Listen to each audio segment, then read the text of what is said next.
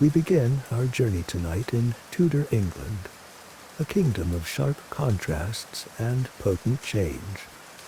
Imagine the imposing stone palaces along the River Thames, reflecting the grey light, the bustling sounds of London receding as we focus on the court of King Henry VIII.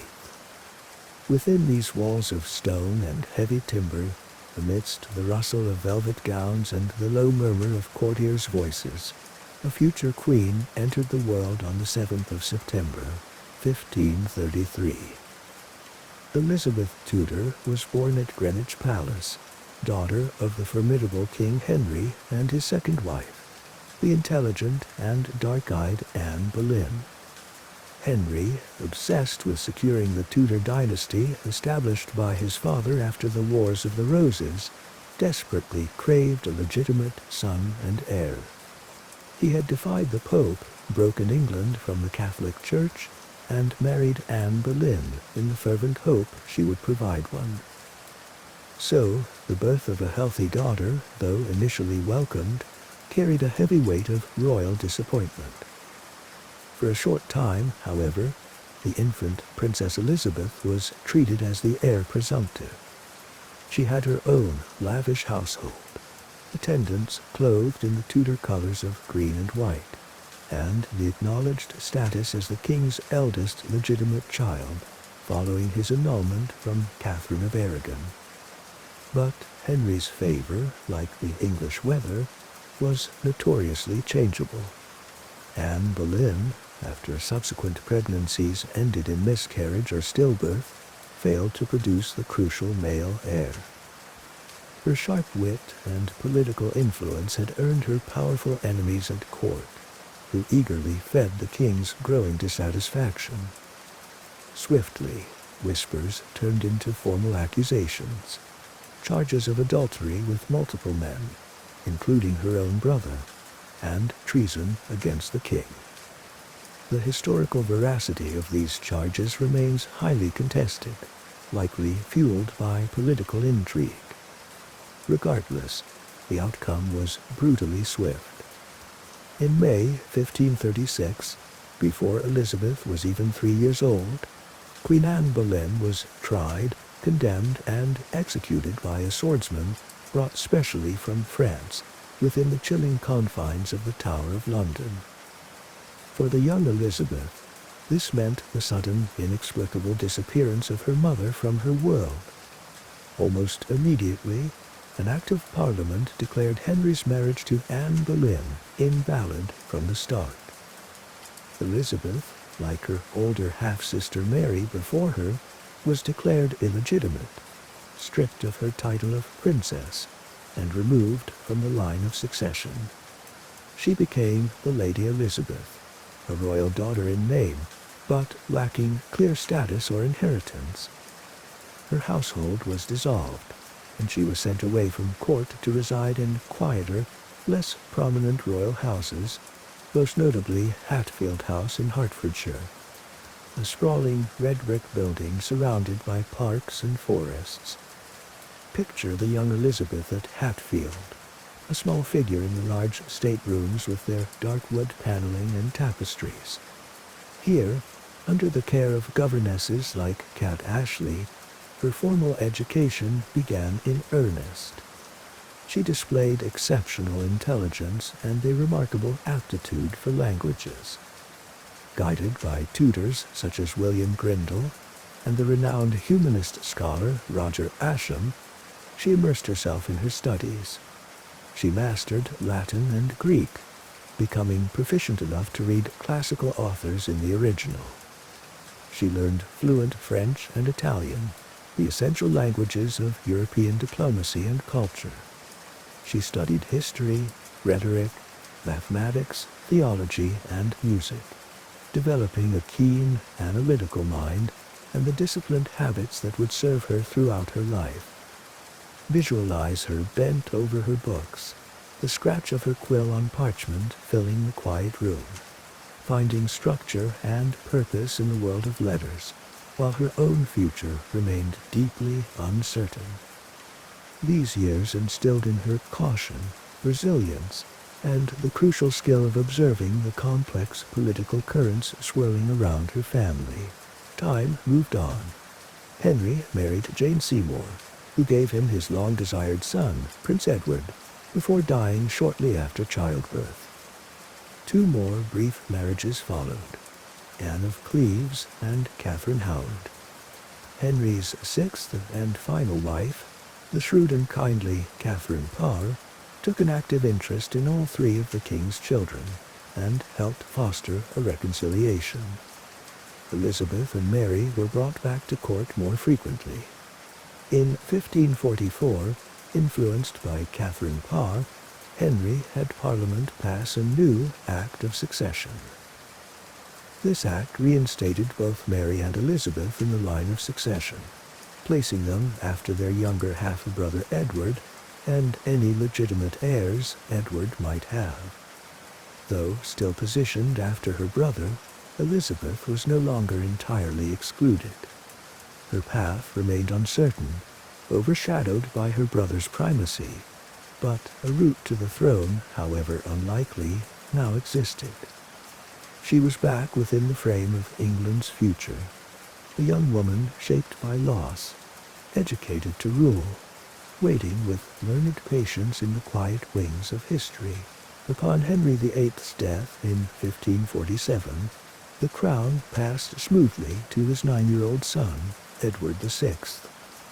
Raised as a devout Protestant, Edward, guided by powerful counselors like the Duke of Somerset and later the Duke of Northumberland, oversaw a period of intense religious reformation in England. The Protestant doctrines embraced during his father's break from Rome were now fully implemented and expanded. Catholic practices were actively suppressed.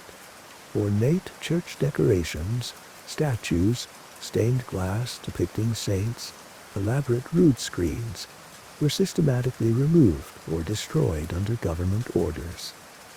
Altars were replaced with simple communion tables. The Latin Mass was definitively replaced by the English-language Book of Common Prayer, its uses mandated in all churches. For the teenage Elizabeth, herself educated in the Protestant faith, Edward's reign provided a period of relative security. She continued her rigorous studies, corresponded with leading Protestant thinkers, and maintained a low profile, avoiding the political intrigues surrounding the young king's council.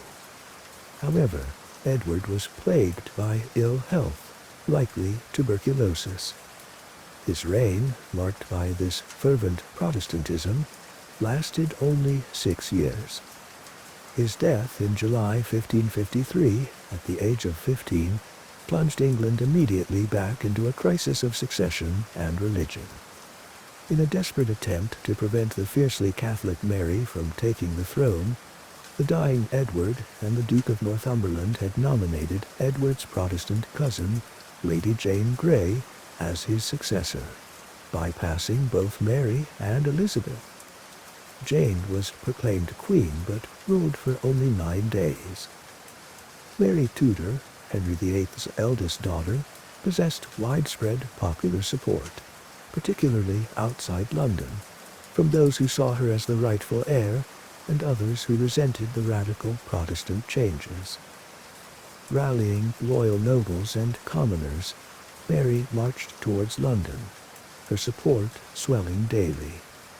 Northumberland's gamble collapsed, Jane Grey was deposed, and Mary triumphantly entered London, acclaimed as Queen Mary I.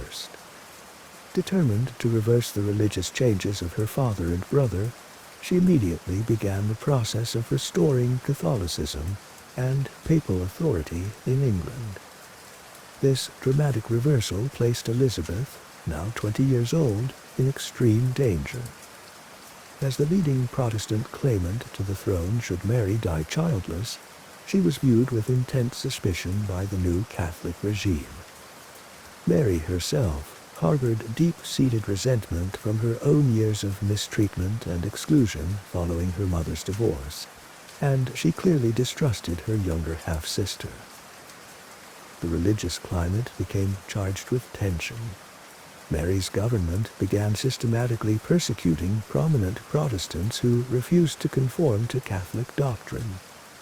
Bishops were imprisoned. Hundreds of dissenters were eventually burned at the stake as heretics in public executions meant to enforce religious uniformity. This policy earned the Queen the grim historical title, Bloody Mary. Elizabeth navigated this treacherous period with extraordinary caution and political skill. She outwardly conformed, attending Mass and maintaining Catholic symbols in her household, while carefully avoiding any open endorsement of Protestant resistance. Her every move was watched. When Wyatt's rebellion broke out in 1554, an uprising partly motivated by opposition to Mary's planned marriage to Philip of Spain and partly aiming to place Elizabeth on the throne, suspicion immediately fell upon her, despite a lack of concrete proof of her involvement. She was arrested, brought to London, and rode through the infamous Traitor's Gate into the Tower of London. Imagine the cold dread she must have felt, entering the same fortress where her mother had met her end. Confined within its ancient, damp stone walls, possibly in the bell tower, Elizabeth faced intense interrogation.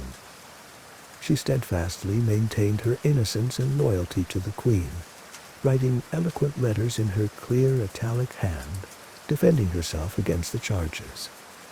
Key figures on Mary's council pushed for her trial and execution, but crucially, Wyatt himself exonerated her before his death, and no definitive evidence could be found to convict her of treason.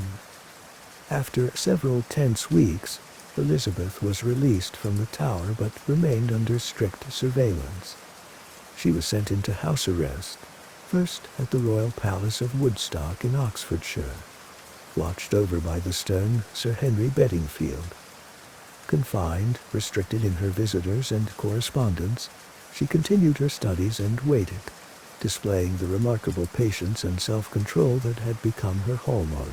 Queen Mary's reign continued. Her marriage to Philip II of Spain in 1554 was deeply unpopular, fueling English nationalism and fears of foreign domination.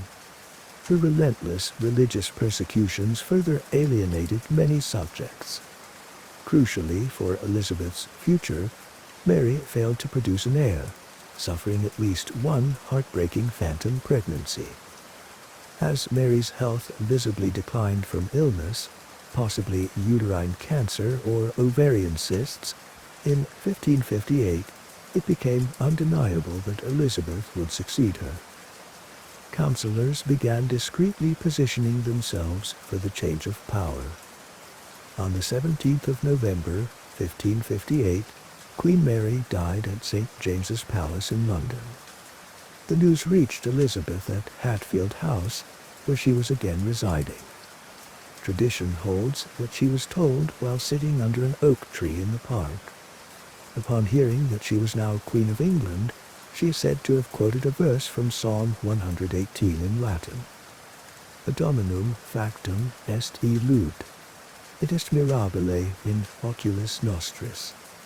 This is the Lord's doing, it is marvelous in our eyes.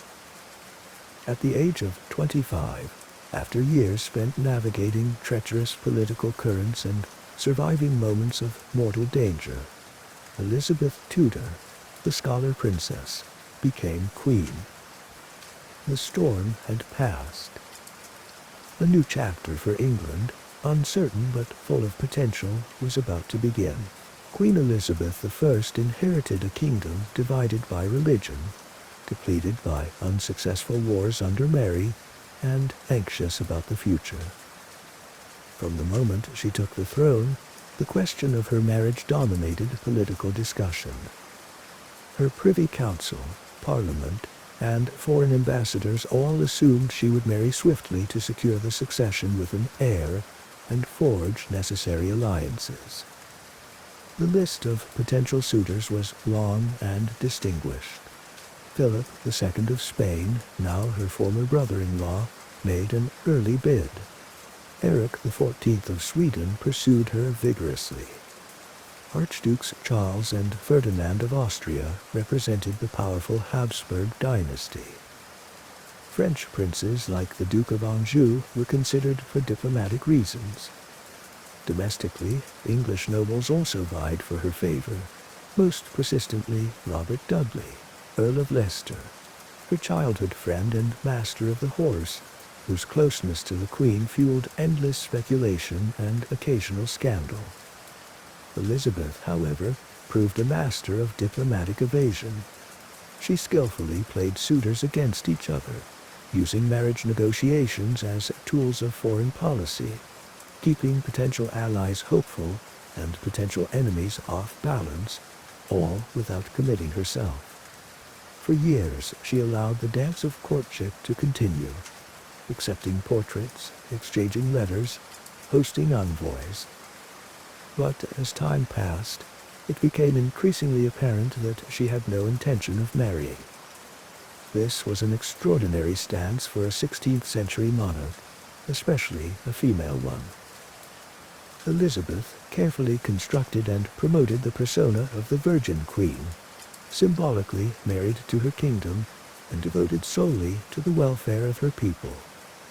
This powerful image, celebrated in court poetry by figures like Edmund Spenser, depicted in allegorical portraits showing her adorned with pearls symbolizing purity, resonated deeply with her subjects. It fostered a unique bond of loyalty and allowed her to retain full control over her government and her own destiny, free from the influence of a foreign prince or the factionalism a noble English husband might bring. She transformed her unmarried state from a perceived vulnerability into a central pillar of her authority and mystique. Her reign, however, required constant vigilance against internal and external threats. The most significant internal danger centered around Mary, Queen of Scots. Mary Stuart, Elizabeth's cousin and a Catholic, possessed a strong claim to the English throne through her grandmother, Margaret Tudor, Henry VIII's sister. For many Catholics in England and across Europe who considered Elizabeth illegitimate due to her father's break with Rome, Mary was the rightful Queen of England. After being forced to abdicate the Scottish throne in 1568, Mary fled south and sought refuge from Elizabeth. This placed Elizabeth in an extremely precarious position. Allowing Mary to live freely in England courted conspiracy. Imprisoning her created a martyr. Extraditing her to Scotland risked her death at the hands of her enemies. Sending her to France risked foreign intervention. Elizabeth chose a middle path. Mary was held in comfortable but secure captivity in various English castles, like Tutbury and Fotheringhay, for nearly 19 years. During this time, she inevitably became the focus of numerous Catholic plots aimed at deposing or assassinating Elizabeth. When the Babington plot was uncovered in 1586, intercepted letters provided undeniable proof of Mary's direct complicity in a plan to kill Elizabeth. Faced with overwhelming evidence and intense pressure from her council, led by figures like Sir Francis Walsingham, Elizabeth, after much apparent agonizing and delay, signed Mary's death warrant. Mary was executed by beheading at Fotheringhay Castle in February 1587. This act removed the most dangerous claimant to Elizabeth's throne, but outraged Catholic Europe and directly contributed to the escalating conflict with Spain. Despite these political dangers, Elizabeth's long reign fostered an environment of relative stability that allowed for an unprecedented flourishing of arts, literature, and exploration. England's Golden Age. London grew rapidly, becoming a vibrant center of commerce and culture. Theaters thrived, showcasing the brilliant works of playwrights like William Shakespeare, Christopher Marlowe, and Ben Jonson. whose plays explored the complexities of human nature and English history to packed audiences in venues like the Globe. English music reached new heights with composers like William Byrd and Thomas Tallis, creating masterpieces of sacred and secular music. Portraiture, especially the intricate miniatures painted by Nicholas Hilliard, captured the elaborate fashions and confident bearing of the Elizabethan elite. Exploration surged, driven by figures like Sir Francis Drake, who completed the second circumnavigation of the world between 1577 and 1580, returning with immense treasure plundered from Spanish ships and ports. Sir Walter Raleigh sponsored attempts to establish English colonies in North America, naming the territory Virginia. These voyages expanded England's geographical knowledge, boosted national pride, challenged Spanish dominance, and laid the groundwork for future empire, even as they significantly antagonized Philip II of Spain. The nation's confidence grew, reflected in its burgeoning culture and its queen's carefully managed image of power and permanence. The simmering hostility between England and Spain, fueled by religious differences, English support for Dutch rebels against Spanish rule, and English privateering raids on Spanish shipping, finally erupted into open conflict. In 1588, King Philip II of Spain launched his great enterprise, La Felicissima Armada, the Invincible Armada.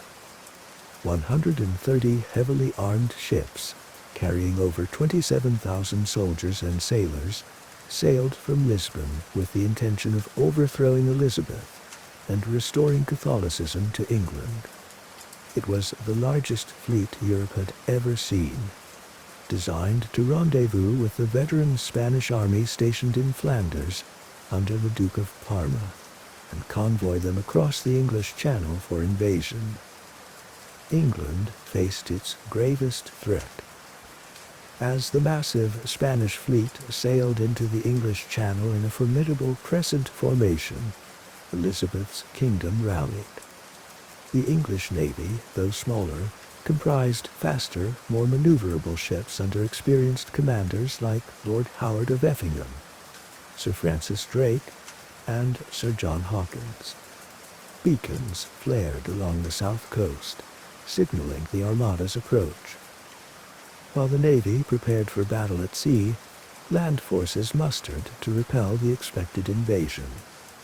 Elizabeth herself traveled to Tilbury in Essex to review her troops, delivering a powerful speech that resonated throughout the nation. Clad in a silver breastplate over a white gown, she declared to her soldiers, "I know I have the body of a weak and feeble woman, but I have the heart and stomach of a king, and of a king of England too, and think foul scorn that Parma or Spain or any prince of Europe should dare to invade the borders of my realm." Her words embodied England's defiant spirit. The naval encounters in the Channel were a running battle over several days. The English ships used their superior speed and long-range gunnery to harass the Spanish galleons, avoiding the close quarters grappling the Spanish favorite. The decisive moment came when the Armada anchored off Calais, waiting for Parma's army. The English sent 8 fire ships, vessels deliberately set ablaze, drifting into the anchored fleet under cover of night. This caused panic among the Spanish crews. Captains cut their anchor cables to escape, breaking their defensive formation and scattering the ships. The following day, at the Battle of Gravelines, the English engaged the disorganized Spanish fleet more effectively, inflicting significant damage. Critically, strong southwesterly winds then blew the battered Armada northwards, preventing any chance of linking up with Parma's army or landing troops in England.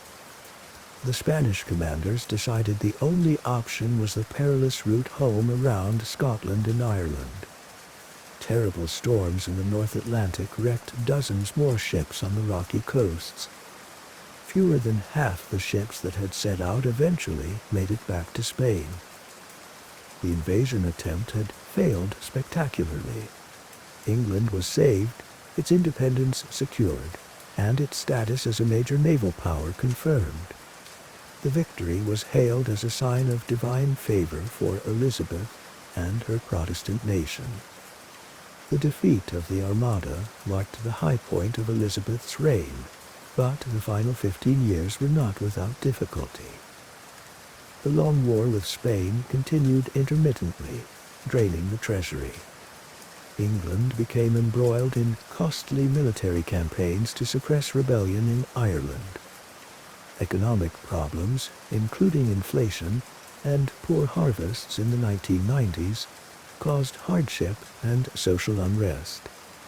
Court politics remained fractious, culminating in the rebellion of the Earl of Essex in 1601. Essex, a charismatic but unstable former favorite, attempted to seize control but failed and was executed for treason, a grim necessity for the aging queen. As the 17th century began, Elizabeth, now approaching 70, visibly aged. The iconic image of Gloriana gave way to portraits showing a more lined, weary monarch, often wearing elaborate wigs and heavy makeup to conceal the effects of time and perhaps smallpox scarring from her youth. Yet she remained intellectually sharp, dedicated to her duties, and a potent symbol of stability for a nation that had known no other ruler for over 4 decades. She had guided England through immense religious and political turmoil, fostered a golden age of culture, and preserved her kingdom's independence against overwhelming odds. In the early spring of 1603, Queen Elizabeth I fell ill at Richmond Palace. She died peacefully on the 24th of March, ending an era. Having subtly indicated her preference, the throne passed smoothly and undisputed to her nearest Protestant relative, King James VI of Scotland, son of Mary, Queen of Scots, who now also became King James I of England and Ireland, uniting the crowns. Elizabeth's legacy was secure, a stable, prosperous, confident nation, a distinct English Protestant church, a legacy of naval power and cultural brilliance, and her own enduring image as one of history's most remarkable and successful monarchs. Let the long story of Elizabeth's reign settle gently in your mind, a testament to resilience and the quiet passage of time. May this sense of history unfolding bring a deep calm, guiding you toward peaceful rest. We travel now further back into the currents of time, leaving behind the Tudor courts to explore an earlier age in northern Europe. From the late 8th to the mid-11th centuries, the history of the continent was profoundly shaped by the seafaring peoples of Scandinavia. This era, dynamic and transformative, is known as the Viking Age. Let your thoughts settle and picture the lands from which these voyages began. Scandinavia, the modern nations of Denmark, Norway, and Sweden. Visualize Norway's dramatic western coastline, a complex fringe where dark, imposing mountains drop sharply into deep, winding fjords, inlets of the cold North Atlantic reaching far into the land. Sense the immense quiet of these sheltered waters, the air sharp with the scent of salt and pine from forests clinging to the steep slopes. See Sweden to the east, a land of vast, ancient forests of pine and birch stretching over rolling hills, interspersed with tens of thousands of clear, cold lakes reflecting the wide northern sky. Picture Denmark to the south, a flatter realm of fertile islands and peninsulas, low-lying land shaped by the surrounding Baltic and North Seas, a natural crossroads for sea traffic. Imagine the quality of light. the long, sunless months of winter when snow blankets the landscape in deep silence, contrasted with the intense, near-endless daylight of the brief northern summer. These were lands of stark beauty, demanding resilience from those who called them home. In these northern territories, before the great outward push began, life was centered around the farmstead and the village. Communities were built on strong kinship ties, loyalty to family and local leaders, chieftains or petty kings. People farmed small plots of land, often in challenging conditions, growing hardy grains like barley, oats, and rye, and raising cattle, sheep, goats, and pigs. Along the intricate coastlines and inland waterways, fishing provided a vital source of food. Life followed the rhythm of the seasons, planting in the spring, tending animals in the summer pastures, harvesting in the autumn, and enduring the long, dark winter indoors.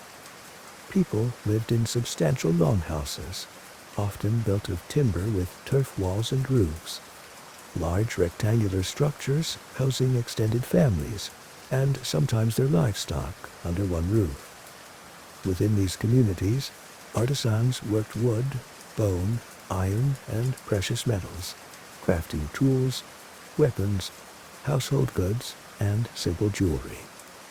Critically, these Scandinavians were already highly skilled boat builders and sailors, constructing sturdy vessels for fishing, coastal trade, and transport along the complex network of fjords and sea channels.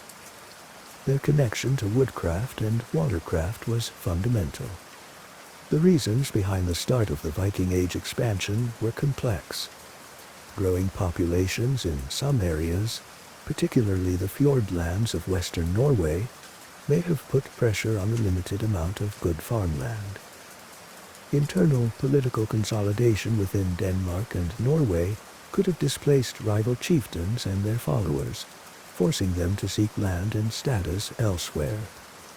Advances in shipbuilding culminated in the creation of the technologically superior longship, a vessel capable of long, reliable sea voyages, turning the intimidating ocean into a feasible highway. And reports from traders likely filtered back, describing the political fragmentation and accumulated wealth, particularly the portable riches held in the churches and monasteries of Britain, Ireland, and Francia, making them appear vulnerable targets. A combination of these factors, pressure, ambition, opportunity, and technological capability, set the stage for the Norse peoples to look beyond their homelands, across the sea horizon. The indispensable tool, the defining symbol of the Viking Age, was the longship. This vessel was a pinnacle of naval technology for its time, perfectly evolved for the conditions of northern Europe. Visualize its distinctive form, long, narrow, and shallow drafted, allowing it to sail not only across the stormy North Sea but also far upriver, deep into enemy territory, striking with unnerving surprise. Its hull was clinker-built, constructed from overlapping oak planks fastened together with iron rivets or ties, a method that provided both immense strength and crucial flexibility, enabling the ship to bend and work with the waves rather than break against them. Its symmetrical design, with high curving stem and stern posts, often adorned with intricate carvings of menacing dragon or serpent heads, allowed it to reverse direction quickly without needing to turn around. Propulsion was versatile.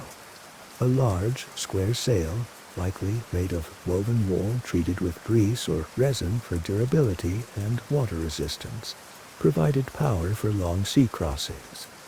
When the wind failed, or for maneuvering in confined waters or during battle, a crew of warriors could propel the ship with long wooden oars, pulled through oar ports cut along the ship's sides. These ships, varying in size but renowned for their speed and seaworthiness, could carry dozens of warriors, their weapons, supplies, and any acquired loot. They were the key that unlocked the coastlines of Europe for the Norsemen. The documented beginning of the Viking raiding era, the event that sent shockwaves through contemporary Christendom, occurred on the 8th of June, 793. On that day, longships appeared off the coast of Northumbria in northeastern England and landed on the holy island of Lindisfarne. This island housed a wealthy, revered, and poorly defended monastery, a major center of Anglo-Saxon Christianity and learning. The Norse warriors stormed the monastic complex. Contemporary accounts, like the Anglo-Saxon Chronicle, record the event with horror. The church was plundered of its sacred treasures, gold and silver reliquaries, jeweled crosses, altar furnishings, precious illuminated manuscripts like the famed Lindisfarne Gospels. Buildings were looted, some monks were killed, and others were carried off as captives. This attack on such a significant religious center was deeply shocking to the Christian world, signaling the arrival of a fierce pagan force operating outside the established rules of European warfare. The Lindisfarne raid established a pattern that would be repeated frequently over the following decades, particularly in the summer months. Small fleets, sometimes just 2 or 3 ships, would target vulnerable, wealthy locations along the coasts and navigable rivers of Britain, Ireland, and the Frankish kingdoms. Monasteries, with their accumulated treasures and lack of defenses, were frequent targets, as were nascent trading settlements, known as wicks or emporia. These were typically fast, opportunistic raids.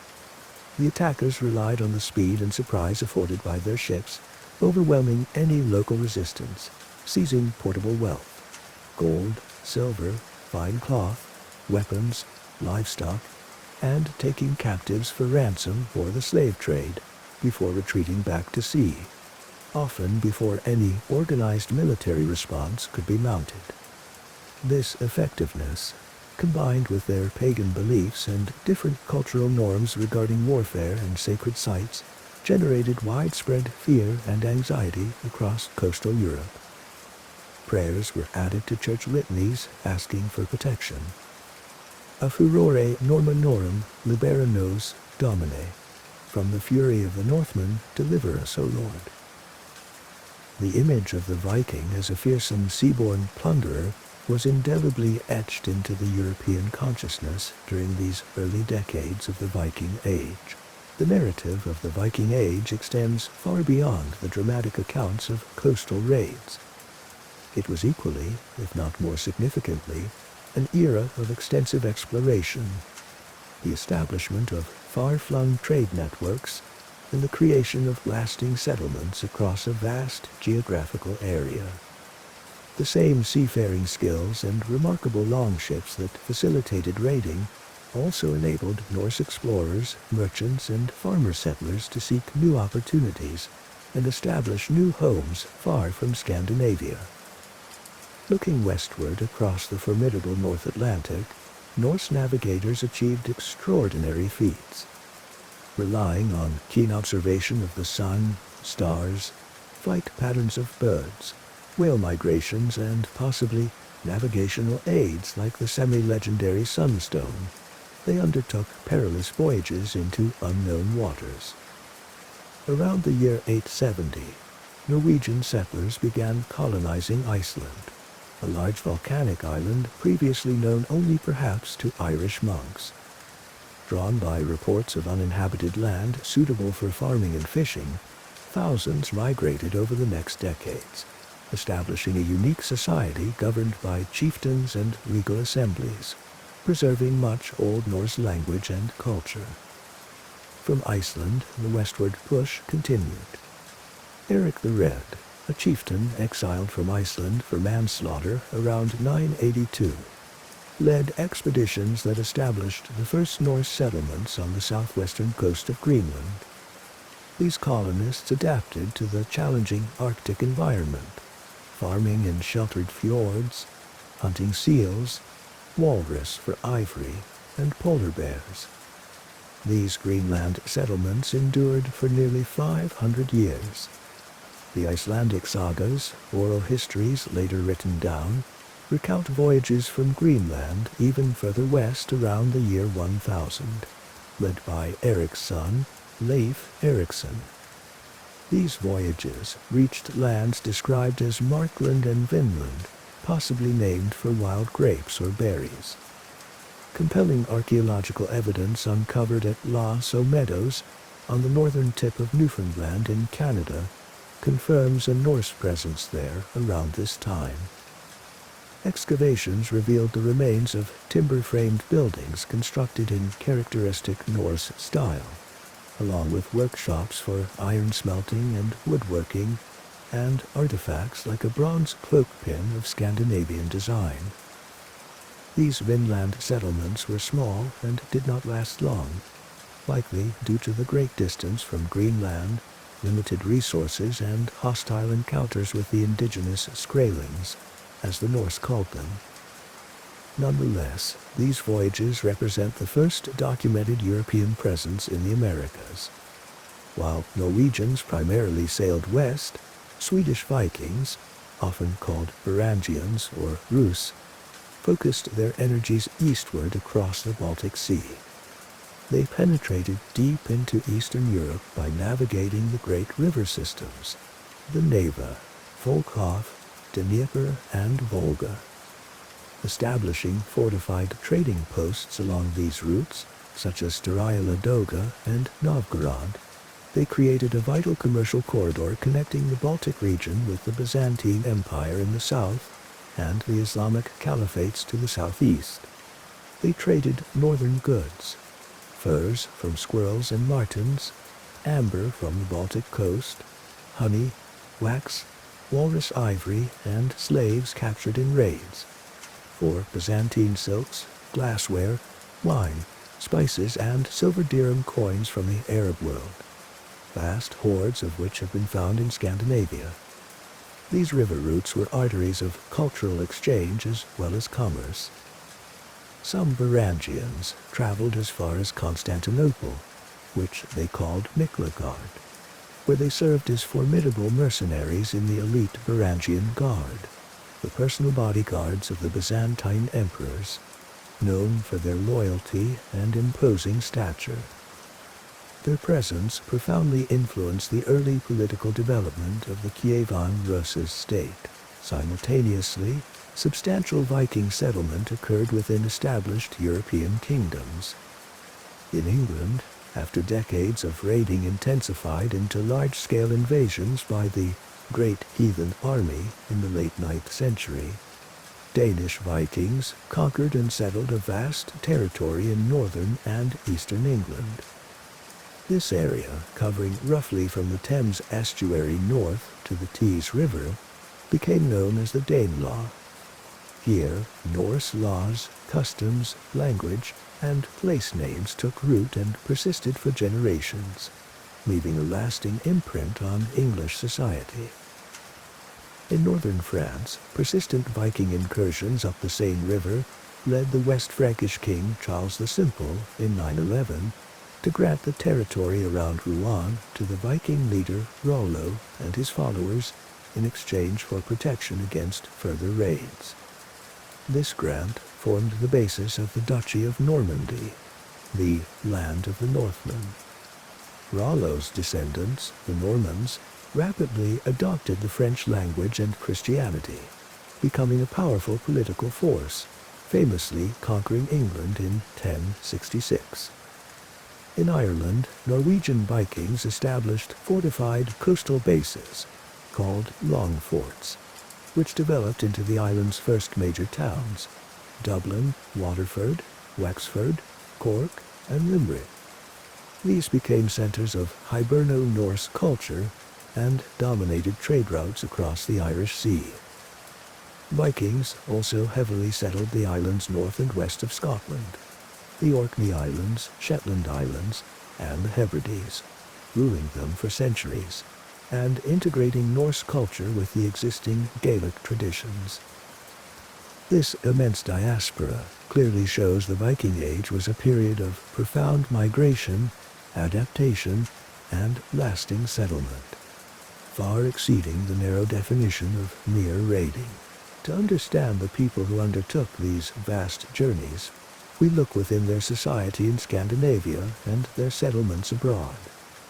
Viking Age society, while varying across regions and time, generally had a clear social structure.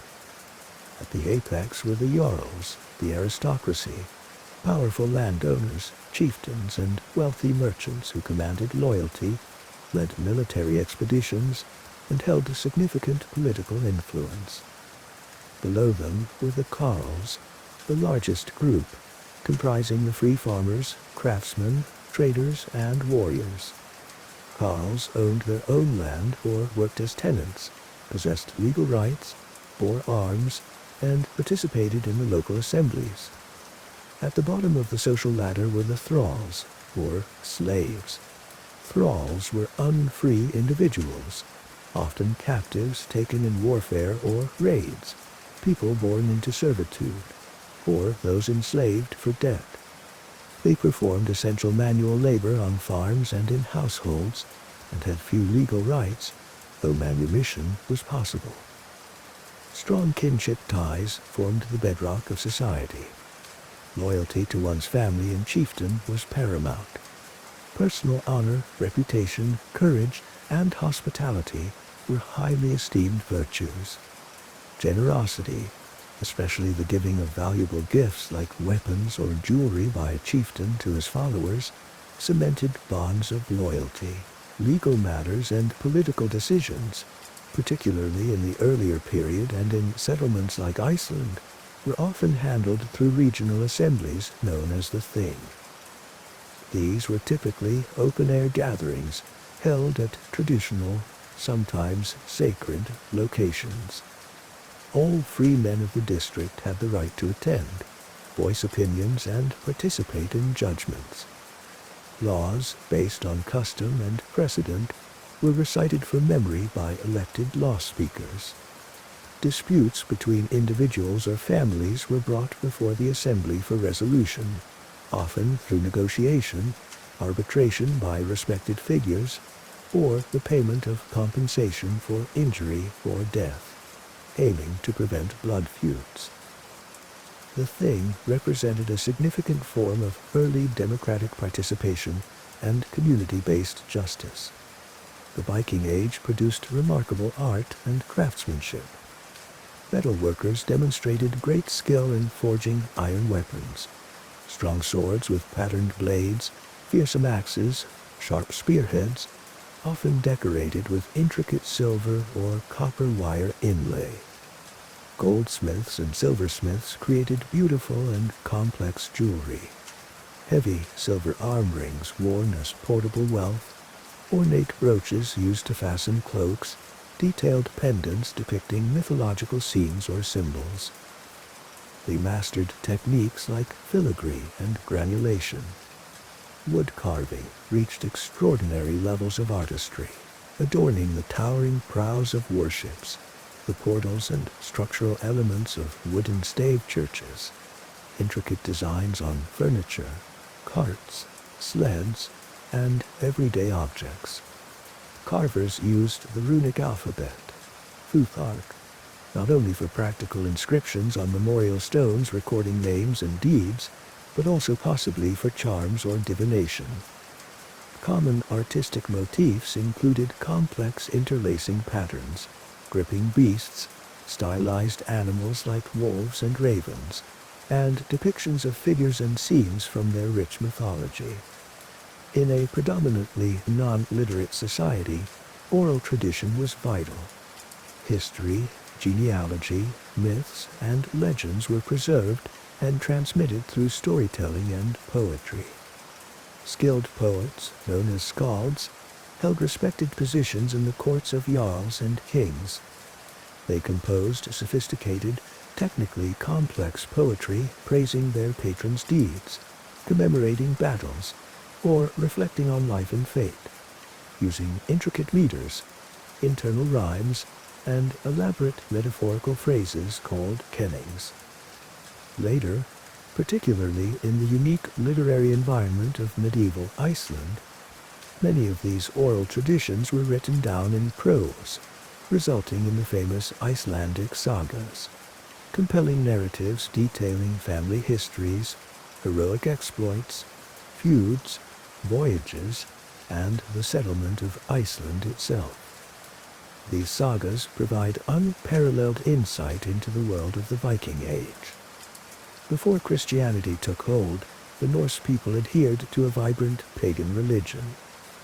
Their mythology populated the cosmos with powerful gods and goddesses, primarily the Aesir residing in Asgard.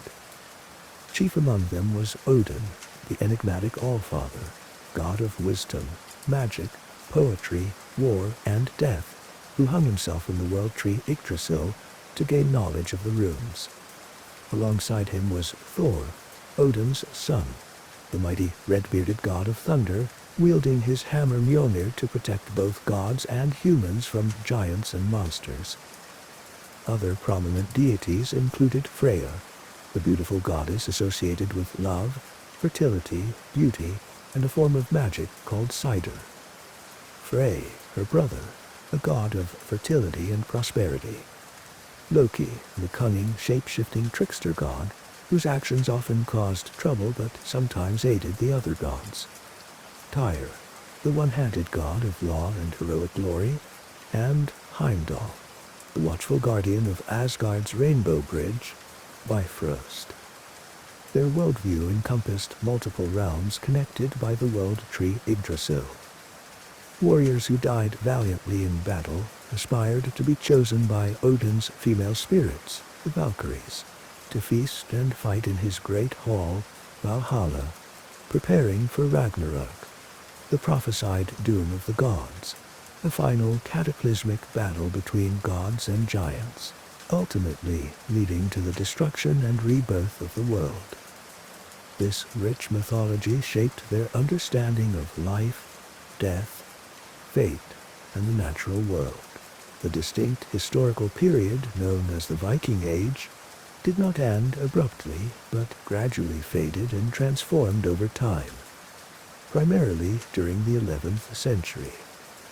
Several interconnected factors contributed to this transition, fundamentally altering the political, social, and cultural landscape of Scandinavia and its spheres of influence. The primary driver of change was the slow but relentless conversion of the Scandinavian homelands to Christianity. This process, occurring over centuries through missionary activity, royal decree, and cultural assimilation, eventually integrated Denmark, Norway, and Sweden into the mainstream religious and cultural orbit of Christian Europe. Kings like Harald Bluetooth of Denmark and Olaf Tryggvason and Olaf II of Norway actively promoted the new faith, often for political reasons, consolidating royal power and fostering closer ties with powerful Christian neighbors. As churches replaced pagan temples, bishoprics were established, and society adopted Christian laws and customs. The distinct pagan identity that had set the early Vikings apart gradually diminished. Concurrent with Christianization was the political consolidation within Scandinavia itself. Powerful royal dynasties emerged, gradually centralizing authority, suppressing independent regional chiefdoms, and establishing more stable kingdoms with defined borders and administrative structures. This internal state formation reduced the scope for independent warlords to launch large-scale raiding expeditions or private ventures overseas. Military resources became increasingly focused on dynastic struggles and wars between the newly formed Scandinavian kingdoms or with their European neighbors. Furthermore, the descendants of Viking settlers in England, Normandy, Ireland, Scotland, and Eastern Europe increasingly assimilated into the local cultures. Over generations, they adopted local languages, married into local families, embraced Christianity, and integrated into the political and social systems of their new homelands. The fierce Vikings who conquered Northumbria became the Anglo-Scandinavians of the Danelaw.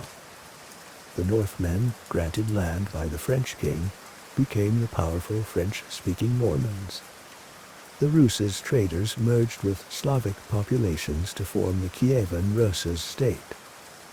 While their influence remained profound, their distinct identity as Scandinavian outsiders faded. The changing political and military landscape of Europe also played a crucial role. Kingdoms like England and West Francia became better organized and defended over the course of the 10th and 11th centuries. They developed more effective methods of raising armies, built fortifications, and learned to counter the threat of seaborne raids more successfully. Coastal raiding, the hallmark of the early Viking Age, became increasingly difficult and less profitable. While pinpointing an exact end date is impossible, certain events symbolize this transition. The defeat and death of the Norwegian king Harald Hardrada, often called the last great Viking king, at the Battle of Stamford Bridge in Yorkshire in September 1066, during his attempted invasion of England, is frequently cited as a symbolic endpoint for large-scale Scandinavian military adventures aimed at England.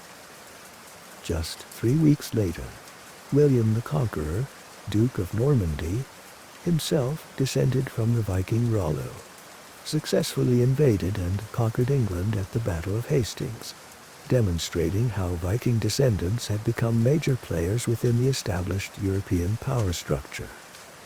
Though the specific Viking Age drew to a close, its legacy was transformative and endures to this day.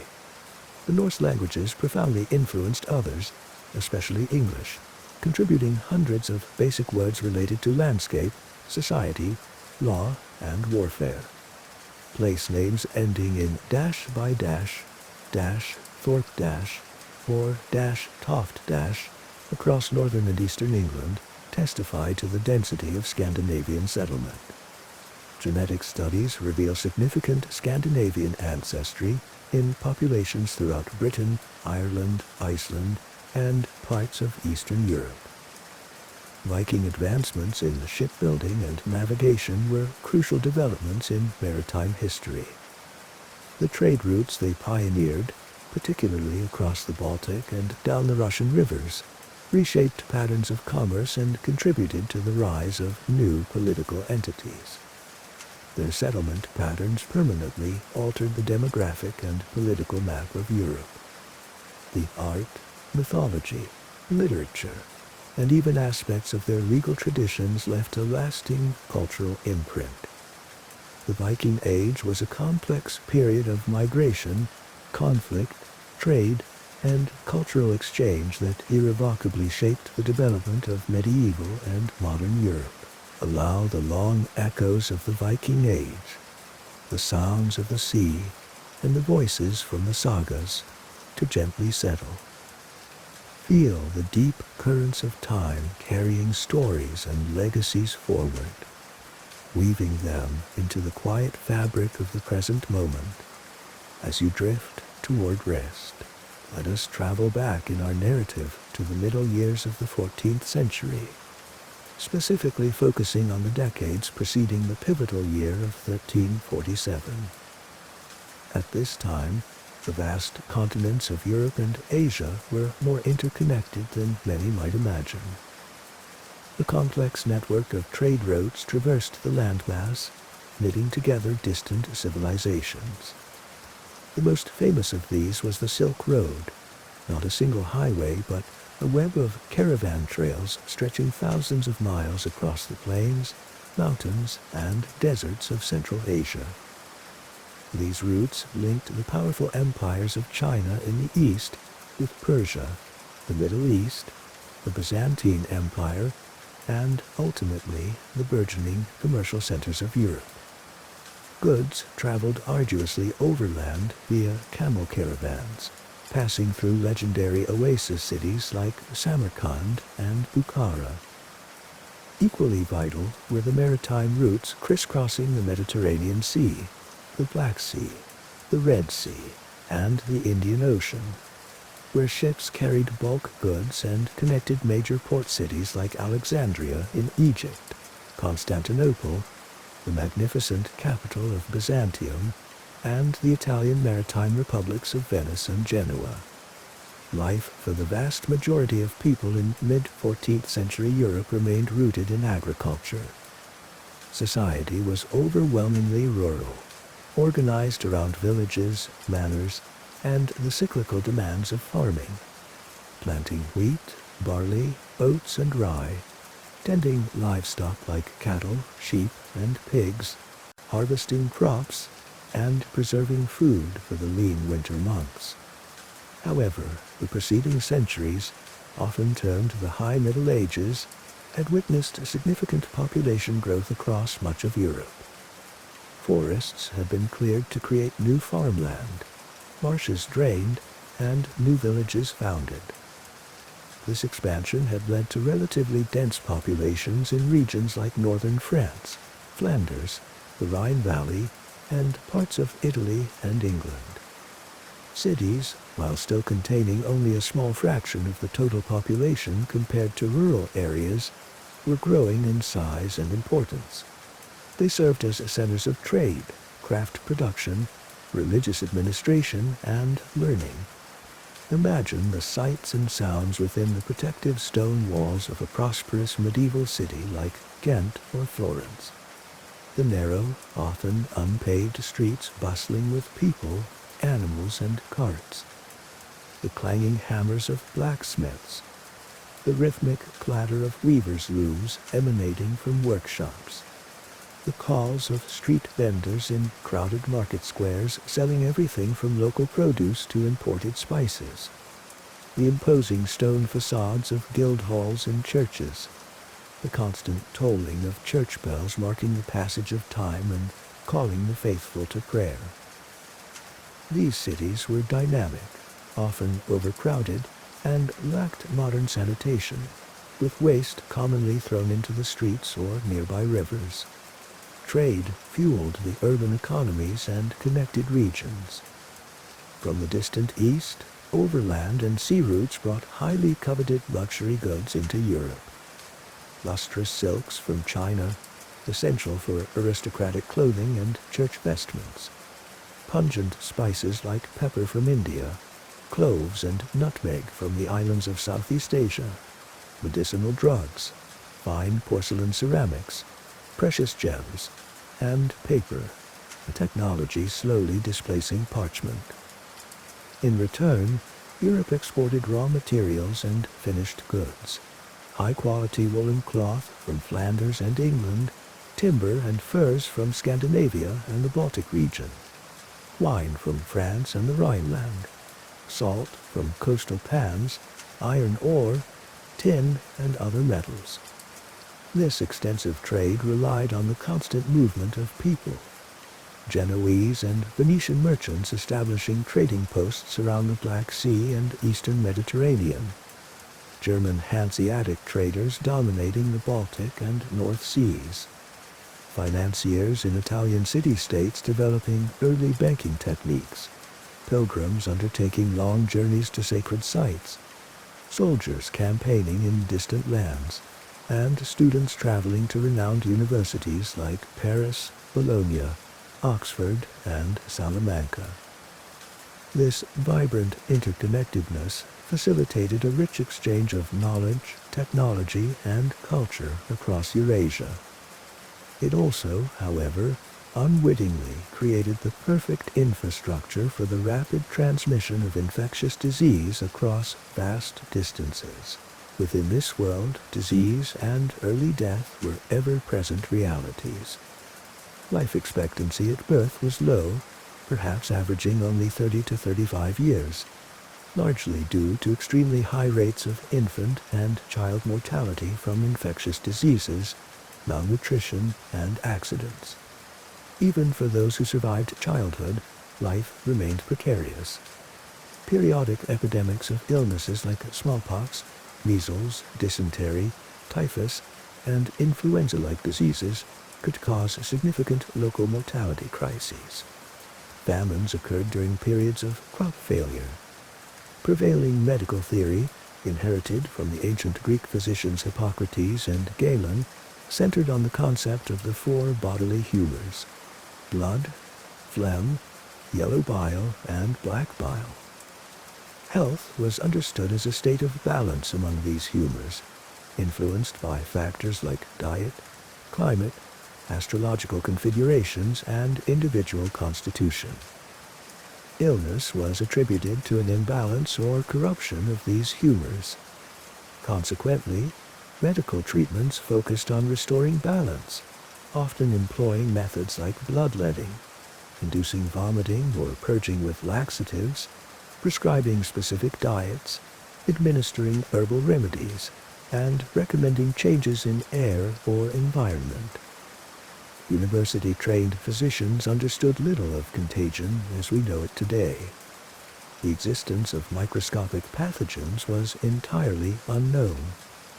Quarantine was sometimes practiced empirically for diseases like leprosy, but the mechanisms of infection spread were poorly comprehended. While societies were accustomed to facing disease and death, nothing in their collective experience or medical understanding could have prepared them for the devastating, swift, and seemingly indiscriminate lethality of the pestilence that arrived in the middle of the 14th century. The biological agent responsible for the Black Death is the bacterium Yersinia pestis. Modern genetic studies confirm its presence in 14th century victims and trace its origins. This bacterium exists naturally, causing infection in populations of wild rodents, particularly marmots and possibly gerbils or voles, inhabiting the vast steppes, grasslands, and mountains of Central Asia, regions corresponding to parts of modern-day Kyrgyzstan, Kazakhstan, and western China. The bacterium circulates within these rodent communities, transmitted by fleas that infest them. Fleas ingest the bacteria when feeding on an infected rodent. When that rodent host dies, the fleas, carrying Yersinia pestis in their digestive tracts, seek new hosts. If these new hosts are other rodent species, particularly the common black rat, which thrived in human settlements and traveled ubiquitously along trade routes, the infection can bridge from wild populations into rodent populations living in close proximity to humans. These infected rats, along with their infected fleas, become highly mobile reservoirs for the disease. While Yersinia pestis likely caused earlier, more geographically restricted epidemics, a specific confluence of factors in the early 14th century appears to have triggered its pandemic spread. Possible factors include environmental changes in Central Asia, affecting rodent populations, and forcing them into closer contact with human settlements. Increased movement along the Silk Road facilitated by the Mongol Empire's unification of much of Eurasia, or military activities disrupting established ecological balances. Historical records from China document severe epidemic outbreaks with high mortality during the 1330s, consistent with plague. From these eastern origins, the pestilence began its inexorable westward journey, traveling slowly but surely within the caravans traversing the Silk Road. Infected rats and fleas hidden among trade goods like textiles or grain sacks, or carried by travelers themselves, transported the bacterium across the continent towards the Middle East and the Black Sea. The critical event that introduced the Black Death directly into the maritime networks of Europe occurred at the Genoese trading colony of Kaffa, a fortified port city on the Crimean Peninsula, a major hub for trade between Europe and the East via the Black Sea. In 1346, Kaffa found itself under a protracted siege by the forces of Jani Beg, the Khan of the Golden Horde, a Mongol successor state. During the lengthy siege, a devastating epidemic, almost certainly the plague arriving from the east, broke out among the besieging Mongol army, causing heavy casualties and disrupting their campaign. An Italian lawyer from Piacenza, Gabriele de Musi, writing soon after based on accounts he heard, described a horrifying act of biological warfare. The Mongol army, decimated by the disease and unable to take the city by conventional means, allegedly used their powerful siege engines, trebuchets, to lob the corpses of plague victims over the city walls, hoping to infect the defenders. While the effectiveness of this specific tactic is debated by historians, there is no doubt that the plague did indeed penetrate the besieged city, spreading rapidly among the terrified Genoese merchants and residents trapped within. As the situation in Kaffa became desperate, some Genoese merchants managed to escape by sea in the autumn of 1347, fleeing westward aboard their trading galleys.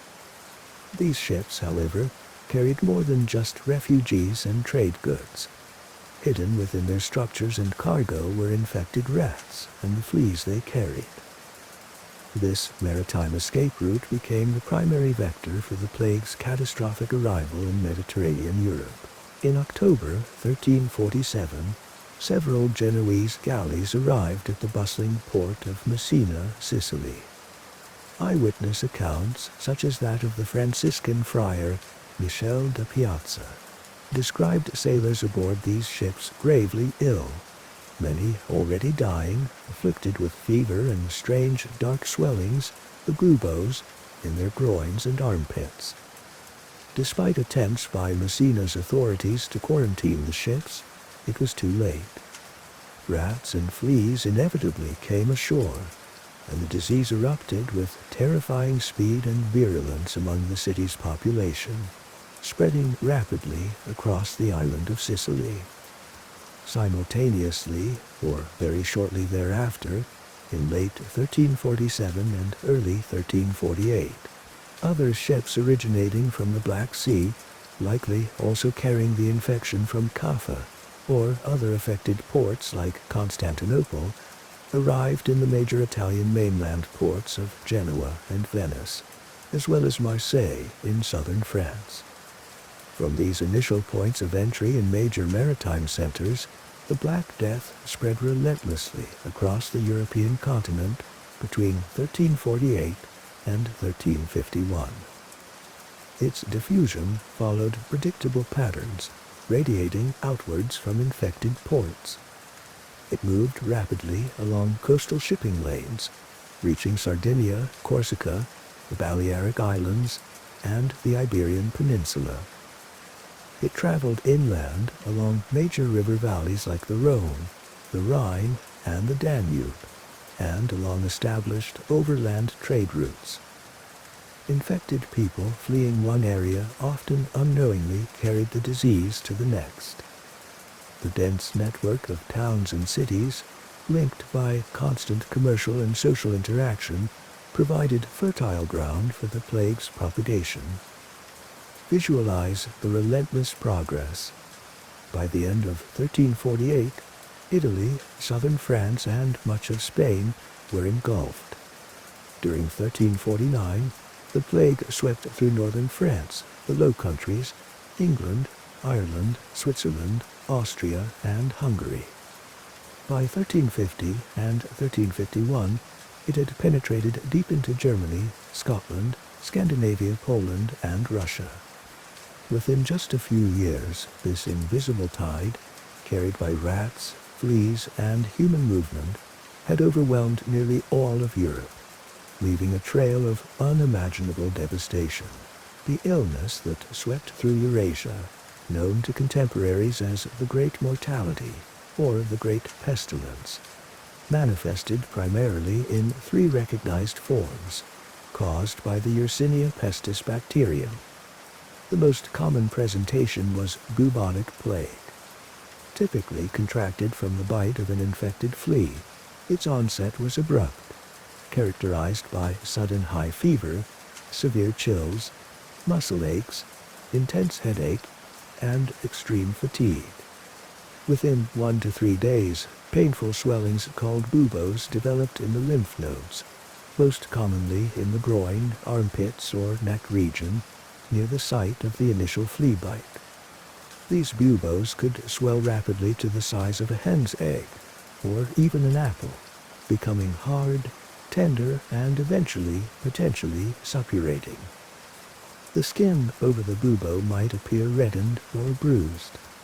Mortality rates for untreated bubonic plague during this period were exceedingly high, estimated conservatively at 30 to 75%, with death often occurring within 3 to 5 days of symptom onset if the body's defenses were overwhelmed.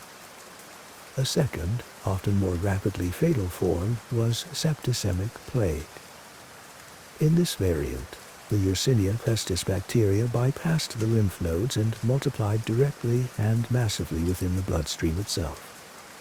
Symptoms included high fever, chills, extreme prostration, abdominal pain, shock, and bleeding from various orifices or under the skin. This subcutaneous bleeding resulted in dark purplish or blackish patches on the skin, caused by disseminated intravascular coagulation, a condition where blood clots form throughout small blood vessels. This symptom is the most likely origin of the later term Black Death, although that name only became common centuries after the pandemic. Septicemic plague was almost invariably fatal, often within hours or a day or two, sometimes before any characteristic buboes could even form. The third recognized form was pneumonic plague. This occurred when the Yersinia pestis bacteria infected the lungs, either as a secondary complication of bubonic or septicemic plague, or, more dangerously, through direct inhalation of infectious respiratory droplets, coughed or sneezed by another person with pneumonic plague. This form allowed for direct person-to-person transmission without the need for fleas or rats. Symptoms included high fever, cough, chest pain, difficulty breathing, and the production of bloody, frothy sputum teeming with bacteria. Pneumonic plague was exceptionally contagious under crowded conditions and was considered virtually 100% fatal, often within just 1 to 3 days. Its appearance in a community greatly accelerated the spread of the epidemic, especially during the winter months when people were confined indoors. The sheer velocity and lethality of the plague resulted in mortality on a scale previously unimaginable. Modern historical demographers estimate that across Europe as a whole, the population fell by at least 1/3, and potentially as much as 60%, between 1347 and 1351. Some areas suffered even more catastrophic losses. Cities, with their dense populations and poor sanitation, were often hit hardest. Chroniclers from the time struggled to convey the scale of the disaster. Agnolo di Tura in Siena, Italy, wrote, "So many died that all believed it was the end of the world, and I buried my 5 children with my own hands." Giovanni Boccaccio, in his introduction to the Decameron, provided a harrowing account of the plague's impact on Florence in 1348, describing the swift onset of symptoms, the appearance of buboes, the high death rate, and the utter breakdown of social order. This unprecedented mortality shattered the fabric of medieval society. Overwhelming fear became a dominant emotion. As the plague approached, those with the means, nobility, wealthy merchants, higher clergy, often fled infected towns and cities, seeking refuge in country estates.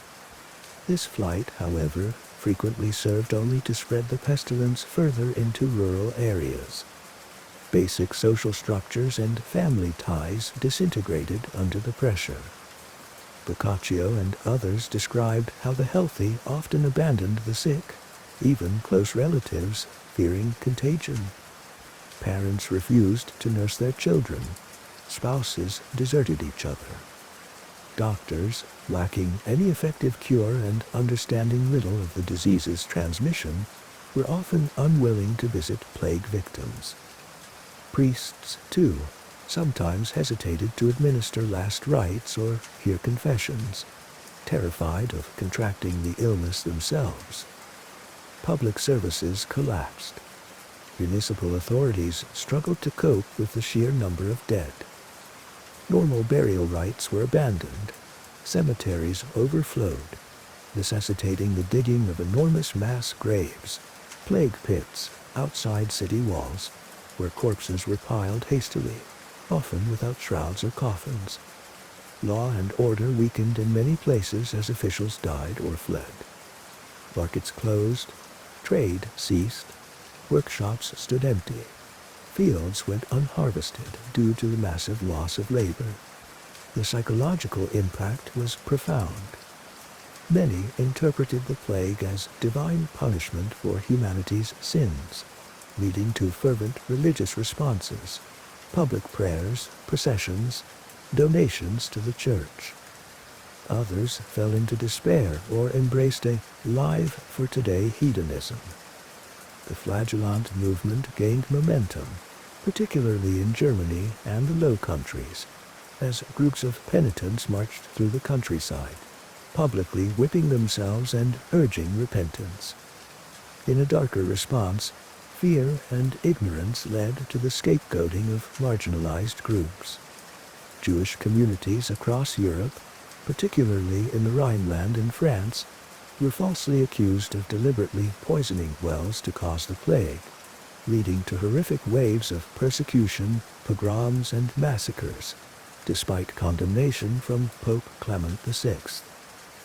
The omnipresence of death deeply influenced art and culture, giving rise to motifs like the Danse Macabre and the Triumph of Death, vividly depicting death's power over all levels of society. The Great Mortality was not just a demographic catastrophe. It was a deep, traumatic wound inflicted on the collective consciousness of 14th century civilization. The catastrophic first wave of the Black Death, sweeping across Eurasia between roughly 1347 and 1353, eventually subsided, leaving behind a dramatically altered world. However, the plague did not simply vanish. Yersinia pestis established itself within local rodent populations in Europe, becoming endemic. This meant the disease returned periodically in devastating outbreaks for centuries thereafter. Major epidemics recurred roughly every 10 to 20 years throughout the rest of the 14th century, and continued with varying frequency and intensity well into the early 18th century. Notable later outbreaks included the Great Plague of Seville in Spain in the mid-17th century, the Great Plague of London in 1665, the Great Plague of Vienna in 1679, and the Great Plague of Marseille in 1720. These recurring waves prevented populations from recovering quickly. It took over 150 years, well into the 16th century, for Europe's population to climb back towards its pre-plague levels. This long-term demographic depression had profound and lasting consequences. Economically, the massive and sudden loss of population, particularly among the peasantry and urban laborers who formed the base of the workforce, led to significant shifts. The most fundamental consequence was a severe and persistent labor shortage across many parts of Europe. This dramatically altered the balance of power between landowners and tenants, employers and workers. Peasants and artisans who survived the plague found their labor in high demand and could command significantly higher wages and better working conditions. Landowners, desperate for workers to cultivate their fields, were forced to compete for labor, often by offering cash wages instead of traditional labor services, commuting feudal dues, or offering more favorable lease terms. This economic pressure severely weakened the foundations of the traditional manorial system and accelerated the decline of serfdom, particularly in Western Europe. Peasants gained greater personal freedom, mobility, and economic leverage. Land use patterns also shifted. Faced with labor shortages, some landowners abandoned labor-intensive arable farming and converted land to less labor-intensive uses like sheep pasture, which spurred the growth of the wool trade in England and Spain. While governments, like the English Parliament with its Statute of Labourers in 1351, attempted to control wages and restrict peasant mobility, these measures proved largely ineffective in the face of overwhelming market forces. Socially and politically, the Black Death acted as a powerful catalyst for change and upheaval. The newfound assertiveness of the peasantry, fueled by improved economic conditions and resentment against attempts to maintain the old order, sometimes erupted into large-scale revolts. Notable examples include the Jacquerie Uprising in France in 1358 and the English Peasants' Revolt of 1381, led by figures like Wat Tyler and John Ball. These revolts, though ultimately suppressed by military force, reflected the deep social tensions and challenges to the traditional feudal hierarchy exacerbated by the plague's aftermath. The inability of established authorities, kings, nobles, and the church, to prevent the plague, cure its victims, or offer convincing explanations for its occurrence also subtly eroded their prestige and legitimacy in the eyes of some parts of the population. Confidence in traditional institutions was shaken. The Black Death also left a deep imprint on religious life, culture, and mentality. The heavy mortality among the clergy created immediate problems of staffing parishes and monasteries, sometimes leading to a perceived decline in clerical standards. Criticism of the Church's vast wealth and the perceived worldliness or failings of some clergy intensified, leading into later movements advocating for religious reform, such as those led by John Wycliffe in England and Jan Hus in Bohemia, precursors to the Protestant Reformation. At the same time, lay piety deepened for many survivors, who sought more personal forms of devotion, joined religious confraternities, or were drawn to mystical experiences. Education saw changes with the founding of numerous new colleges at universities like Oxford and Cambridge, partly motivated by the need to train replacements for the clergy lost to the plague. In medicine, while the ancient humoral theories remained dominant for centuries, the plague's devastating impact starkly exposed their inadequacy. This failure encouraged a slow shift towards more empirical observation, anatomical study, and the development of practical public health measures. The practice of quarantine, isolating arriving ships, crews, and passengers for a period to ensure they were not carrying disease, originated in Mediterranean port cities like Ragusa and Venice, specifically in response to plague outbreaks, representing an important early step in infectious disease control. Culturally, the pervasive presence of death fostered a continued fascination with mortality in art, literature, and religious thought for decades, but arguably also led to a greater appreciation for the present life and worldly pursuits among survivors, contributing to the changing sensibilities of the late medieval period. Let the echoes of this profound event settle now, acknowledging the immense challenges faced and the deep transformations that followed. May understanding the resilience of those who endured bring a quiet strength to your own sense of peace as you prepare for rest.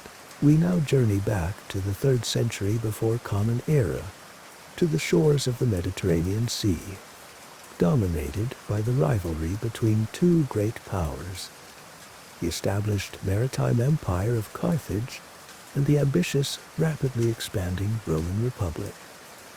Into this world of simmering conflict, Hannibal Barca was born in the city of Carthage, likely in the year 247 BC. Picture Carthage, located near modern Tunis in North Africa, a magnificent metropolis founded centuries earlier by Phoenician colonists from Tyre.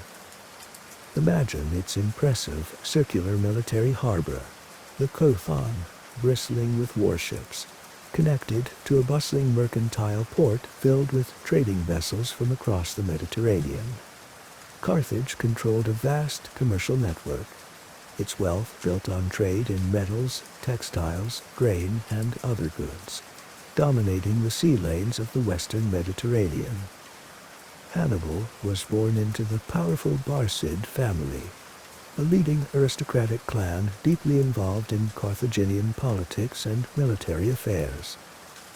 His father was Hamilcar Barca, a renowned general who had commanded Carthaginian forces with distinction during the latter stages of the recently concluded First Punic War against Rome. That war had ended in a bitter defeat for Carthage.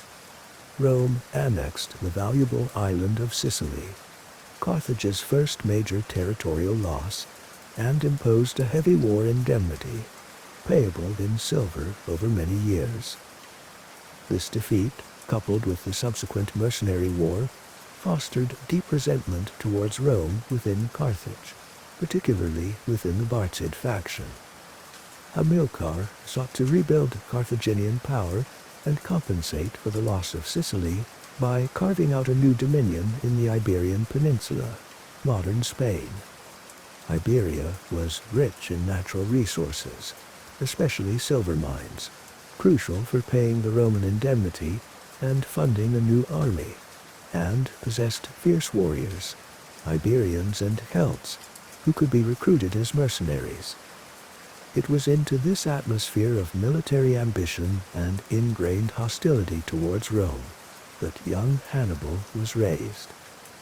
A famous, enduring story, recounted by Roman historians like Livy and Polybius who drew on earlier accounts, illustrates the depth of this animosity.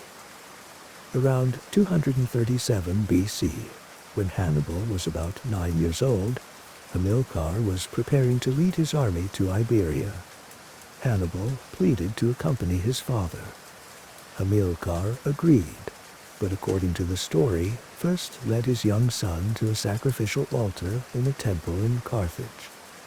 There, placing Hannibal's hand upon the sacrificed animal, Hamilcar made him swear a solemn sacred oath that as soon as he was old enough, he would prove himself an enemy of the Roman people and never show them friendship. Whether the event transpired exactly this way or is a later dramatization reflecting Hannibal's known actions, this oath became the defining principle of his life.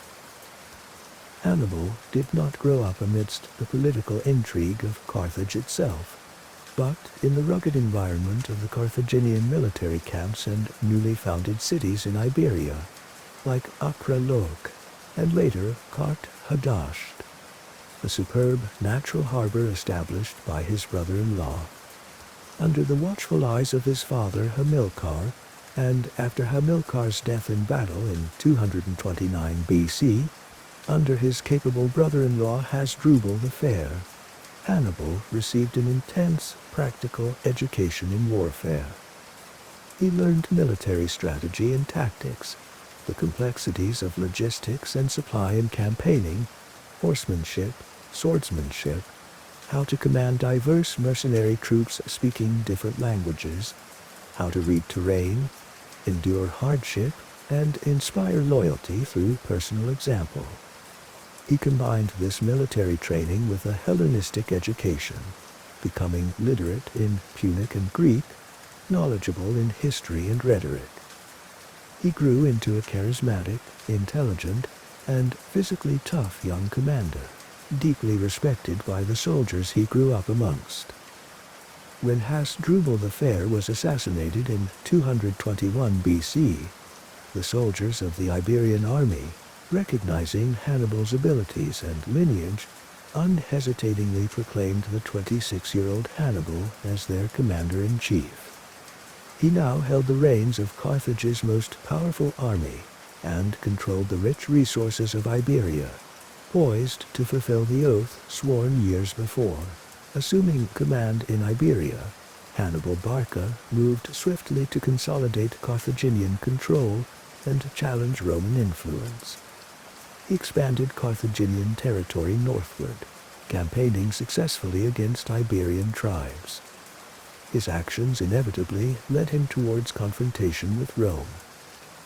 The flashpoint came at the city of Saguntum, located south of the Ebro River, a river previously agreed upon, somewhat ambiguously, as a boundary between Carthaginian and Roman spheres of influence in Iberia. Though south of the Ebro, Saguntum had allied itself with Rome. In 219 BC, Hannibal besieged and, after 8 months of determined resistance, captured Saguntum. Rome issued an ultimatum demanding Carthage hand Hannibal over. When Carthage refused, Rome declared war in the spring of 218 BC. The Second Punic War, the conflict that would define Hannibal's life and legacy, had begun. Rome expected to fight the war on its own terms, planning to send one army under Consul Publius Cornelius Scipio to confront Hannibal in Iberia, and another under Consul Tiberius Sempronius Longus to invade Carthaginian territory in North Africa. Hannibal, however, conceived a far bolder, more audacious strategy. Instead of fighting defensively, he decided to seize the initiative, bypass Roman naval power, and take the war directly to the heart of Italy. His plan was to march his army overland from Iberia, through southern Gaul, across the Alps mountain range, and descend into northern Italy. He aimed to defeat the Roman armies on their home soil, detach Rome's Italian allies, and ultimately break Roman power. It was a plan of breathtaking ambition and immense risk. In late spring 218 BC, Hannibal set out from New Carthage with a formidable multi-ethnic army, perhaps 50,000 infantry, 9,000 elite cavalry, and a contingent of 37 war elephants, symbols of Carthaginian military might. He marched north along the Iberian coast, crossed the Pyrenees Mountains into Gaul, fighting his way through hostile Celtic tribes. Reaching the Rhone River, he skillfully outmaneuvered a Roman army under Scipio that had landed near Massilia, intending to intercept him, crossing the wide river using rafts and commandeered boats before the Romans could engage him directly. Then, turning inland, he began the most legendary part of his journey, the crossing of the Alps.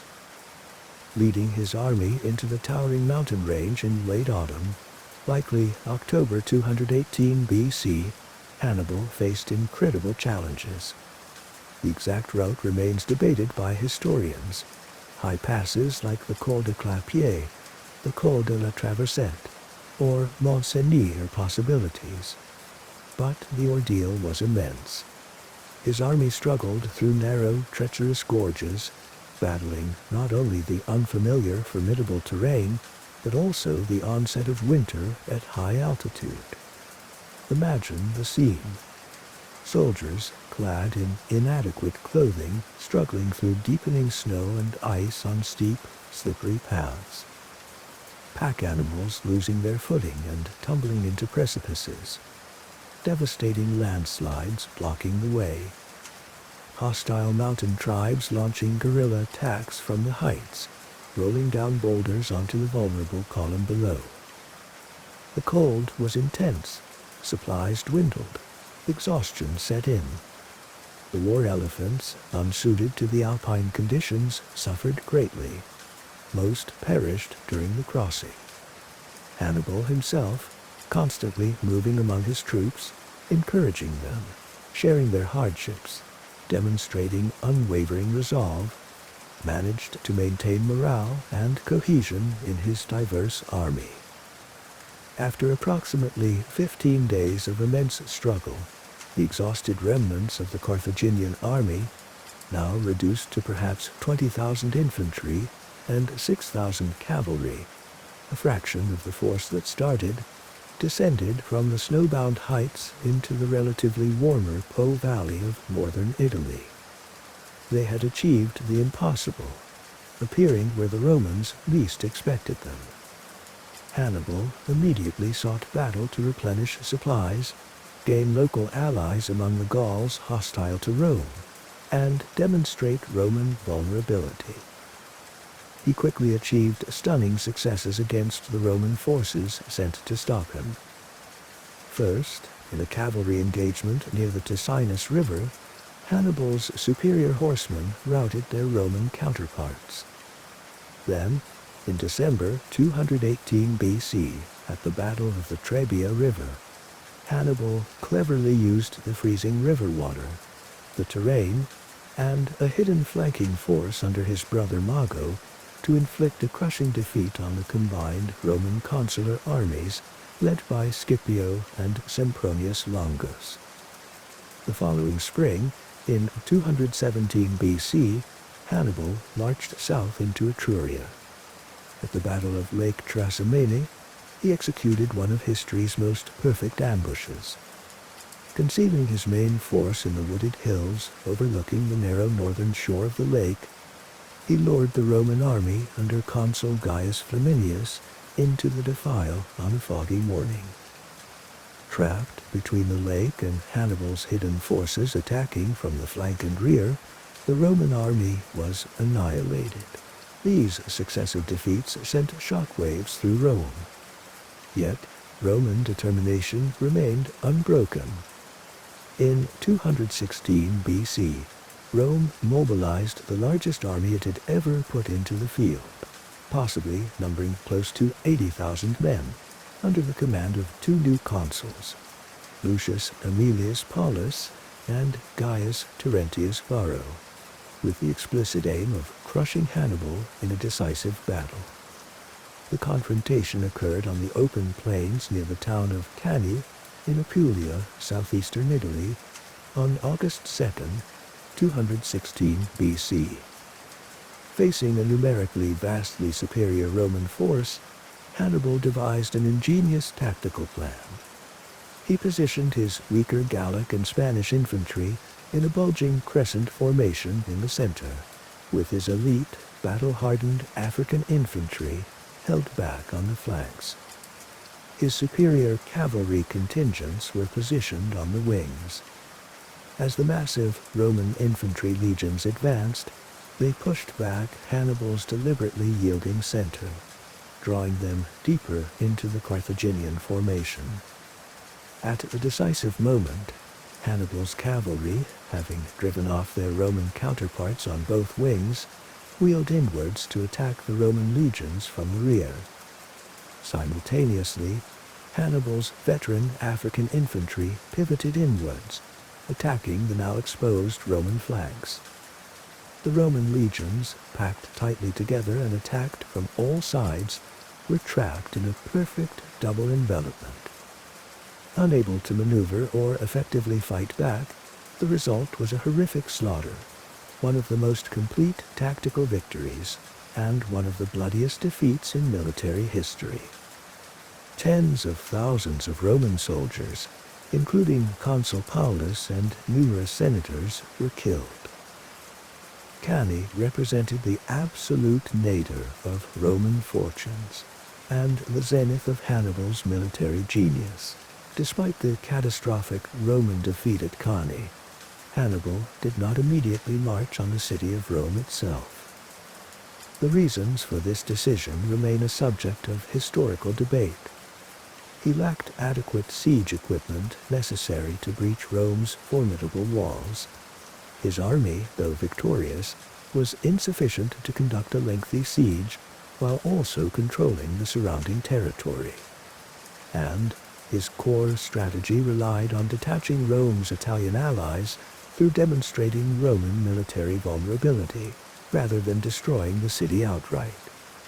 While some allies, notably the important city of Capua and several southern Italian Greek cities like Tarentum, did defect to Hannibal after Cannae, the majority of Rome's central Italian allies remained loyal, their ties bound by treaties, citizenship rights, and fear of Roman retribution. Rome, though shaken to its core, responded with remarkable resilience and determination. Refusing to panic or negotiate, the Senate appointed Quintus Fabius Maximus Verrucosus as dictator. Fabius implemented a carefully calculated strategy of attrition, later known as the Fabian strategy. Recognizing Hannibal's tactical superiority in open battle, Fabius avoided direct confrontation. Instead, he shadowed Hannibal's army, harassing his foraging parties, attacking stragglers, cutting off supply lines, and waging a war of exhaustion, aiming to wear down the Carthaginian forces over time. This cautious approach, while initially unpopular among Romans eager for revenge, proved strategically sound in the long run. For the next 13 years, Hannibal campaigned across southern Italy, a brilliant general operating far from his home base, achieving numerous smaller victories, but unable to force Rome into another decisive Cannae-like battle or break the core of its confederacy. He faced immense challenges, maintaining the loyalty and effectiveness of his diverse mercenary army through constant campaigning, securing consistent food supplies in hostile territory, and, crucially, receiving adequate reinforcements and resources from Carthage. Political factions in Carthage, perhaps jealous of his power or prioritizing other fronts, failed to fully support his Italian campaign. Roman naval supremacy largely prevented direct reinforcement by sea. Meanwhile, Rome patiently rebuilt its military strength, levied new legions year after year, and gradually recaptured cities that had defected to Hannibal. The strategic tide began to turn decisively against Hannibal due to Roman actions elsewhere. The young, talented Roman general Publius Cornelius Scipio, whose father and uncle had been killed fighting Hannibal's brother, Hannibal Barca in Iberia, was given command there. Between 210 and 206 BC, Scipio systematically conquered Carthage's vital Iberian territories, depriving Hannibal of his primary source of recruits and silver. Having secured Iberia, Scipio then persuaded a reluctant Roman Senate to approve his bold plan to invade North Africa directly and threaten Carthage on its home ground, forcing Hannibal's recall from Italy. Scipio landed in Africa in 204 BC and quickly won significant victories, gaining the crucial support of the powerful Numidian cavalry leader Massinissa, who defected from Carthage to the Roman side. Facing imminent danger, the Carthaginian government had no choice but to recall Hannibal and his veteran army from Italy in 203 BC. After 15 years of extraordinary campaigning on Italian soil, Hannibal returned to Africa to defend his homeland. The final, decisive confrontation of the Second Punic War took place on the plains of Zama, southwest of Carthage, on October 19, 202 BC. Hannibal deployed his remaining war elephants at the front, hoping to break the Roman infantry lines, but Scipio had trained his legions to create lanes through which the elephants could charge harmlessly or be driven off. In the main infantry battle, Hannibal's experienced veterans initially fought well against Scipio's legions. However, the battle was ultimately decided by the cavalry. The superior Roman and allied Numidian cavalry, led by Scipio and Massinissa, drove off their Carthaginian counterparts and then wheeled back to attack Hannibal's infantry from the rear, ironically employing a tactic similar to Hannibal's own masterpiece at Cannae. Surrounded and attacked from multiple sides, Hannibal's army was decisively defeated. It was his first and last major battlefield loss. The defeat at Zama ended the Second Punic War. Rome imposed devastating peace terms on Carthage in 201 BC. Carthage was forced to surrender all its warships except for a token few, give up all its overseas territories including Iberia, pay another enormous silver indemnity over 50 years, hand over hostages, and, crucially, agree never to wage war, even in self-defense, without explicit Roman permission. Carthage was reduced to a subordinate client state, its Mediterranean empire destroyed. Hannibal himself initially remained in Carthage. Around 196 BC, he was elected as suffect, the city's chief magistrate. He attempted to enact political and financial reforms aimed at curbing the power of the corrupt oligarchy and ensuring the Roman indemnity could be paid without imposing excessive taxes on the populace. These reforms, however, angered the entrenched Carthaginian aristocracy, who denounced him to Rome, accusing him of plotting renewed hostilities. Facing Roman demands for his surrender, Hannibal chose exile over capture in 195 BC. He spent the following years as a military advisor at the courts of Hellenistic monarchs who were hostile to Rome's growing power in the eastern Mediterranean. He found refuge first with King Antiochus III of the Seleucid Empire, advising him during his ultimately unsuccessful war against Rome. After Antiochus's defeat, Hannibal fled again, eventually finding sanctuary with King Prusias I of Bithynia, a kingdom in northwestern Anatolia. Even in exile, Rome relentlessly pursued him. Roman envoys eventually arrived in Bithynia demanding Prusias hand Hannibal over. Learning that his capture was imminent, Hannibal Barca, defiant to the end, took his own life by consuming poison, which, according to Livy, he had long carried concealed within a ring. He died around 183 or 182 BC in the Bithynian village of Libisa, choosing his own end rather than becoming a Roman trophy. Hannibal Barca's legacy endures. He is universally regarded as one of the most brilliant military strategists and commanders in history.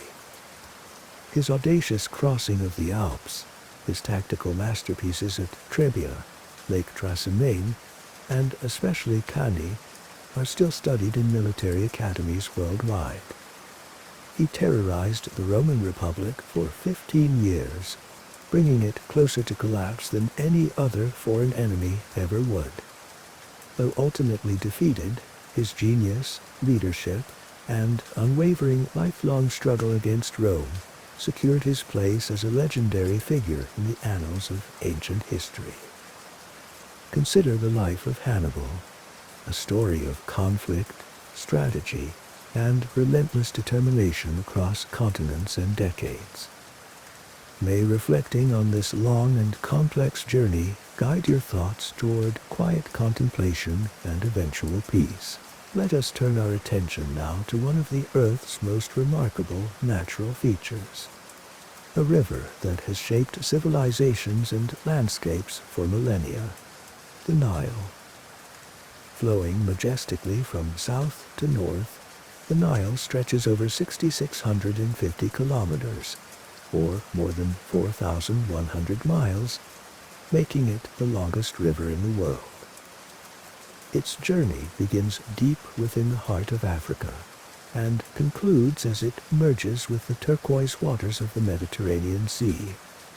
The river is fed primarily by two great tributaries. The White Nile originates from the vast equatorial plateau surrounding Lake Victoria, providing a relatively steady, constant flow throughout the year.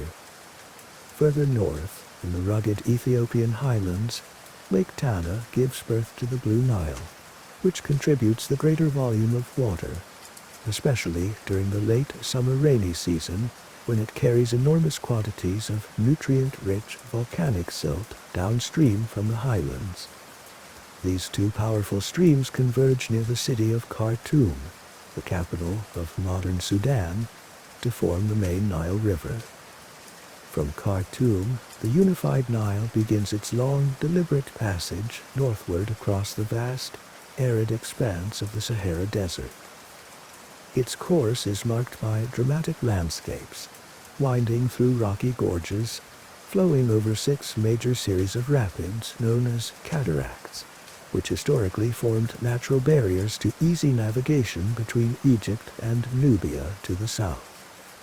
As the river approaches the Mediterranean coast in northern Egypt, north of the modern capital Cairo, it fans out into a vast, intricate network of distributaries and wetlands known as the Nile Delta.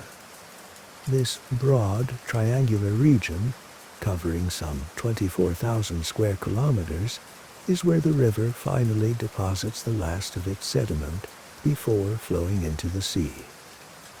The profound significance of the Nile lies in its role as a life-giving artery flowing through one of the driest regions on Earth.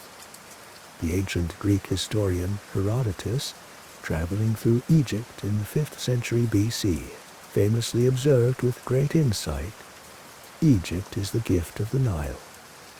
Without the river, the land would be entirely inhospitable desert. The Nile creates a narrow yet intensely fertile ribbon of green, winding through the vast, barren landscapes of reddish-brown sand and rock. This stark contrast was fundamental to the worldview of the ancient Egyptians themselves. They called the fertile floodplain, enriched annually by the river's deposits, Kemet, meaning the black land, referring to the dark, life-sustaining alluvial soil. Beyond this narrow strip lay the Deshret, the red land of the deserts, perceived as a realm of chaos and death. Visualize this fertile valley, dense thickets of tall papyrus reeds lining the riverbanks, providing material for writing surfaces, boats, and household goods. Scattered groves of acacia trees and date palms offering shade and sustenance. The river itself teeming with fish, waterfowl like ibises, herons, pelicans, and ducks, crocodiles basking motionlessly on sun-drenched sandbanks, hippopotami submerged in the shallows, and stretching away from the riverbanks, the flat, fertile fields, irrigated by the river's waters, producing abundant harvests year after year. This unique environment, created and sustained entirely by the Nile, allowed one of the world's earliest and greatest civilizations to emerge and flourish along its banks for thousands of years. The river was not just a source of water, it was the source of life itself, the foundation upon which an entire civilization was built. The civilization of ancient Egypt, enduring for over 3 millennia, was inextricably linked to the rhythms and resources of the Nile River. Its very existence, its complex social structure, its monumental achievements, and its unique worldview were all profoundly shaped by the great river flowing through its heartland. The cornerstone of Egyptian life was the annual inundation, the predictable flooding of the Nile. Driven by the heavy summer monsoon rains falling far upstream in the Ethiopian highlands feeding the Blue Nile, the river would begin to rise in Egypt around June, swelling throughout July and August, and peaking usually in September. At its height, the floodwaters would spill over the riverbanks, inundating the entire floodplain, sometimes reaching right up to the desert edge. This inundation, called Akhet by the ancient Egyptians, was the first of their 3 seasons. During this time, agricultural work ceased, and the landscape transformed into a vast, shallow lake dotted with island-like villages built on higher ground. As the floodwaters began to recede, usually from October onwards, they left behind a thick, incredibly fertile layer of black alluvial silt, rich in minerals washed down from the Ethiopian highlands. This annual replenishment of the soil's fertility was the key to Egypt's extraordinary agricultural productivity. The second season, Pere, meaning emergence or growing, began as the land reappeared from the waters. Farmers immediately went to work, plowing the damp, fertile earth and sowing their crops, primarily emmer wheat and barley for bread and beer, the staples of the Egyptian diet, as well as flax for producing linen textiles, vegetables like onions, garlic, and lettuce, and fruits such as dates and figs. The third season, Shemu, corresponding roughly to springtime from March to May, was the harvest season. Under the warm sun, the crops ripened, and the entire population mobilized to gather the abundant harvest before the intense heat of summer set in, and the cycle began anew with the next inundation. This remarkably reliable agricultural cycle, sustained year after year by the Nile's predictable flood, generated consistent food surpluses far exceeding the subsistence needs of the population. This agricultural wealth was the foundation upon which the entire edifice of Egyptian civilization rested. It supported a dense population concentrated along the river valley and delta. It freed a significant portion of the population from direct food production, allowing for the development of specialized crafts, stonemasons, sculptors, painters, weavers, potters, metalworkers. It enabled the emergence of a scribal class, priests, administrators, and a powerful centralized state headed by the pharaoh, considered a living god who controlled the land and its resources. The stored grain surpluses, managed through vast state granaries, funded the pharaoh's court, supported the bureaucracy, fed the army, and, crucially, provided the sustenance for the enormous labor forces required to construct Egypt's breathtaking monumental architecture. The colossal pyramids at Giza, built during the Old Kingdom. The sprawling temple complexes dedicated to gods like Amun-Ra at Karnak, and Luxor, erected during the New Kingdom. The Nile served not only as the source of agricultural fertility, but also as ancient Egypt's primary highway for transport, communication, and trade. Travel overland through the desert was difficult and dangerous. The river provided a convenient and efficient means of moving people and goods throughout the elongated kingdom. Boats and barges, crafted from papyrus reeds or imported timber like cedar from Lebanon, sailed easily downstream, carried by the river's steady northward current. Sailing upstream, against the current towards the south, was facilitated by the prevailing northerly winds that blow reliably down the Nile Valley. Ships simply raised their sails to be pushed southward. This ease of river transport helped unify Upper Egypt and Lower Egypt into a single political entity. It allowed administrators to travel, taxes to be collected, armies to be deployed quickly, and massive stone blocks weighing many tons, quarried far upriver, to be transported downstream on barges for use in constructing temples and pyramids. The Egyptians closely observed the river and its vital flood. They developed sophisticated methods for managing water, digging irrigation canals to extend the reach of the floodwaters and retain water for later use in basin irrigation systems. They invented tools like the shaduf, a simple lever device for lifting water from the river or canals onto fields. Priests meticulously measured the height of the annual inundation using nilometers, specially constructed staircases or wells with graduated markings cut into the stone along the riverbanks, particularly at locations like Elephantine Island near Aswan. The recorded flood level was crucial for predicting the success of the upcoming harvest and determining the appropriate levels of taxation. Unsurprisingly, the Nile permeated ancient Egyptian religious beliefs and mythology.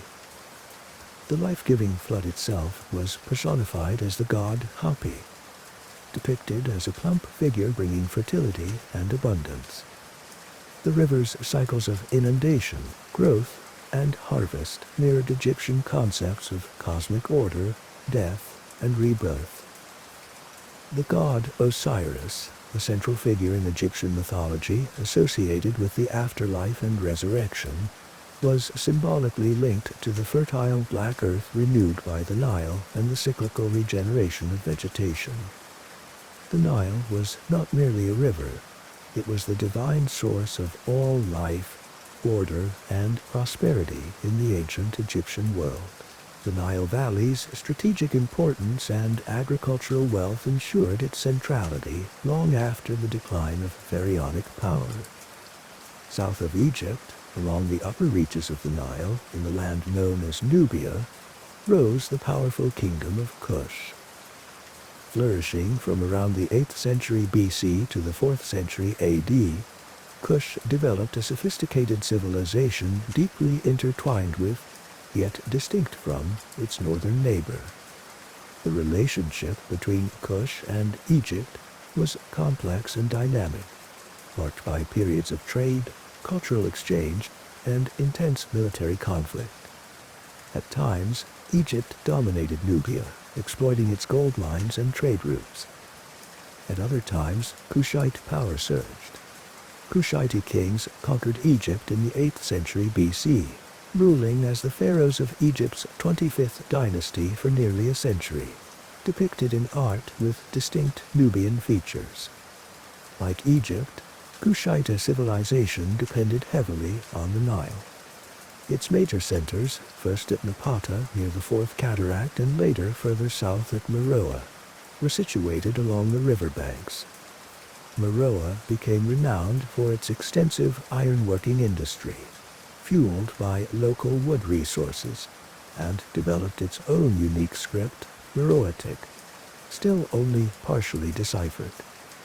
The impressive pyramids built for Kushite rulers at Meroe, though smaller and steeper than their Egyptian counterparts, testify to a powerful kingdom sustained by the Upper Nile. In 332 BC, a new power arrived in Egypt, Alexander the Great of Macedon. Sweeping aside Persian rule, Alexander was welcomed by the Egyptians and recognized as pharaoh. Before continuing his conquests eastward, he made a lasting contribution to the Nile landscape by founding the city of Alexandria on the Mediterranean coast near the western edge of the delta. This location, possessing a fine natural harbor and access to the Nile via canals, was strategically chosen to facilitate maritime trade and project Hellenic influence. After Alexander's death in 323 BC, his vast empire was divided among his generals. Egypt fell to Ptolemy I Soter, who established the Ptolemaic dynasty, a line of Greek rulers who governed Egypt for the next 3 centuries. While the Ptolemaic pharaohs, including the famous Cleopatra VII, adopted many Egyptian royal traditions and religious customs for legitimacy. They ruled Egypt as a Hellenistic kingdom. Alexandria flourished under their patronage, becoming the largest city in the Mediterranean world, a vibrant cosmopolitan hub renowned for its immense library, a global center for scholarship and learning, and the towering Pharos Lighthouse, one of the 7 wonders of the ancient world. The Ptolemies efficiently administered Egypt's agricultural wealth, relying on the Nile's predictable bounty to fund their court, army, and ambitions. The independence of Ptolemaic Egypt ended in 30 BC when Rome, under Octavian, defeated the combined forces of Cleopatra VII and her Roman ally Mark Antony. Egypt was formally annexed as a province of the Roman Empire. For Rome, control of Egypt was of paramount strategic importance.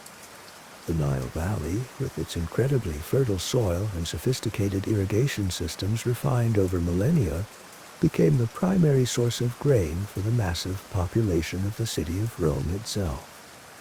The annual grain shipment from Alexandria, known as the Annona, was vital for maintaining social stability and feeding the Roman populace and army.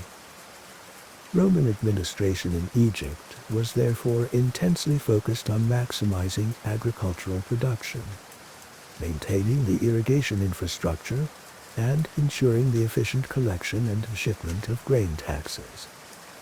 Roman emperors viewed Egypt almost as their personal estate, crucial for the sustenance and stability of the entire empire. Egypt remained a vital province under the Byzantine Empire after the formal division of the Roman Empire in the 4th century AD, continuing to supply grain to the new eastern capital, Constantinople. Alexandria remained a major center of Christian theology and learning. Then, in the 7th century AD, another major power shift occurred with the Arab conquest of Egypt, beginning around 639 AD. Integrating Egypt into the rapidly expanding Islamic Caliphate, the new Arab rulers established their administrative capital first at Fustat, and later founded the nearby city of Cairo in 969 AD, which grew into one of the most important cities in the Islamic world. Throughout these profound political and religious transformations, from pharaohs to Kushite kings, Greek Ptolemies, Roman emperors, Byzantine rulers, and Islamic caliphs and sultans, the fundamental reality remained unchanged. Control over the fertile Nile Valley and its agricultural riches was the key to power and prosperity in the region. The river itself continued its timeless rhythm, the indispensable source of life and sustenance. The modern era brought new ambitions regarding the Nile. First, to fully explore its remote sources, and later, to control its powerful flow for human benefit on an unprecedented scale.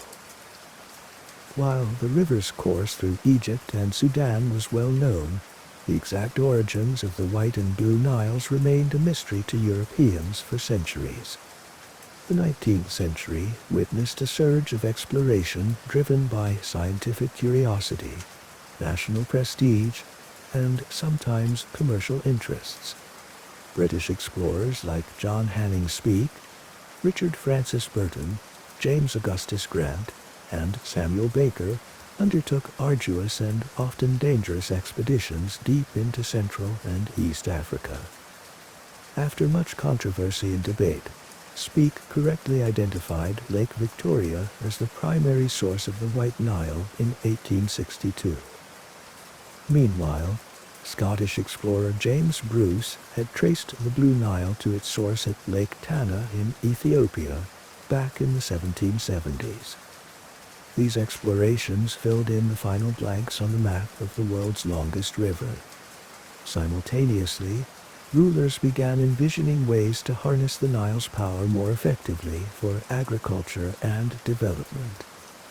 Muhammad Ali Pasha, the Ottoman governor who effectively founded modern Egypt in the early 19th century, initiated ambitious projects to improve irrigation, introducing long staple cotton as a valuable cash crop, and constructing new canals and barrages to better manage water distribution.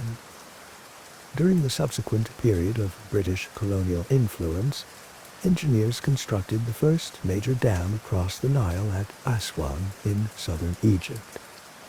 The Aswan Low Dam, completed in 1902 and subsequently heightened twice, was designed to store a portion of the annual floodwaters, allowing for extended irrigation during the dry season and the cultivation of multiple crops per year in some areas.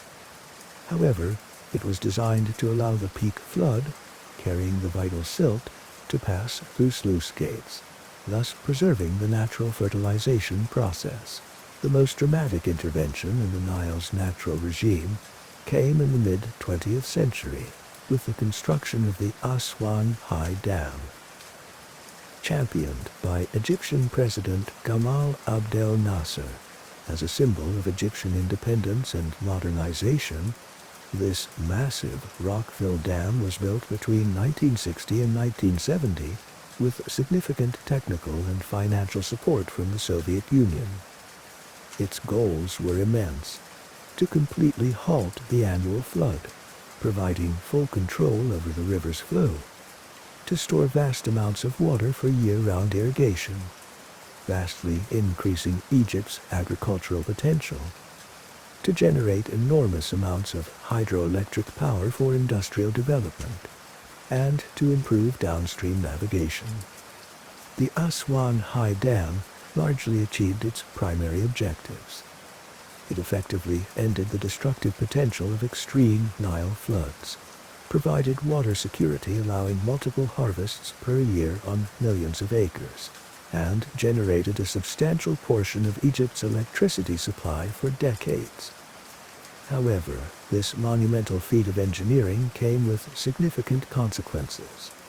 The complete trapping of the nutrient-rich silt behind the dam meant farmers downstream had to rely increasingly on expensive artificial chemical fertilizers, impacting soil health over the long term. The lack of silt deposition also led to increased erosion along the Nile's banks and, more critically, significant coastal erosion in the Nile Delta as the Mediterranean Sea encroached. The creation of the vast reservoir behind the dam, Lake Nasser, one of the world's largest artificial lakes, submerged huge tracts of land in southern Egypt and northern Sudan. This required the forced relocation of nearly 100,000 Nubian people from their ancestral homelands, a deeply traumatic cultural displacement.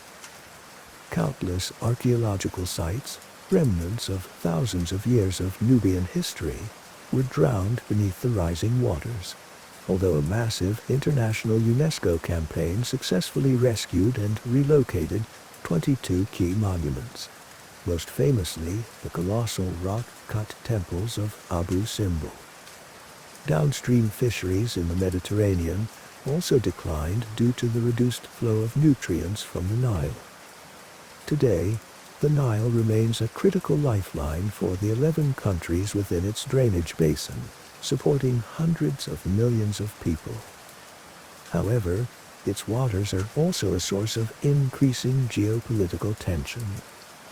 As upstream nations, particularly Ethiopia, seek to utilize the Blue Nile's waters for their own development, exemplified by the construction of the massive Grand Ethiopian Renaissance Dam for hydroelectric power generation, downstream nations like Sudan, and especially Egypt, which rely almost entirely on the Nile for their freshwater supply, express deep concerns about potential reductions in water flow.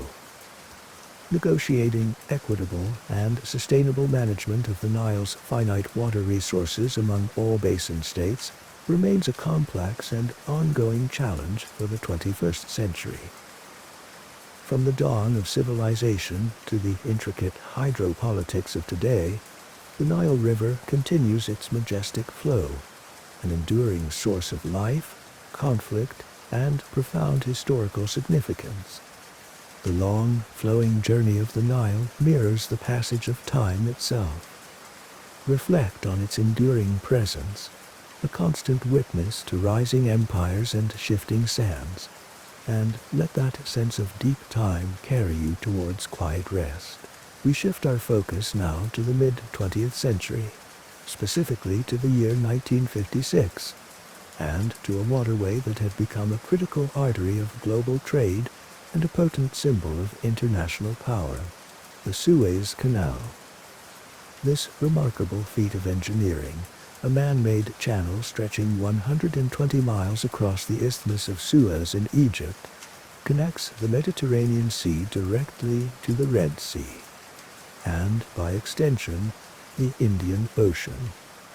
Its construction, spearheaded by the French diplomat Ferdinand de Lesseps, after years of planning and negotiation, involved immense labor over a decade, culminating in its grand opening ceremony in November 1869. The canal was a revolution in maritime transport. It drastically shortened the sea route between Europe and Asia, eliminating the need for the long, perilous voyage around the southern tip of Africa, the Cape of Good Hope. For Great Britain, the dominant global power of the era, the Suez Canal became the vital lifeline of the empire, slashing travel time to its vast colonial possessions in India, Southeast Asia, and Australia. In the 20th century, its strategic importance only grew, particularly with the rise of Middle Eastern oil production, as the canal became the primary route for transporting oil tankers from the Persian Gulf to European refineries and markets. Although located entirely within Egyptian territory, the Suez Canal was conceived and operated from the outset as an international venture under foreign control. The Universal Company of the Suez Maritime Canal, or Suez Canal Company, was chartered in Egypt but headquartered in Paris, with its initial shares held primarily by French investors and the Egyptian government under Khedive Ismail Pasha. However, in 1875, facing financial difficulties, the Khedive sold Egypt's substantial shareholding to the British government under Prime Minister Benjamin Disraeli, giving Britain significant financial and strategic leverage over the canal's operation.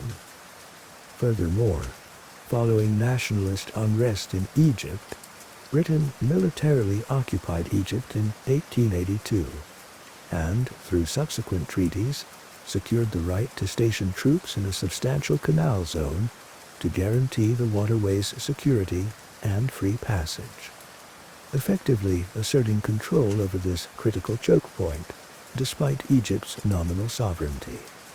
For decades, the Suez Canal Company, dominated by British and French shareholders and management, operated the canal, collected substantial tolls, and represented a powerful symbol of European influence within Egypt. The geopolitical landscape shifted dramatically in the aftermath of World War II. The old European colonial empires, including those of Britain and France, were weakened and facing growing nationalist movements demanding independence across Asia and Africa. The United States and the Soviet Union emerged as the two dominant superpowers, locked in the ideological struggle of the Cold War. Within Egypt itself, widespread discontent with the monarchy, perceived corruption, and the continued British military presence fueled a powerful nationalist movement. In July 1952, a group of Egyptian military officers, the Free Officers Movement, led by figures like Mohammed Naguib and Gamal Abdel Nasser, overthrew King Farouk in a nearly bloodless coup, establishing the Egyptian Republic. Gamal Abdel Nasser soon emerged as the charismatic and driving force of the revolution, becoming president in 1954. Nasser championed pan-Arab nationalism, advocating for Arab unity, independence from foreign domination, and social reform within Egypt. He pursued a policy of positive neutralism or non-alignment in the Cold War, seeking aid and support from both the U.S. and Soviet blocs while resisting alignment with either. A major goal of his government was securing the complete withdrawal of British troops from Egyptian soil, finally achieved under an agreement signed in 1954, though Britain retained rights related to the Canal Zone. A cornerstone of Nasser's vision for modernizing Egypt was the construction of a massive new dam at Aswan on the Nile River, the Aswan High Dam. This project promised to control the Nile's annual flood, dramatically increase Egypt's irrigated farmland, and generate vast amounts of hydroelectric power needed for industrialization. Securing funding for this hugely expensive undertaking became a major foreign policy objective. Initial support was pledged by the United States and Great Britain, as well as the World Bank. However, Nasser's independent foreign policy, his recognition of communist China, and his arms deal with Czechoslovakia strained relations with the West. In July 1956, U.S. Secretary of State John Foster Dulles abruptly announced the withdrawal of the American offer to finance the dam, with Britain following suit. This public reversal was perceived by Nasser as a deliberate attempt to humiliate him and undermine his leadership. Nasser's response was swift, dramatic, and bold. Just 1 week later, on July 26, 1956, in a fiery speech delivered to a massive crowd in Alexandria, commemorating the anniversary of King Farouk's abdication, Nasser announced the immediate nationalization of the Suez Canal Company. He declared that the company was now Egyptian property, its assets seized, and that the revenues generated from canal tolls, substantial sums previously flowing primarily to European shareholders, would be used by Egypt to finance the construction of the Aswan High Dam. He assured the world that freedom of navigation through the canal would be maintained for all nations, according to the Constantinople Convention of 1888, but the ownership and operation would be firmly in Egyptian hands. This act of defiance against the former colonial powers resonated powerfully across Egypt and the Arab world, instantly elevating Nasser to hero status among Arab nationalists. However, it provoked outrage and intense hostility in Britain and France. British Prime Minister Anthony Eden and French Prime Minister Guy Mollet viewed Nasser's action as an illegal seizure of vital international property, a dangerous threat to their economies, a blow to their diminishing global prestige, and the act of a hostile dictator who needed to be stopped. Israel, already viewing Nasser's Egypt as its primary adversary following border clashes, and Egypt's blockade of Israeli shipping through the Straits of Tiran, saw Nasser's boosted prestige and control of the canal as a further grave threat to its security. The stage was set for a major international crisis. Following Nasser's nationalization of the Suez Canal Company, Britain and France explored various diplomatic avenues and economic pressures to force him to reverse his decision or accept international control over the waterway. Conferences were held in London, proposals were debated at the United Nations, but Nasser, buoyed by popular support and Soviet backing, stood firm, insisting on Egypt's sovereign right to control the canal within its own territory, while guaranteeing freedom of navigation. As diplomatic options stalled through August and September 1956, Britain and France, increasingly frustrated and viewing Nasser as an intractable threat akin to Hitler in the 1930s, began secretly planning for military intervention alongside Israel, which had its own reasons for wanting to weaken Nasser's regime and secure freedom of navigation through the Straits of Tiran into the Gulf of Aqaba. The culmination of this secret planning occurred during clandestine meetings held between high-level representatives of Britain, France, and Israel at a secluded villa in Sèvres, outside Paris, from October 22nd to 24th, 1956. The outcome was a secret document, the Protocol of Sèvres, which outlined a detailed three-stage plan for coordinated military action against Egypt. The plan was designed to provide a pretext for Anglo-French intervention to seize the canal, while also allowing Israel to achieve its own military objectives in the Sinai Peninsula. The first stage of the agreed plan commenced on the afternoon of October 29, 1956. Israeli forces launched a large-scale invasion of Egypt's Sinai Peninsula, codenamed Operation Kadesh. Paratroopers were dropped deep into Sinai near the Mitla Pass, while armored columns rapidly advanced across the border, engaging Egyptian army units. Israel publicly presented this invasion as a retaliatory measure against cross-border raids by Egyptian-sponsored Fedayeen militants. But its scale and objectives were far larger, aiming to rout the Egyptian army in Sinai and seize control of the eastern approaches to the Suez Canal and the entrance to the Gulf of Aqaba at Sharm el-Sheikh. The second stage unfolded precisely as choreographed at Sèvres. On October 30th, the governments of Britain and France issued a joint ultimatum to both Egypt and Israel. This ultimatum cynically demanded that both sides cease hostilities and withdraw their forces to positions 10 miles east and west of the Suez Canal, respectively, within 12 hours. It further stated that if either party refused, Anglo-French forces would intervene militarily to occupy the canal zone, ostensibly to separate the combatants and guarantee the safety of passage through the vital waterway. This ultimatum was designed to be rejected by Nasser, as it required Egypt to withdraw its own troops from its own territory within the canal zone, while Israeli forces were still advancing deep into Sinai.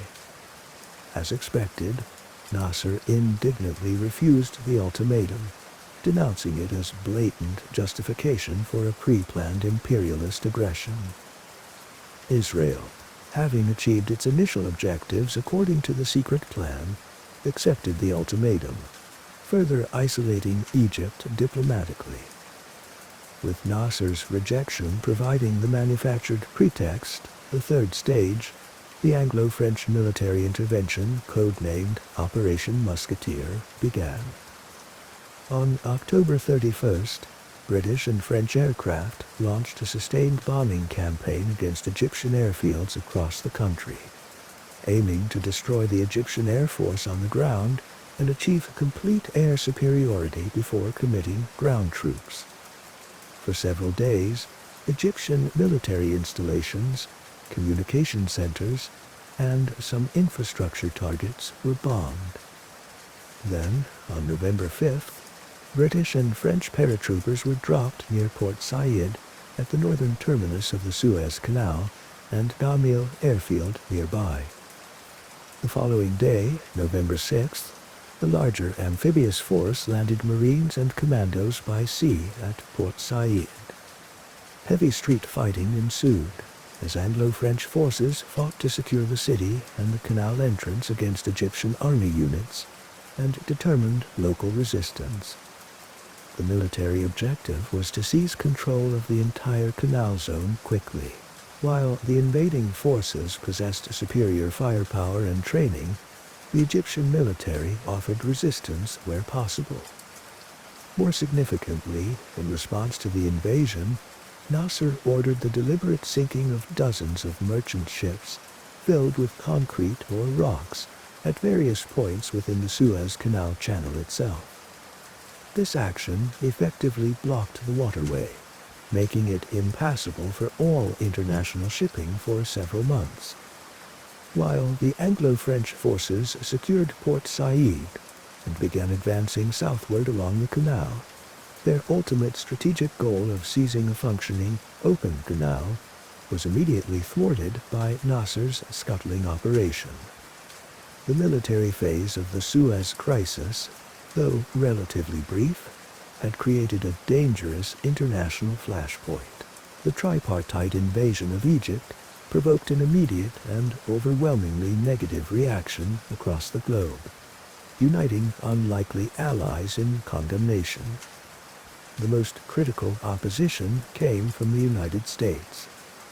President Dwight D. Eisenhower and his Secretary of State John Foster Dulles were privately furious that their key NATO allies, Britain and France, had launched such a major military operation without prior consultation, especially during the final tense days of Eisenhower's re-election campaign and coinciding with the simultaneous Hungarian uprising against Soviet control.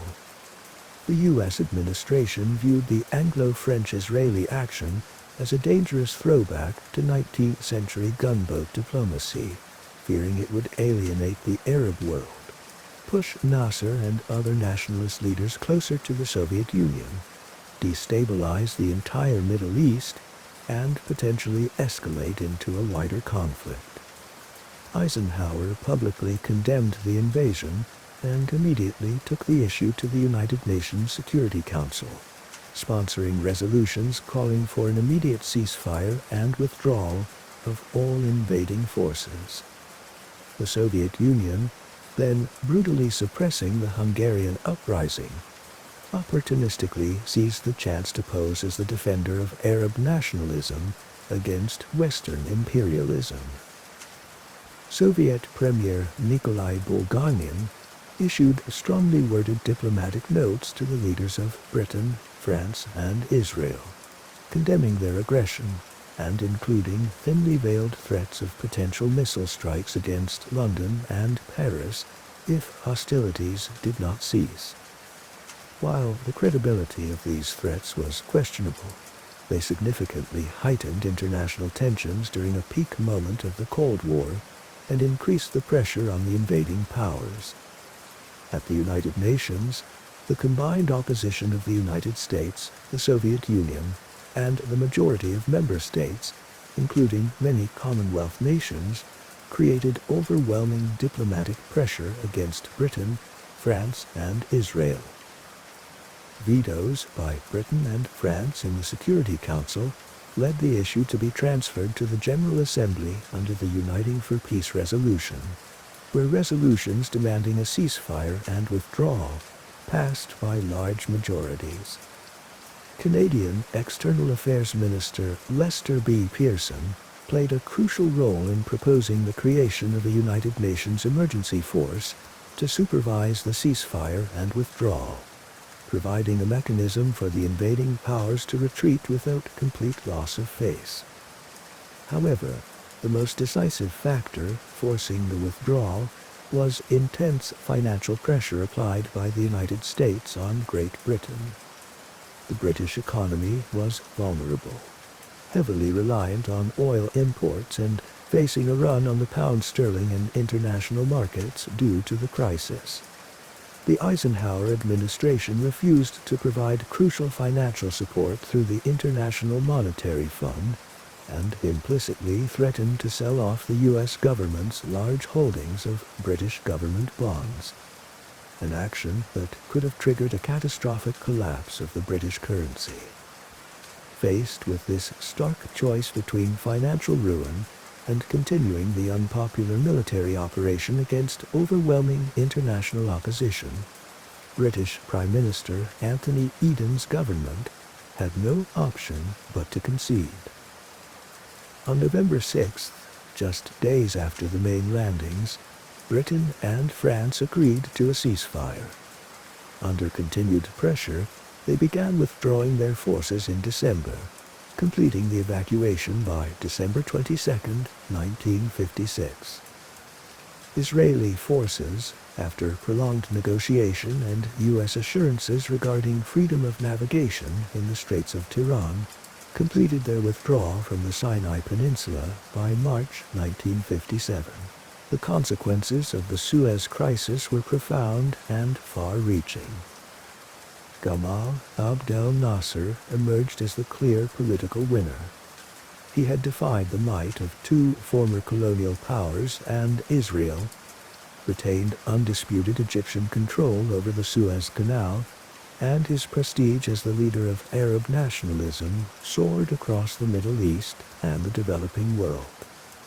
Conversely, the crisis marked a humiliating political defeat for Britain and France. It starkly exposed their declining global influence and their inability to conduct major foreign policy operations independently of or against the wishes of the United States. The event accelerated the dismantling of the remaining British and French colonial empires and led directly to the resignation of British Prime Minister Anthony Eden due to ill health and political fallout. The crisis significantly weakened the Anglo-American special relationship for a period. It also demonstrated the rising influence of the United Nations as a forum for international diplomacy and crisis management, particularly through the pioneering deployment of the UNEF peacekeeping force, for which Lester B. Pearson later received the Nobel Peace Prize. Furthermore, the Suez Crisis solidified the dominant roles of the United States and the Soviet Union as the primary external power brokers in the Middle East, ushering in a new phase of Cold War rivalry in the region. The Suez Crisis of 1956 stands as a pivotal moment in post-World War II history, definitively signaling the end of the old European imperial era and reshaping the geopolitical landscape of the Middle East and the world. Consider the complex interplay of nationalism, old empires, and new superpowers in this mid-century crisis. Reflecting on these shifts in global power can offer perspective, inviting a sense of calm as history continues its steady, unfolding course. Our focus now shifts to the late 19th and early 20th centuries, and to one of history's most remarkable scientific minds, a woman whose groundbreaking discoveries revolutionized our understanding of the physical world and whose perseverance broke countless barriers. We explore the life of Marie Curie, born Maria Salomea Skłodowska on the 7th of November, 1867, in Warsaw. Warsaw, at that time, was the capital of Congress Poland, a territory under the control of the sprawling Russian Empire following the partitions of Poland in the late 18th century. It was a city living under foreign rule, where Polish language, culture, and national aspirations were actively suppressed by the Tsarist authorities. Maria, known affectionately as Mania in her youth, was the youngest of 5 children born to Bronisława and Władysław Skłodowski. Both her parents were dedicated educators from Polish families with strong intellectual traditions and patriotic sentiments. Her father, Władysław, was a teacher of mathematics and physics at a secondary school in Warsaw, possessing scientific instruments that fascinated young Maria, and likely sparked her initial interest in science. Her mother, Bronisława, was the headmistress of a prestigious girls' boarding school until Maria's birth. The family placed a high value on education, but faced significant hardships. They endured financial difficulties, partly due to poor investments and partly due to the political constraints placed upon Poles in professional life under Russian rule. Personal tragedy also struck the family deeply during Maria's childhood. Her eldest sister, Zofia, died from typhus in 1876, and her beloved mother succumbed to tuberculosis just 2 years later, in 1878, when Maria was only 10 years old. These early experiences of loss and hardship likely contributed to her resilience and serious-minded determination. Growing up in Russian-occupied Poland presented significant obstacles to education, particularly for girls and those aspiring to study science or Polish culture. Russian was the official language of instruction. Polish history and literature were marginalized, and opportunities for higher education within Poland were limited, with women explicitly barred from attending the University of Warsaw. Despite these restrictions, Maria excelled academically, demonstrating exceptional intelligence and a prodigious memory from a young age. She graduated from her secondary school, a Russian lycée, in 1883 at the age of 15, winning a gold medal as the top student. However, her gender and the political climate blocked any path to further formal education within her homeland. Driven by an intense thirst for knowledge and a desire to contribute to Poland's future, Maria and her older sister Bronisława became involved in Warsaw's clandestine flying university. This underground educational network, operating in secret locations to avoid detection by the Tsarist authorities, provided Polish youth, especially women, with lectures and classes in subjects forbidden or restricted by the official curriculum, including Polish history, literature, and advanced sciences taught by Polish scholars. While participating in this patriotic intellectual resistance, the Skłodowska sisters made a pact. Maria would work to support Bronisława while she pursued medical studies in Paris, with the understanding that Bronisława would later reciprocate and help finance Maria's own university education abroad. Consequently, Maria spent the next several years, from the age of 17 onwards, working as a governess and tutor for wealthy families in the Polish countryside, far from the intellectual stimulation of Warsaw. It was a period of considerable personal sacrifice and often intellectual isolation.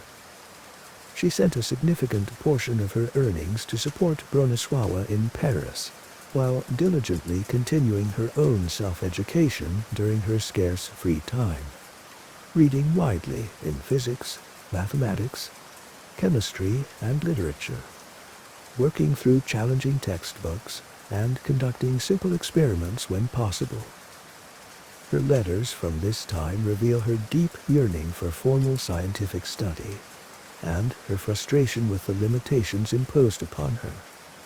Finally, after Bronisława completed her medical degree and married a fellow physician in Paris, the way opened for Maria. In the autumn of 1891, at the age of 24, Maria Skłodowska packed her meager belongings and undertook the long train journey from Warsaw to Paris, the vibrant, bustling capital of France, renowned as a global center of science and culture, to finally enroll at the University of Paris, the Sorbonne. Arriving with limited funds and speaking imperfect French initially, she immersed herself completely in her studies, living a famously frugal and Spartan existence in small, unheated attic rooms in the Latin Quarter, often subsisting on little more than bread, butter, and tea. Her intense dedication and sheer hard work paid off. She graduated first in her class in physics in 1893, and second in mathematics the following year, her passion for scientific inquiry now fully ignited and equipped with formal training. Having completed her degrees at the Sorbonne, Maria Skłodowska intended initially to return to Poland to contribute her scientific knowledge there. However, her life's trajectory changed decisively in Paris. In early 1894, while seeking laboratory space to conduct research commissioned by a French industrial society on the magnetic properties of different types of steel, she was introduced to Pierre Curie. Pierre, 8 years her senior, was already an established physicist of considerable repute, known internationally for his pioneering work with his brother Jacques on piezoelectricity and his studies on magnetism, including the discovery of the Curie point, the critical temperature at which a material loses its magnetic properties. He was the laboratory chief at the Municipal School of Industrial Physics and Chemistry in Paris. Their initial meeting, arranged by a Polish physicist, was based on a shared interest in magnetism, but it quickly blossomed into a deep intellectual and personal connection. They discovered a profound shared dedication to scientific research, a similar outlook on life, and mutual admiration. Pierre, normally reserved, was captivated by Maria's intellect and passion. After some initial hesitation on Maria's part, related to her Polish nationalist feelings and desire to return home, their bond grew. They married in a simple civil ceremony in July 1895. Maria Skłodowska became Marie Skłodowska-Curie, embarking on one of history's most famous scientific partnerships. Their first daughter, Irene, was born in 1897. The scientific world was abuzz at this time with recent discoveries related to radiation. In 1895, Wilhelm Conrad Röntgen had discovered X-rays. Then, in 1896, the French physicist Henri Becquerel, while investigating fluorescence in uranium salts, accidentally discovered that these uranium compounds spontaneously emitted invisible, penetrating rays capable of exposing a photographic plate, even in complete darkness, without any external stimulation like sunlight. These mysterious uranic rays fascinated the scientific community. Marie Curie, searching for a challenging subject for her doctoral thesis, decided to investigate these newly discovered rays systematically. Using highly sensitive electrometers designed by Pierre and his brother to measure faint electrical charges, she began meticulously measuring the intensity of the radiation emitted by uranium under various conditions. Her careful experiments soon yielded a crucial insight. The intensity of the radiation was directly proportional to the amount of uranium present in the sample, regardless of its chemical form or physical conditions. This led her to hypothesize that the emission of these rays was not the result of a chemical reaction, but an intrinsic property of the uranium atoms themselves. A truly revolutionary idea that challenged the prevailing scientific view of atoms as stable, indivisible entities. Intrigued by her findings, Marie Curie decided to test other known chemical elements for similar properties. She quickly discovered that the element thorium also emitted these rays. She proposed the term radioactivity to describe this phenomenon of spontaneous atomic radiation. Her next crucial observation came when she examined natural ores containing uranium and thorium, particularly pitchblende, a complex mineral rich in uranium sourced from mines in Joachimsthal, Bohemia. She found that samples of pitchblende were significantly more radioactive, several times more active than could be explained by their known uranium and thorium content alone. This led her to the bold hypothesis that pitchblende must contain tiny quantities of one or more previously unknown elements that were intensely radioactive. Pierre Curie, fascinated by the profound implications of Marie's initial work, decided to set aside his own research on crystals to join her in the arduous quest to isolate these hypothetical new elements. This marked the beginning of their intense, legendary collaboration. They obtained several tons of pitchblende residue, the waste material left after uranium extraction from the Austrian government, which controlled the mines in Bohemia. Their laboratory space was far from ideal. A dilapidated, drafty wooden shed with a leaky glass roof, formerly used as a dissecting room, located in the courtyard of the ESPCI.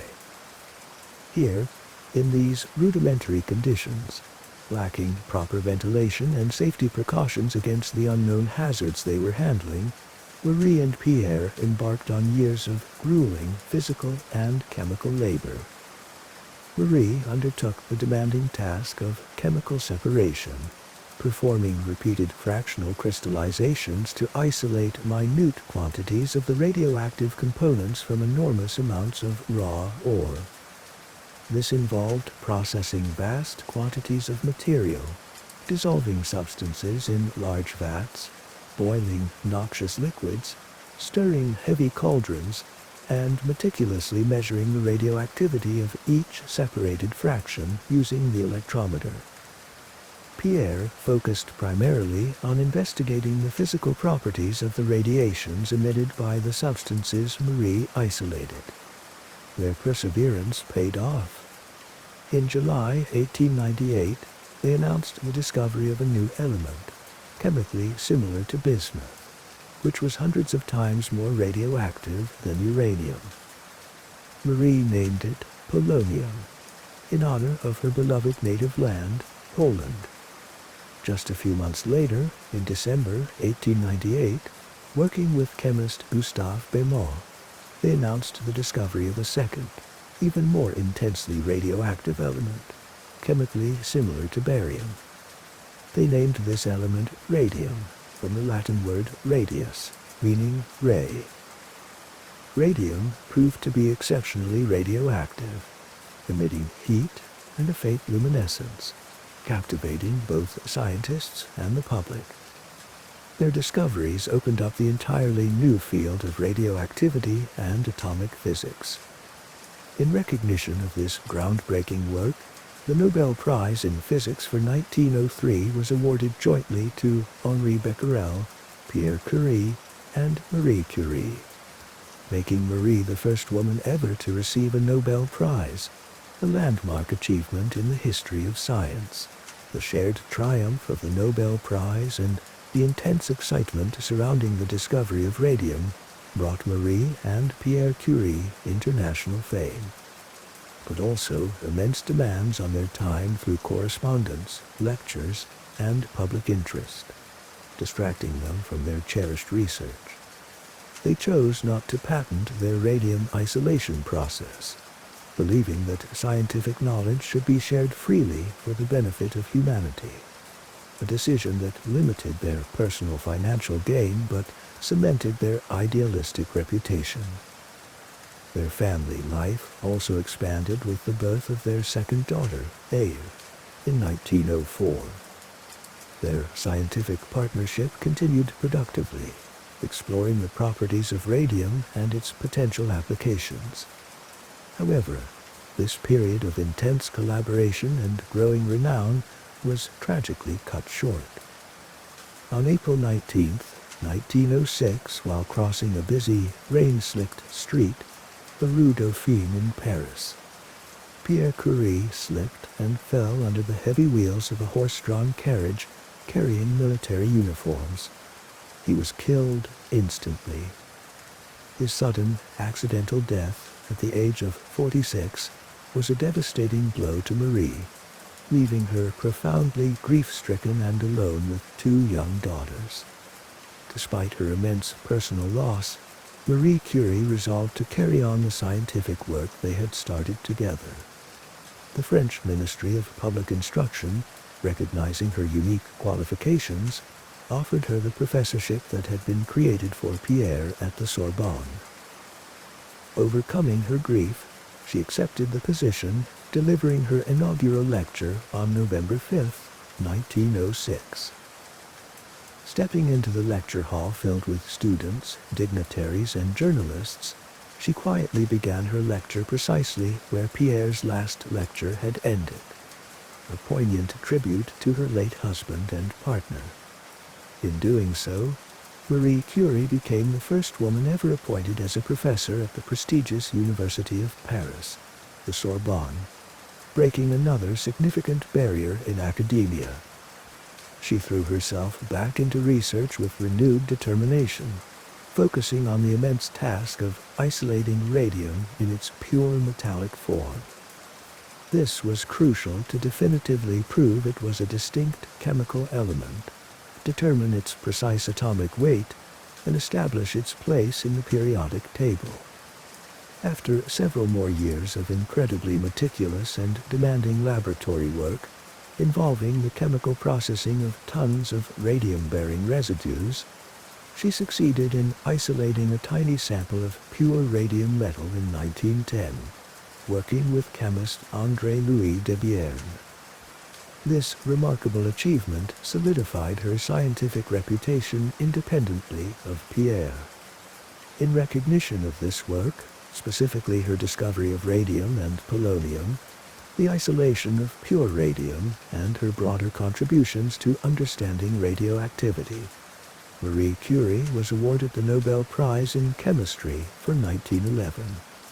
This made her the first person, and to this day the only person, ever to win Nobel Prizes in two different scientific fields, an absolutely unprecedented accomplishment.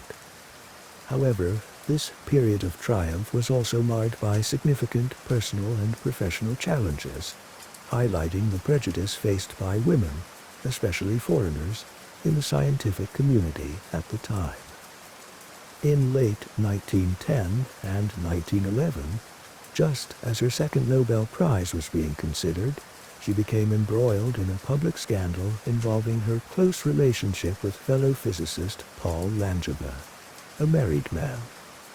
The sensationalist press published stolen letters and launched vicious xenophobic attacks against Marie, portraying her as a foreign homewrecker. The controversy created immense distress and threatened to derail her Nobel Award, though she ultimately received it with dignity.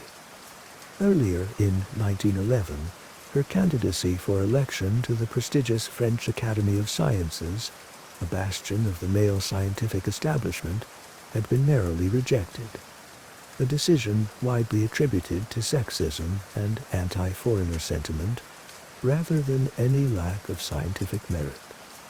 These experiences underscored the difficult path she navigated as a pioneering woman in a male-dominated world.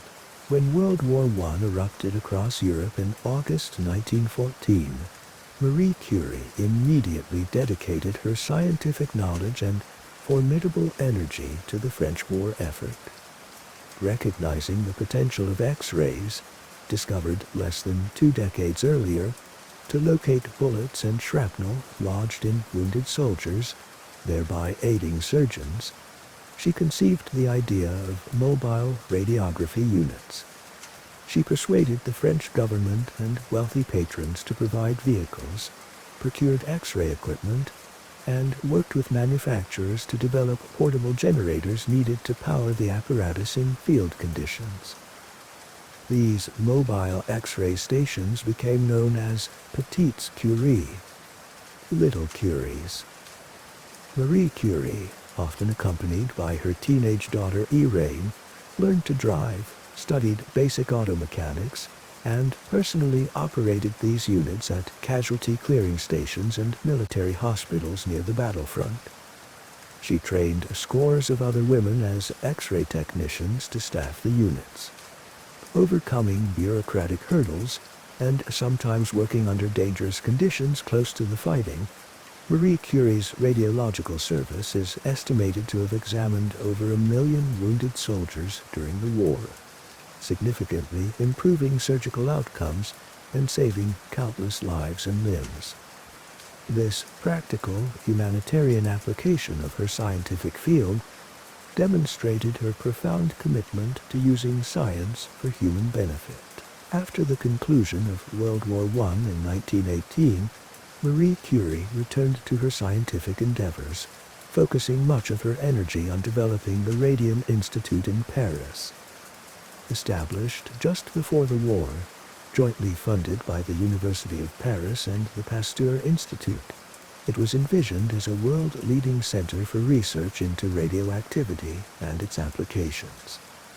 Marie Curie directed the physics and chemistry laboratory, while physician Claudius Regaud headed the parallel laboratory focused on the biological and medical applications of radiation, particularly pioneering early forms of radiation therapy for cancer treatment.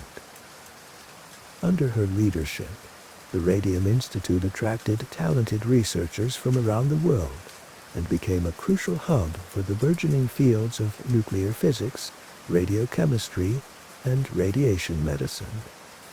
She actively mentored many young scientists, fostering a collaborative research environment.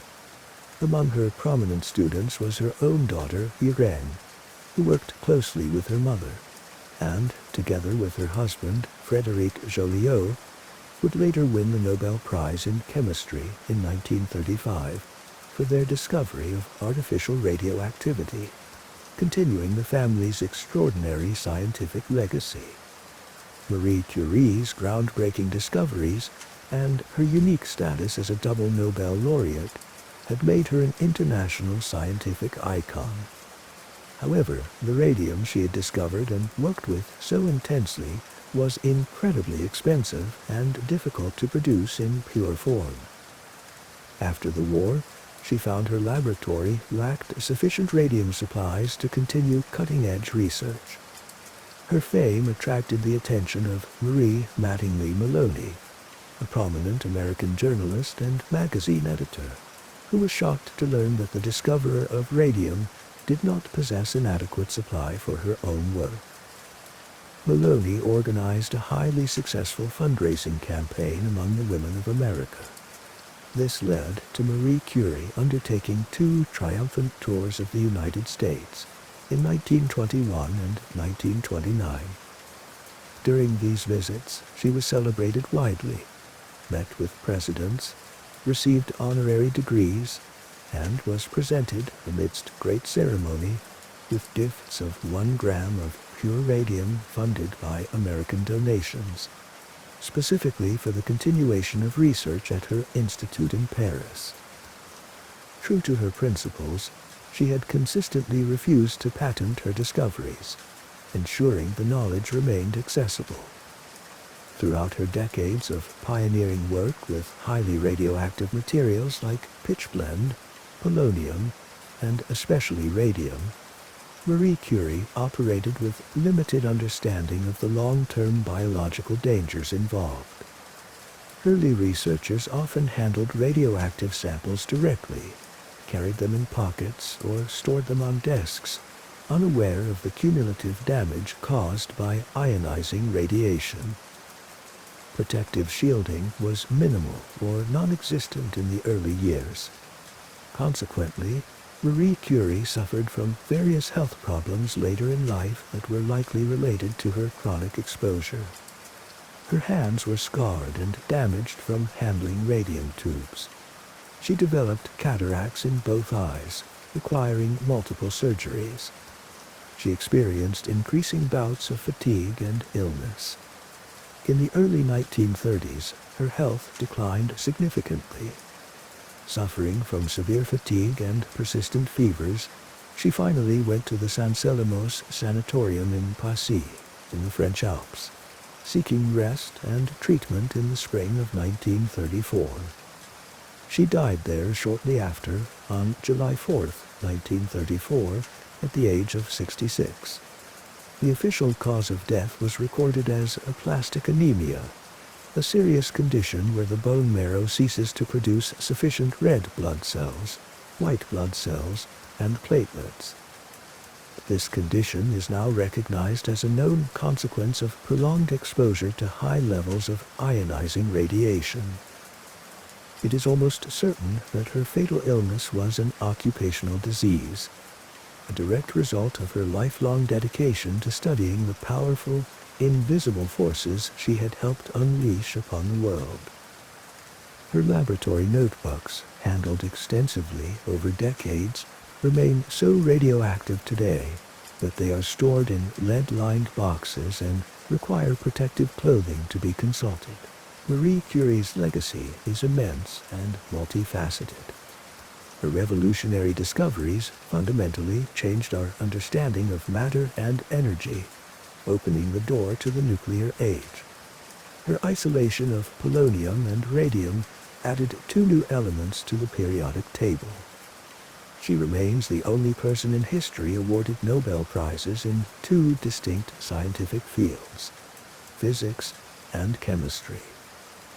Perhaps equally importantly, she shattered innumerable barriers for women in science and academia, proving through her brilliance and perseverance that women could excel at the highest levels of scientific research.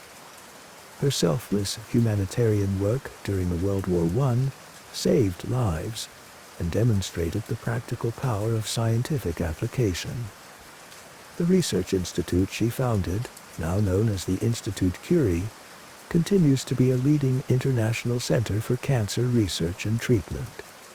Marie Curie's life story continues to inspire millions around the globe as a testament to the power of curiosity, dedication, resilience against adversity, and the profound impact one individual can have on scientific progress and human history. In 1995, in recognition of her extraordinary contributions, Her remains, along with those of her husband Pierre, were solemnly transferred to the Pantheon in Paris, France's national mausoleum reserved for its greatest citizens. She became the first woman to be interred there based on her own outstanding scientific achievements, a final, fitting tribute to her unparalleled place in history. Consider the dedication and impact of Marie Curie's life, a journey through discovery, adversity, and lasting contribution. May, reflecting on her focus and perseverance, bring a quiet inspiration as you settle in to rest. Let us travel back once more, this time to the late 16th century, the era of Queen Elizabeth I of England. It was an age of burgeoning national confidence, maritime expansion, and intense rivalry, particularly with the vast empire of Catholic Spain, which dominated the riches of the New World. England, ambitious to claim its own share of North America's potential wealth and establish strategic footholds against its Spanish adversary, began tentative efforts at exploration and colonization under Elizabeth's reign. Central to these early English endeavors was Sir Walter Raleigh, a charismatic courtier, soldier, poet, and explorer, a favorite of the Queen herself. In 1584, Raleigh secured a royal charter from Queen Elizabeth, granting him broad authority to explore, colonize, and govern territories in North America not already claimed by other Christian rulers. This charter effectively gave Raleigh license to establish the first English settlements across the Atlantic. Acting swiftly, Raleigh sponsored a reconnaissance voyage that same year, 1584, commanded by Captains Philip Amadas and Arthur Barlow. Their two ships reached the coast of modern-day North Carolina, landing on the Outer Banks, a long chain of narrow barrier islands separating the Atlantic Ocean from the mainland sounds. Visualize this coastline: sandy beaches, windswept dunes covered in sea oats, dense maritime forests of pine and live oak further inland. Amadas and Barlow explored the region, making contact with the Algonquian-speaking Native American inhabitants, notably the Sicatan people on the mainland and the Croatan people residing on the island of Roanoke, situated between the Outer Banks and the mainland. Initial encounters were reported as generally peaceful and friendly. Barlow wrote glowing accounts upon their return to England, describing the land as abundant in natural resources, timber, fish, game, fertile soil, and the native people as most gentle, loving, and faithful. They brought back two Croatan men, Manteo and Wanchese, who created a sensation at the English court, further fueling enthusiasm for colonization. Based on these positive reports, Queen Elizabeth knighted Raleigh, and the new land was named Virginia in honor of Elizabeth, the Virgin Queen. Encouraged by this initial success, Raleigh organized a much larger expedition the following year, 1585, with the aim of establishing a permanent English settlement to serve as a military outpost and base for privateering against Spanish treasure fleets. This expedition comprised around 600 men, mostly soldiers, aboard a fleet commanded by Raleigh's cousin, Sir Richard Grenville. Among the company were key figures like the scientist Thomas Harriot, tasked with surveying the land's resources, and the artist John White, whose detailed watercolor paintings of the Native Americans, their villages, customs, local flora, and fauna provide an invaluable, unique visual record of this lost world. After some initial exploration and conflict with natives further south, the expedition established a settlement on the northern end of Roanoke Island in the summer of 1585. Under the governorship of Ralph Lane, a veteran soldier, the colonists constructed a small star-shaped earthwork fort, Fort Raleigh, and rudimentary dwellings. However, this first colony soon encountered significant difficulties. The settlers arrived too late in the season to plant crops effectively and quickly exhausted their initial provisions. They became heavily reliant on supplies from England, which were infrequent, and on trade or coercion to obtain food from the local Native Americans. Relations with the mainland Secatan tribe, initially cordial, deteriorated rapidly. The colonists' demands for food, misunderstandings, cultural clashes, and English feelings of superiority bred mistrust and hostility. Ralph Lane, suspecting the Secatan chief Wingina was plotting against the colony, led a preemptive attack in the spring of 1586, killing Wingina and several of his warriors. This act irrevocably damaged relations with the mainland tribes. Facing dwindling supplies, uncertain prospects of reinforcement from Grenville, and increasing hostility from their native neighbors, the morale of the colonists plummeted. In June 1586, salvation arrived unexpectedly in the form of Sir Francis Drake's large fleet, returning to England after successful raids against Spanish ports in the Caribbean. Drake offered the struggling colonists passage home. Ralph Lane and the surviving settlers, weary and disillusioned after less than a year, readily accepted Drake's offer and abandoned the Roanoke settlement. Ironically, a relief ship sent by Raleigh arrived only days later, finding the site deserted. Grenville himself arrived shortly after that. Finding the colony abandoned, he left behind a small detachment of 15 experienced soldiers to maintain an English presence, and Raleigh's claim to the territory, before sailing back to England himself. These 15 men represented the last vestige of the first Roanoke venture, left alone on the isolated island. Their fate would be the first part of the unfolding mystery. Despite the costly failure and abandonment of the first Roanoke settlement, Sir Walter Raleigh remained determined to establish a successful English colony in Virginia.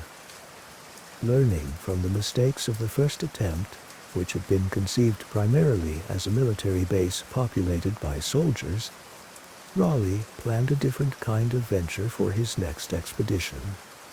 This new colony was envisioned as a permanent, self-sustaining agricultural community, populated not just by men, but by families, women and children included, who would farm the land and build a lasting English society in the New World. The intended location for this new settlement, designated the City of Raleigh, was also shifted further north to the shores of the Chesapeake Bay, an area believed to offer better harbors, more fertile land, and potentially friendlier relations with the local native inhabitants compared to the increasingly hostile environment around Roanoke Island. In May 1587, 3 ships set sail from England carrying approximately 115 colonists bound for this new beginning in the Chesapeake Bay. This group included 17 women and 9 boys. Appointed as the governor of this pioneering community was John White, the talented artist who had documented the previous expedition and possessed valuable first-hand experience of the region and its people. His own daughter, Eleanor White Dare, and his son-in-law, Ananias Dare, were among the colonists, highlighting the family-based nature of this enterprise. The Croatan man Manteo, who had spent time in England learning English and observing English customs after the 1584 voyage, also returned with this expedition, intending to serve as a crucial liaison between the colonists and the native peoples.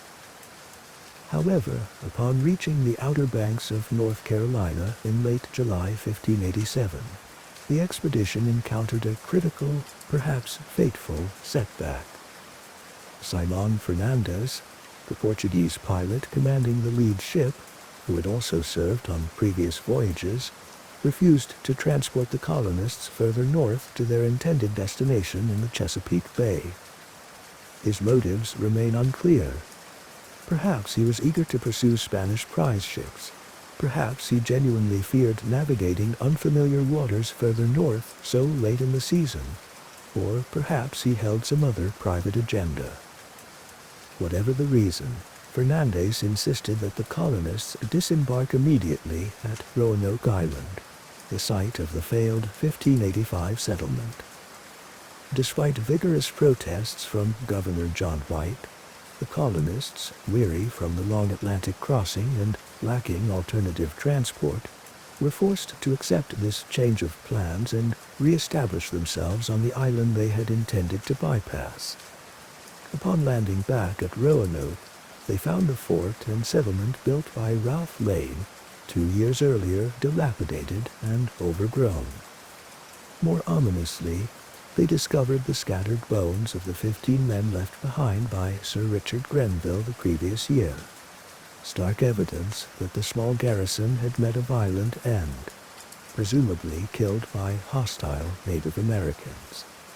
The colonists set about repairing the existing structures and building new cottages within the old settlement area.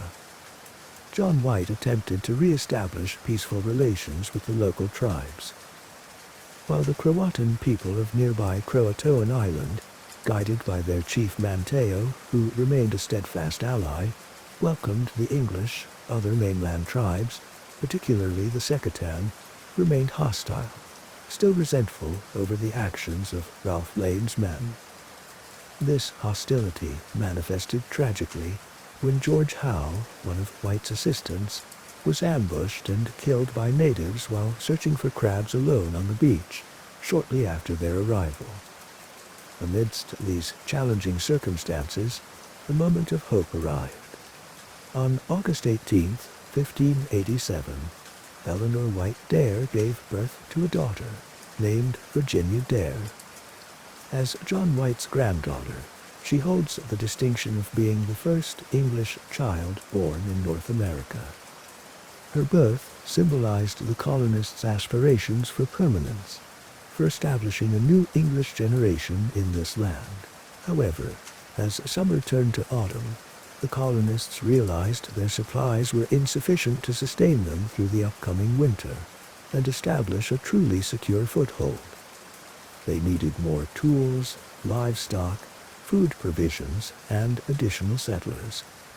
They collectively decided that Governor John White, despite his deep reluctance to leave his newly born granddaughter and daughter, was the person best suited to return to England immediately with the ships to organize a relief expedition and advocate for the colony's needs.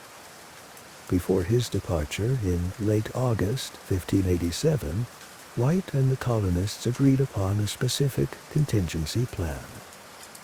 If the settlers needed to relocate from Roanoke Island during his absence, they would carve the name of their new location into a prominent tree or doorpost. Crucially, if they were forced to leave due to danger or distress, they were to carve a Maltese cross symbol above the destination name. With this understanding, John White sailed back towards England, leaving behind the community of roughly 115 English men, women, and children on Roanoke Island, trusting he would return with aid the following spring. He would not see them again. John White's planned swift return to Roanoke with supplies was catastrophically delayed. Upon reaching England in late 1587, he found the nation preoccupied with the imminent threat of invasion by Spain. All available shipping and resources were being marshaled for national defense against King Philip II's invincible armada. The massive naval battle and subsequent mobilization consumed England's attention throughout 1888. While White made desperate attempts to organize relief voyages, his efforts were thwarted by the wartime restrictions on shipping and lack of available resources. It was not until 1590, nearly 3 years after his departure, that White finally managed to secure passage back to Roanoke, traveling aboard a privateering expedition more interested in raiding Spanish ships than specifically searching for the colony. In mid-August 1590, the ships anchored off the Outer Banks near Roanoke Island. As White and a landing party approached the settlement site, they saw smoke rising from the woods, initially raising hopes the colonists were nearby. They sounded trumpets and sang familiar English songs, hoping for a response, but only silence greeted them. Reaching the settlement area itself, they found an unsettling scene.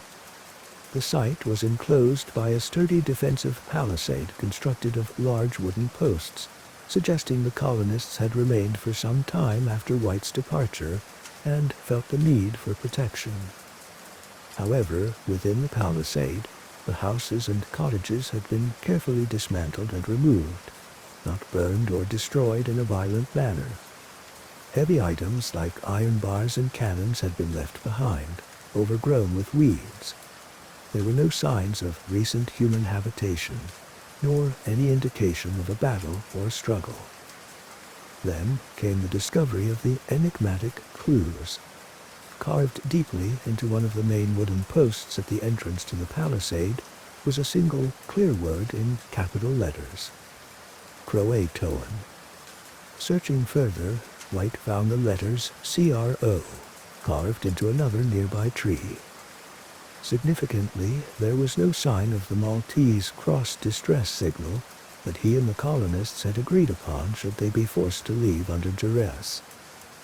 White immediately interpreted these carvings according to their prearranged plan. Croatoan was the name of the island located south along the Outer Banks, which was the homeland of their ally Monteo and the friendly Croatan Native American people.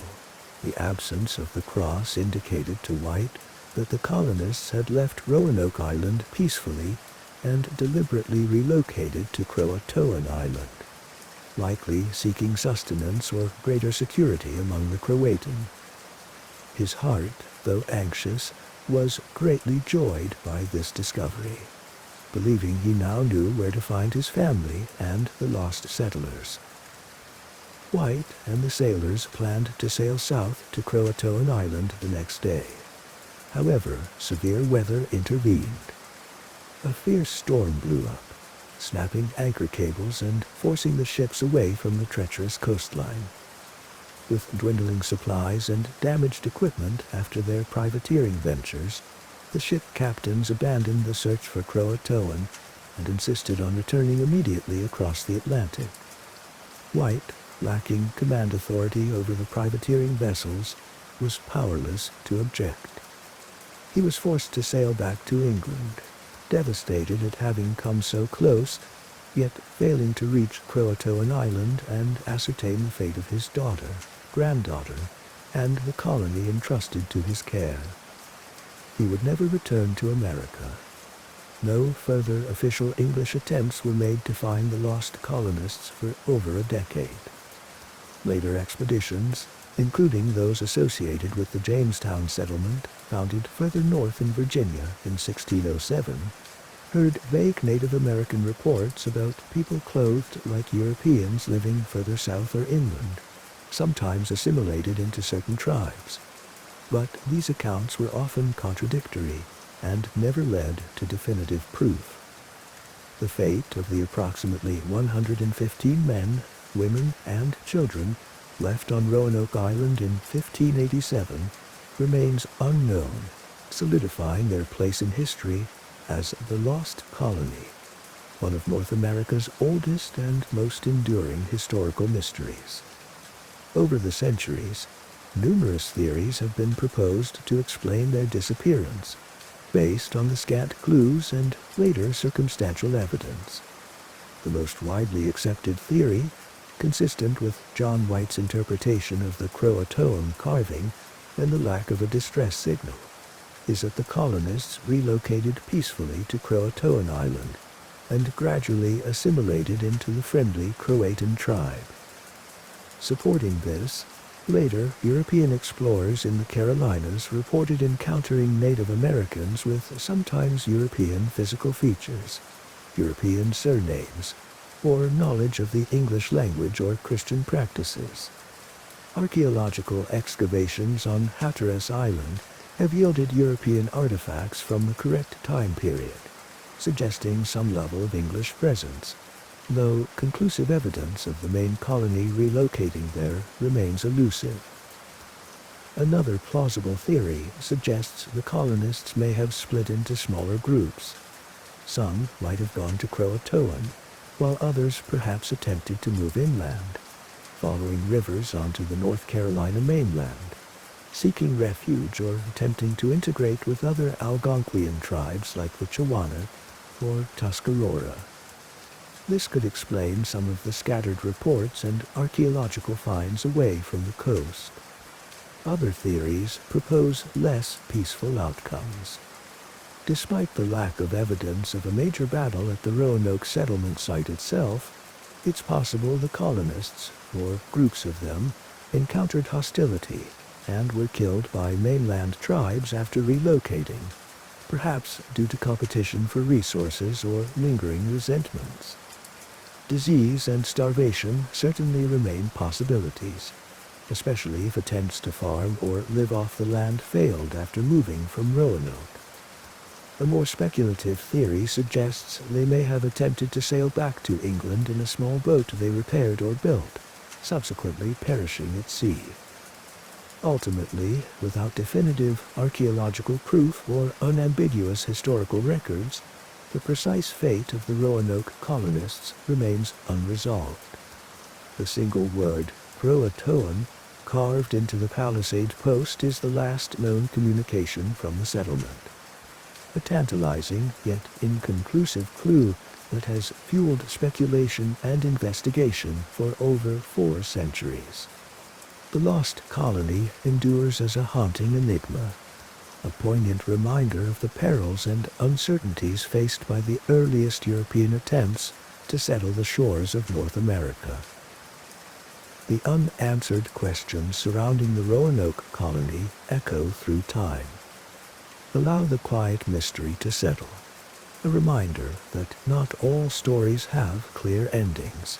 As you let your thoughts drift gently towards sleep, we now journey to ancient Greece, specifically to the region of Attica, a triangular peninsula in southeastern Greece characterized by rugged mountains, thin soil, but possessing valuable silver mines and a long coastline indented with natural harbors along the Aegean Sea.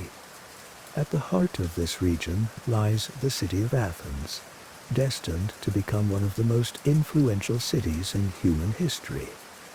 Its focal point, visible for miles around, is the Acropolis, a steep-sided, flat-topped limestone rock rising dramatically from the Attic plain. This natural fortress served as the city's sacred center and refuge from its earliest beginnings. According to Athenian mythology, the city gained its name and divine protector through a contest between 2 powerful Olympian gods. Poseidon, god of the sea, struck the Acropolis rock with his trident, bringing forth a saltwater spring. Athena, goddess of wisdom and warfare, planted an olive tree, a symbol of peace and prosperity. The Athenians judged Athena's gift more valuable, and she became the city's patron deity. Archaeological evidence confirms a human habitation in Attica stretching back to the Neolithic period, thousands of years before Common Era.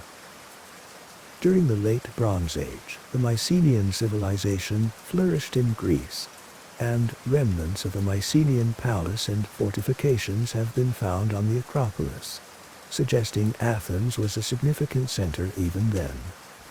Following the collapse of Mycenaean civilization around 1100 BC, Greece entered a period often called the Dark Ages, marked by population decline, loss of literacy, and political fragmentation. Athens, however, appears to have weathered this period relatively intact compared to other Mycenaean centers, perhaps due to its defensible location. Gradually, during the Archaic period, beginning around the 8th century BC, Athens re-emerged and consolidated its control over the surrounding territory of Attica, becoming a unified polis, or city-state.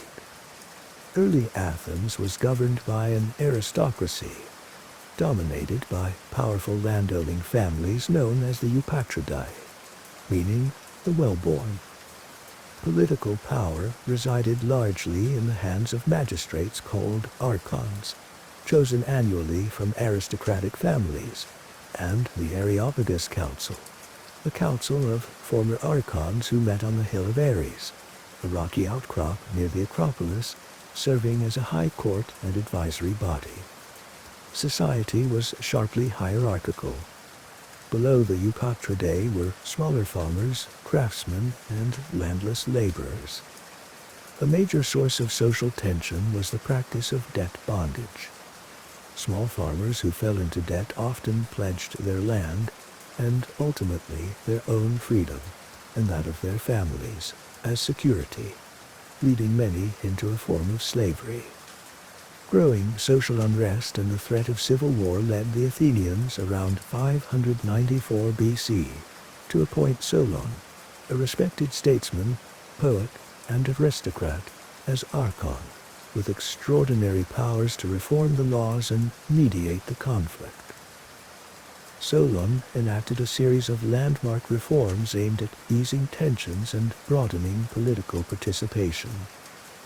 His most famous act was the Sisaktia, the shaking off of burdens, which cancelled all existing debts secured on land or personal freedom, abolished debt slavery, and freed those Athenians who had been enslaved for debt.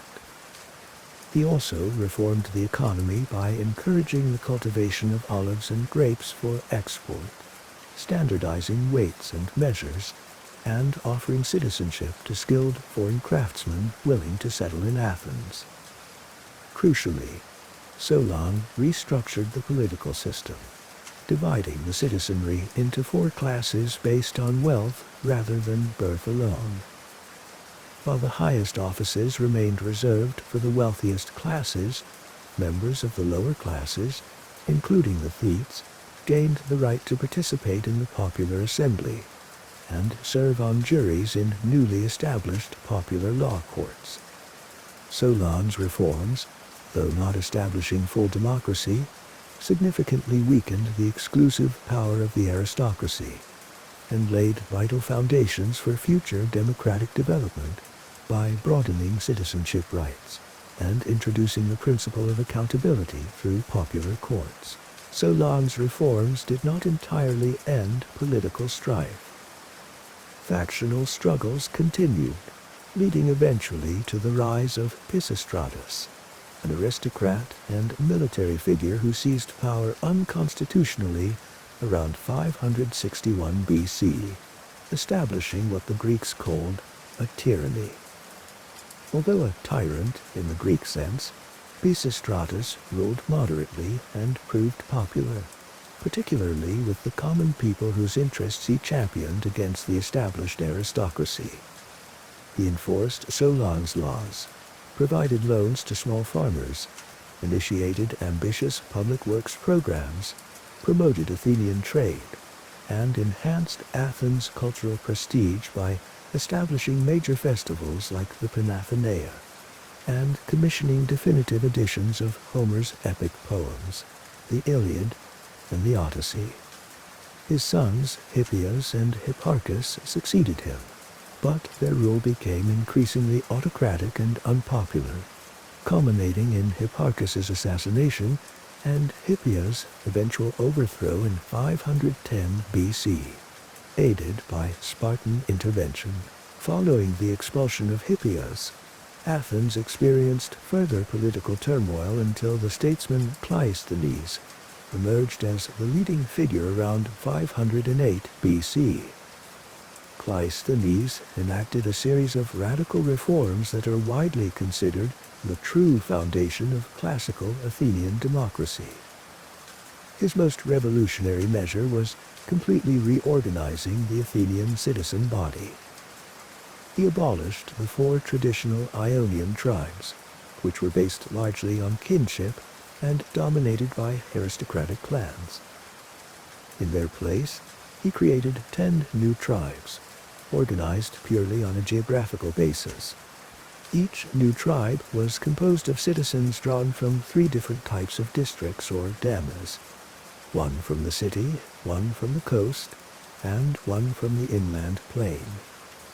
This deliberate mixing broke up old regional loyalties and aristocratic power bases, forcing citizens from different parts of Attica to cooperate within the new tribal structure. Cleisthenes also established the Council of 500, composed of 50 members chosen annually by lot from each of the 10 tribes. The bull prepared the agenda for the citizen assembly, which remained the sovereign decision-making body open to all adult male citizens. He also introduced the practice of ostracism, a procedure whereby the citizens could vote once a year to exile for 10 years any individual deemed a potential threat to the democracy, without trial or loss of property. Cleisthenes' reforms fundamentally restructured Athenian society along democratic lines, empowered the ordinary citizen body, and created the stable institutional framework that would allow Athens to flourish in the coming century. The newly established Athenian democracy faced its first major external challenge in the early 5th century BC, with the rise of the mighty Achaemenid Persian Empire, which had expanded westward to encompass the Greek city-states of Ionia on the coast of Asia Minor. In 499 BC, these Ionian cities revolted against Persian rule, seeking aid from mainland Greece. Athens, along with the city of Eretria, sent a small contingent of ships to support the revolt, an action that brought them to the attention of the Persian great king, Darius I. Though the Ionian revolt was eventually crushed by the Persians, Darius resolved to punish Athens and Eretria for their interference and to extend Persian control into mainland Greece. In 490 BC, Darius launched a punitive expedition across the Aegean Sea. After capturing and burning Eretria, the Persian fleet landed troops on the coastal plain of Marathon, northeast of Athens. The Athenians, facing the formidable Persian army, mobilized their citizen soldiers, known as hoplites, heavily armed infantrymen fighting in a disciplined phalanx formation. Led by the general Miltiades, the Athenian hoplites, though significantly outnumbered, executed a brilliant tactical maneuver. Strengthening their flanks and charging across the plain, they enveloped and routed the less heavily armored Persian infantry, inflicting heavy casualties while suffering relatively few losses themselves. A runner, possibly Phidippides, was dispatched to Athens with the news of the stunning victory. The Battle of Marathon was a pivotal moment, demonstrating the resilience of the Athenian democracy and the effectiveness of the hoplite phalanx, and instilling immense confidence in the Athenians. Despite the victory at Marathon, the threat from the vastly larger Persian Empire remained. A crucial debate ensued in Athens regarding future strategy.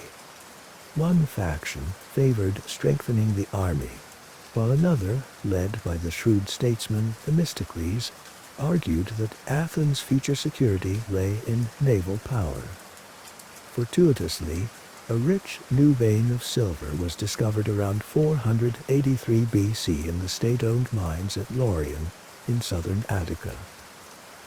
Themistocles persuaded the Athenian assembly, against considerable opposition, to forgo distributing this silver wealth among the citizens, and instead invested in constructing a large modern fleet of warships, specifically triremes. Triremes were galleys with 3 banks of oarsmen on each side, designed for speed and maneuverability. equipped with a bronze ram at the prow for sinking enemy ships. This far-sighted decision proved absolutely crucial. By the time the Persians returned, Athens possessed the largest and most skilled navy in Greece, numbering around 200 triremes. In 480 BC, Darius's son and successor, King Xerxes III, launched a massive invasion of Greece by land and sea, seeking to conquer the entire peninsula. The Persian army, numbering in the hundreds of thousands according to ancient sources, marched south through northern Greece, while the enormous Persian fleet sailed along the coast. A small force of Spartans and other Greeks under King Leonidas made a heroic, albeit doomed, stand against the Persian army at the narrow pass of Thermopylae. Following this, the Persians advanced into central Greece, occupying Athens. The Athenians had evacuated most of their civilian population to the nearby island of Salamis, and relied on their fleet for defense. The Persian army looted and burned the city of Athens, destroying the temples on the Acropolis. The decisive confrontation came at sea. Themistocles cleverly lured the larger, more cumbersome Persian fleet into the narrow straits between Salamis and the mainland. In the confined waters, the superior seamanship and maneuverability of the smaller Greek triremes, predominantly Athenian, proved decisive. The Greek fleet inflicted a crushing defeat on the Persians at the Battle of Salamis in September 480 BC, destroying a significant portion of Xerxes' navy.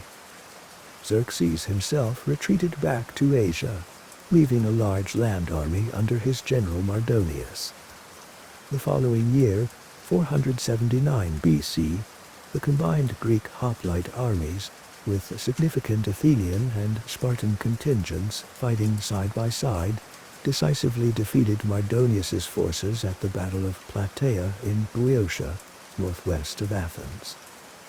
These twin victories at Salamis and Plataea effectively ended the Persian threat to mainland Greece and marked a triumph for the allied Greek city-states, with Athens playing a leading role, particularly at sea.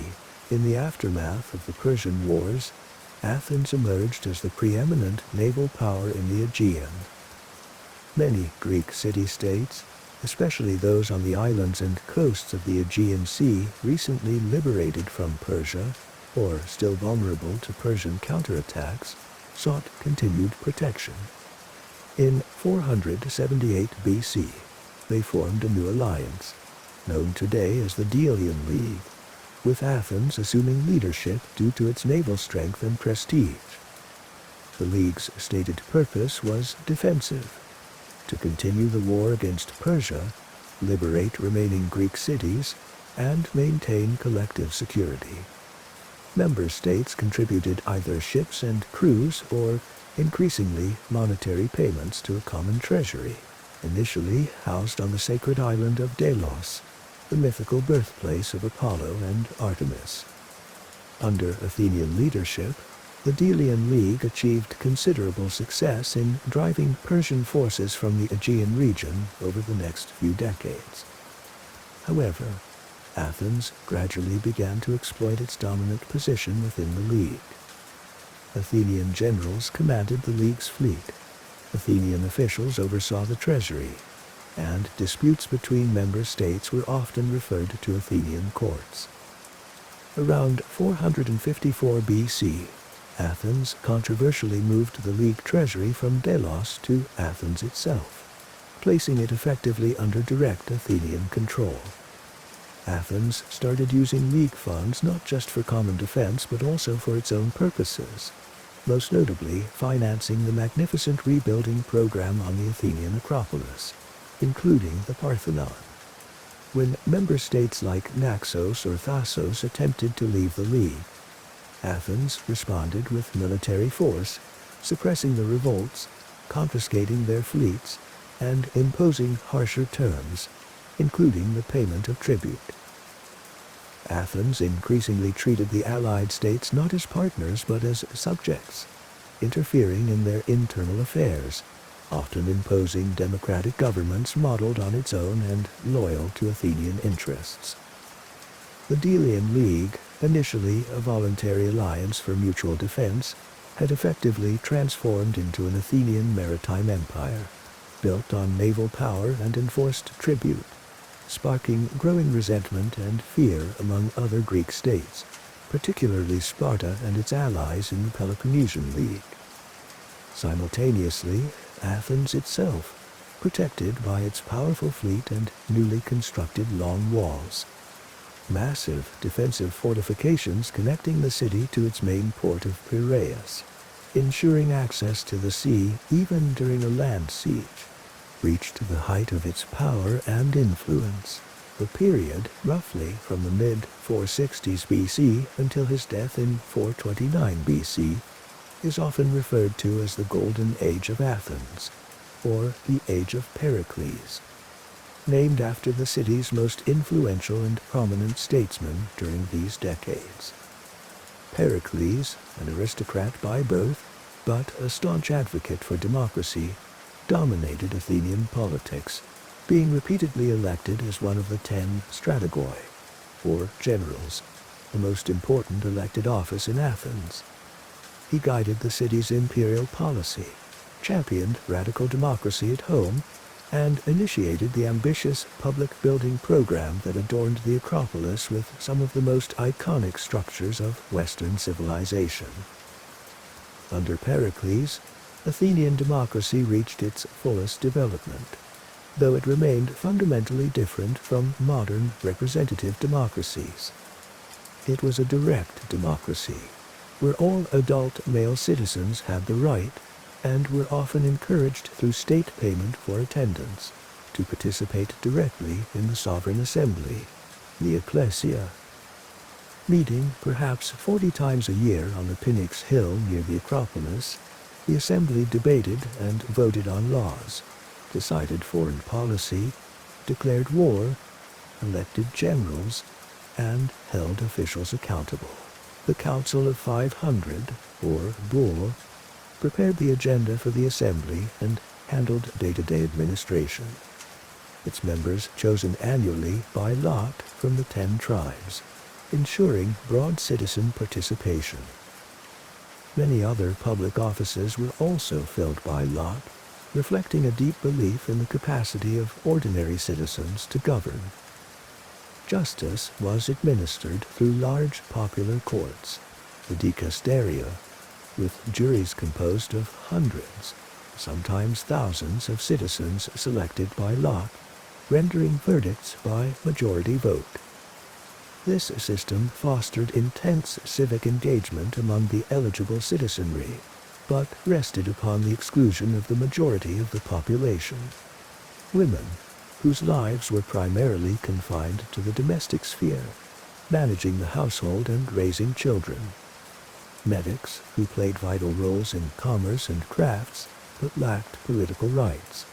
And a large enslaved population, performing essential labor in homes, workshops, agriculture, and notoriously under brutal conditions in the state-owned silver mines at Laurion, whose wealth helped fund the Athenian state and fleet. This period also witnessed an unparalleled flourishing of intellectual and artistic creativity, making Athens the undisputed cultural center of the Greek world. The Agora, the central marketplace and civic heart of the city below the Acropolis, buzzed not only with commerce but also with philosophical debate. Here, Socrates, the unconventional philosopher born around 470 BC, famously spent his days engaging fellow Athenians in dialogue, employing his characteristic method of relentless questioning to probe their beliefs about concepts like virtue, justice, knowledge, and the good life. Though he wrote nothing himself, his provocative questioning and emphasis on self-examination profoundly influenced later philosophers, most notably his student Plato, and laid the foundations for Western philosophical inquiry.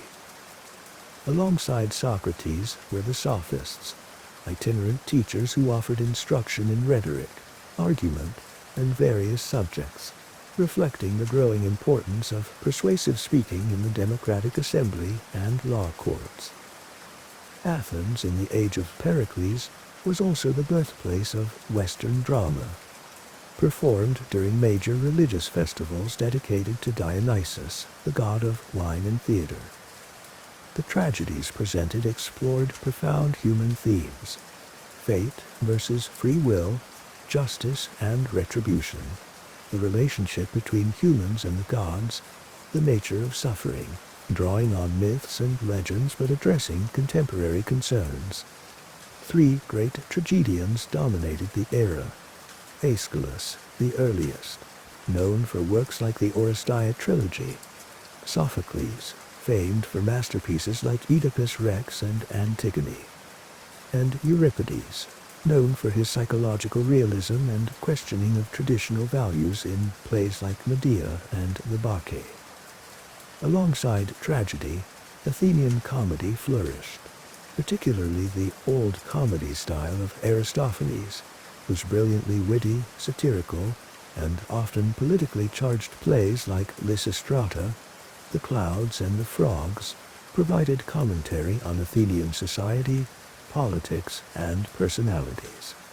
These plays were performed in the vast, open-air theater of Dionysus, situated on the southeastern slope of the Acropolis, before audiences numbering in the thousands.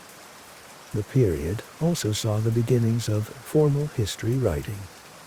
Herodotus of Halicarnassus, often called the father of history, traveled widely and wrote his histories, a fascinating account of the Persian Wars and the cultures of the known world, blending factual reporting with storytelling. Thucydides, an Athenian general, wrote a more analytical and critical history of the Peloponnesian War, focusing on political causation, human motivation, and objective reporting, setting a new standard for historical methodology. Visually, the age of Pericles left its most enduring legacy on the Acropolis. Overseen by Pericles and the brilliant sculptor Phidias, the sacred rock was transformed into a breathtaking monument to Athenian power, piety, and artistic achievement, funded largely by tribute from the Delian League. The centerpiece was the Parthenon, the magnificent temple dedicated to the city's patron goddess, Athena Parthenos. Built entirely of gleaming Pentelic marble in the Doric order, its architectural proportions achieved a remarkable harmony. It was adorned with intricate sculptural decoration, including metopes depicting mythological battles, a continuous frieze possibly representing the Panathenaic procession, and elaborate sculptures in the pediments.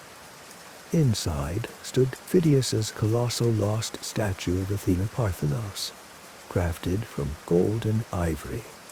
Other masterpieces constructed during this era include the Propylaea, the monumental gateway complex serving as the entrance to the Acropolis, the exquisite temple known as the Erechtheion, built in the Ionic order, famous for its porch supported by columns carved in the form of female figures, the Caryatids, and the small, elegant temple of Athena Nike, perched on a bastion overlooking the entrance.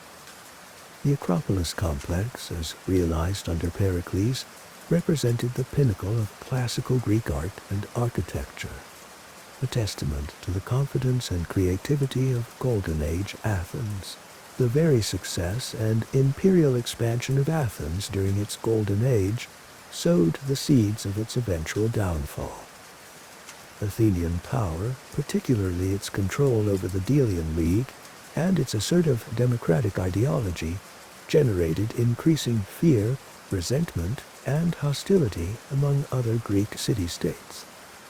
The primary rival was Sparta, the dominant land power in Greece, located in the Peloponnesus region, needing its own network of allies known as the Peloponnesian League. Sparta, an oligarchic society built on strict military discipline, and the labor of a large enslaved population, viewed Athens' growing power and democratic influence as a direct threat to its own security and way of life.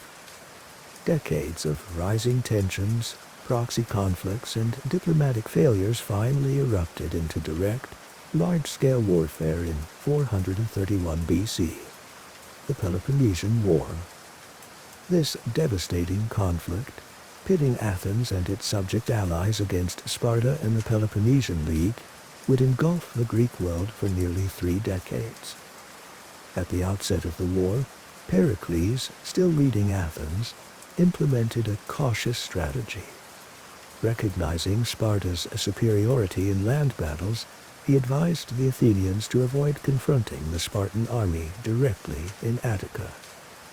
Instead, Athens would rely on its naval supremacy to raid Peloponnesian coasts and maintain supplies via the sea, while the rural population of Attica sheltered behind the security of the long walls connecting Athens to its port, Piraeus. Pericles believed Athens could outlast Sparta in a war of attrition, funded by its imperial revenues. However, this strategy had unforeseen tragic consequences. In 430 BC, just 1 year into the war, with large numbers of people crowded within the city walls in unsanitary conditions, a devastating plague broke out in Athens.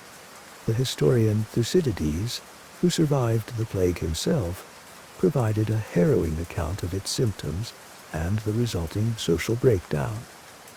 The plague raged intermittently for several years, killing perhaps 1/4 to 1/3 of the Athenian population, including, crucially, Pericles himself in 429 BC. His death deprived Athens of its most capable and respected leader at a critical time. The war dragged on for 27 years, marked by fluctuating fortunes, periods of intense fighting interspersed with temporary truces, and acts of brutality on both sides. Athenian naval power initially secured some successes, such as the capture of a significant number of Spartan soldiers on the island of Sphacteria near Pylos in 425 BC. However, Athenian leadership after Pericles proved less consistent, sometimes pursuing overly aggressive or reckless policies. Internal political divisions between democratic and oligarchic factions also weakened the city's resolve at times. A turning point came with Athens' ambitious decision in 415 BC, advocated by the charismatic but controversial figure Alcibiades, to launch a massive naval expedition to conquer the powerful Greek city of Syracuse in Sicily. The Sicilian expedition proved disastrous. After initial setbacks, political intrigue leading to Alcibiades' defection to Sparta, and determined Syracusan resistance aided by Spartan advisors, the entire Athenian fleet and army were trapped and annihilated in Sicily by 413 BC. It was a catastrophic military and financial blow from which Athenian power never fully recovered. Despite the Sicilian disaster, Athens fought on tenaciously for almost another decade, rebuilding its fleet and resisting Spartan advances. However, Sparta, now crucially receiving substantial financial aid from the Persian Empire, Athens' old foe, eager to see Athenian power broken, was finally able to build and maintain a navy capable of challenging Athens at sea. Under the skilled command of the Spartan admiral Lysander, the Peloponnesian fleet won the final, decisive naval battle at Aegospotami in the Hellespont in 405 BC, destroying the last major Athenian fleet.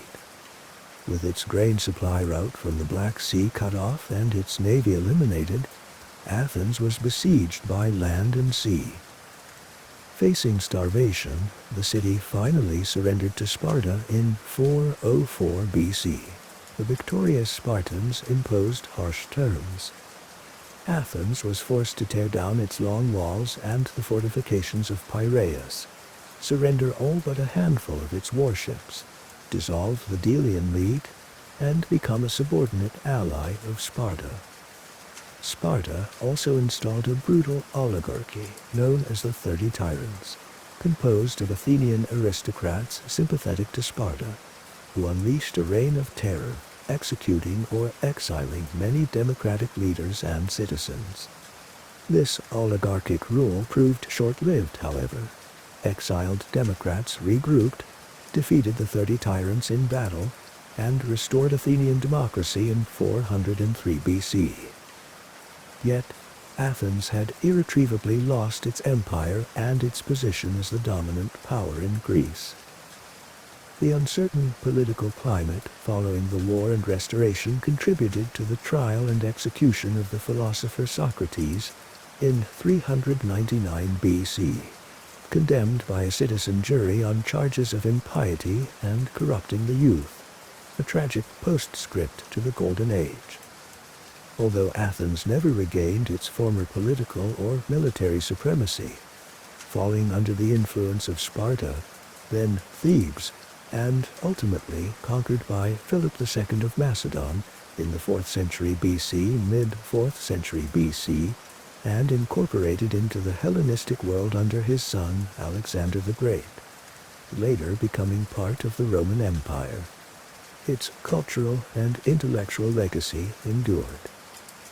Throughout the 4th century BC and beyond, Athens remained the preeminent center of philosophy, rhetoric, and education in the ancient world, revered even by its conquerors. The ideas and achievements born in ancient Athens, democracy, philosophy, drama, history, classical art, and architecture, have profoundly shaped Western civilization and continue to resonate powerfully across the millennia. Consider the arc of ancient Athens, its rise to democratic brilliance and cultural heights, followed by the long struggle and eventual decline of its political power. Let the echoes of its history, its triumphs and tragedies, settle into a quiet understanding as your mind finds stillness. We now delve into one of the most significant and defining conflicts of the ancient Greek world, the Peloponnesian War. This protracted and devastating struggle, lasting nearly 3 decades from 431 to 404 BC, pitted the two preeminent powers of classical Greece against each other in a contest for supremacy. On one side stood Athens, the vibrant center of democracy and culture we explored previously, heading a powerful maritime empire known as the Delian League, which included most of the Aegean islands and coastal cities.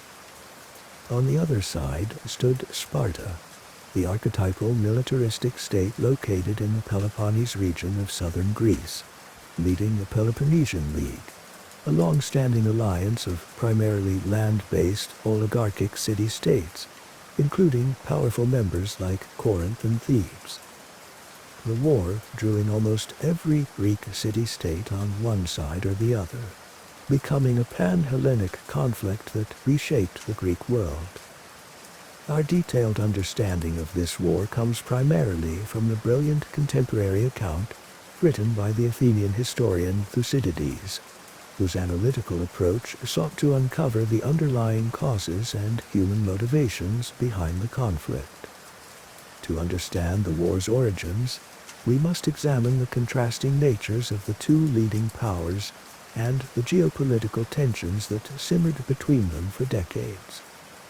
Athens, fueled by the wealth derived from its empire and bustling trade through its port Piraeus, possessed unmatched naval power. Its fleet of triremes controlled the Aegean Sea. Protected by its formidable long walls connecting the city to Piraeus, Athens felt secure from land attack. Its radical democracy, though excluding many, fostered intense civic pride and engagement among its male citizens. Sparta, by contrast, was an inward-looking, landlocked state, whose society was entirely organized around military readiness. Its citizens, the Spartiates, underwent rigorous lifelong training from childhood to become elite hoplite warriors, renowned for their discipline and courage in the phalanx formation. Spartan society relied heavily on the labor of a large population of state-owned serfs, the helots, whose potential for revolt necessitated constant vigilance and military control. Sparta's government was a conservative oligarchy, headed by two hereditary kings, the Council of Elders, and elected officials called ephors. While Athens represented dynamic maritime imperialism and democracy, Sparta embodied conservative land-based power and oligarchy. According to Thucydides, the underlying truest cause of the war was the inexorable growth of Athenian power following the Persian Wars, and the resulting fear this expansion instilled in Sparta and its allies. Athens's transformation of the Delian League from a voluntary defensive alliance into a coercive empire, its increasing interference in the affairs of other Greek states, its construction of the Long Walls creating an impregnable urban fortress, and its assertive democratic ideology were all perceived by the Spartans and their allies as deeply destabilizing and threatening to the existing balance of power in Greece. This fundamental clash of power and ideology created an atmosphere of deep mistrust and rivalry that made conflict almost inevitable. While this underlying tension built for decades, several specific diplomatic crises in the years immediately preceding 431 BC served as the direct triggers for war. One major dispute involved the island of Corcyra, a powerful naval state and a colony of Corinth, which became embroiled in a civil war and sought an alliance with Athens. Athens, seeing an opportunity to gain a strategic naval ally, agreed to a defensive alliance, leading to Athenian ships clashing directly with Corinthian vessels in 433 BC, infuriating Corinth. Another flashpoint occurred at Potidaea, a city in northern Greece that was both a colony of Corinth and a tribute-paying member of the Athenian Delian League. Athens demanded Potidaea dismiss its Corinthian magistrates and tear down its seaward walls, fearing its potential revolt. Potidaea refused, and, with Corinthian support, rebelled against Athens in 432 BC, leading to a lengthy Athenian siege. A third major grievance was the Megarian Decree, passed by Athens around 432 BC. This decree imposed severe economic sanctions on the nearby city-state of Megara, a member of the Peloponnesian League, banning Megarian merchants from accessing the ports of the Athenian Empire and the marketplace of Athens itself. This was seen by Sparta and its allies as an unacceptable act of Athenian aggression against a Peloponnesian League member. These specific conflicts, particularly the strong pressure exerted by Corinth and Megara, pushed the normally cautious Spartans towards action. Delegates from the Peloponnesian League met in Sparta in 432 BC, presenting their grievances against Athens. After internal debate, the Spartan assembly voted that Athens had broken the existing 30 years peace treaty and resolved in favor of war. Following this, Sparta issued a series of ultimatums to Athens, initially demanding the lifting of the Megarian Decree and the granting of independence to cities within the Athenian Empire. Their final ultimatum essentially demanded Athens abandon its empire entirely. Pericles, leading Athens, persuaded the Athenian assembly to reject these demands, arguing that submitting to Spartan ultimatums would only invite further demands and demonstrate weakness. He believed Athens could win a protracted war through its naval power and financial reserves. With diplomacy exhausted, the final rupture came in the spring of 431 BC, when Thebes, a Spartan ally, launched a surprise night attack against Plataea, a small city allied with Athens. Although the attack failed, it marked the first open act of aggression, and the Great Peloponnesian War began. The initial phase of the Peloponnesian War, lasting roughly from 431 to 421 BC, is often termed the Archidamian War, named after the Spartan king Archidamus II, who led several of the early invasions into Athenian territory. This period was characterized by the contrasting strategies of the two main belligerents, reflecting their respective strengths. Sparta, possessing the superior land army, adopted a strategy of direct pressure on Athens itself. Each summer, usually beginning around the time the grain ripened, Archidamus would lead the Peloponnesian army into Attica. They would systematically ravage the countryside, burning crops, cutting down olive trees and vineyards, hoping either to provoke the Athenian army into coming out from behind their walls for a decisive hoplite battle, or to inflict enough economic pain and hardship to force Athens to sue for peace. Athens, under the strategic guidance of Pericles, countered with a strategy designed to leverage its unique strengths: naval power and defensive fortifications. Pericles persuaded the Athenian citizens living in the countryside of Attica to abandon their farms and homes during the annual Spartan invasions and take refuge within the city's formidable defensive circuit, particularly the long walls. These massive parallel stone walls, stretching over 6 kilometers, connected Athens securely to its main harbor city of Piraeus, ensuring that as long as Athens controlled the sea, it could import food and supplies indefinitely, rendering a land siege ineffective. While the Spartans ravaged the empty fields outside, the Athenian population remained safe, albeit crowded within the walls. Simultaneously, the powerful Athenian fleet, unchallenged at sea, sailed out each summer to launch retaliatory raids against the coastal territories of Sparta and its allies in the Peloponnese, disrupting their economies and demonstrating Athenian naval reach. Pericles' strategy was essentially one of attrition, based on the belief that Athens' financial reserves derived from imperial tribute and its secure maritime supply lines would allow it to outlast the Peloponnesians, whose hoplite-based armies could not remain mobilized in Attica indefinitely. This strategic deadlock, however, was tragically disrupted by an unforeseen catastrophe. In the summer of 430 BC, the second year of the war, with the large rural population again crowded into the confined urban space between the long walls during the Spartan invasion, a devastating epidemic disease broke out within Athens. Known as the Plague of Athens, its exact medical identity remains uncertain. Typhoid fever, epidemic typhus, measles, or even Ebola have been suggested.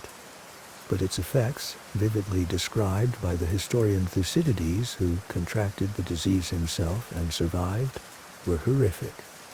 Symptoms included sudden high fever, inflammation of the eyes, throat, and tongue, violent coughing and sneezing, extreme thirst, vomiting, skin rashes with pustules and ulcers, and often severe diarrhea.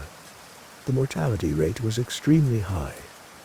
Thucydides records the complete breakdown of social and religious norms as the plague raged. Desperate people disregarded laws. Funeral customs were abandoned as the dead piled up.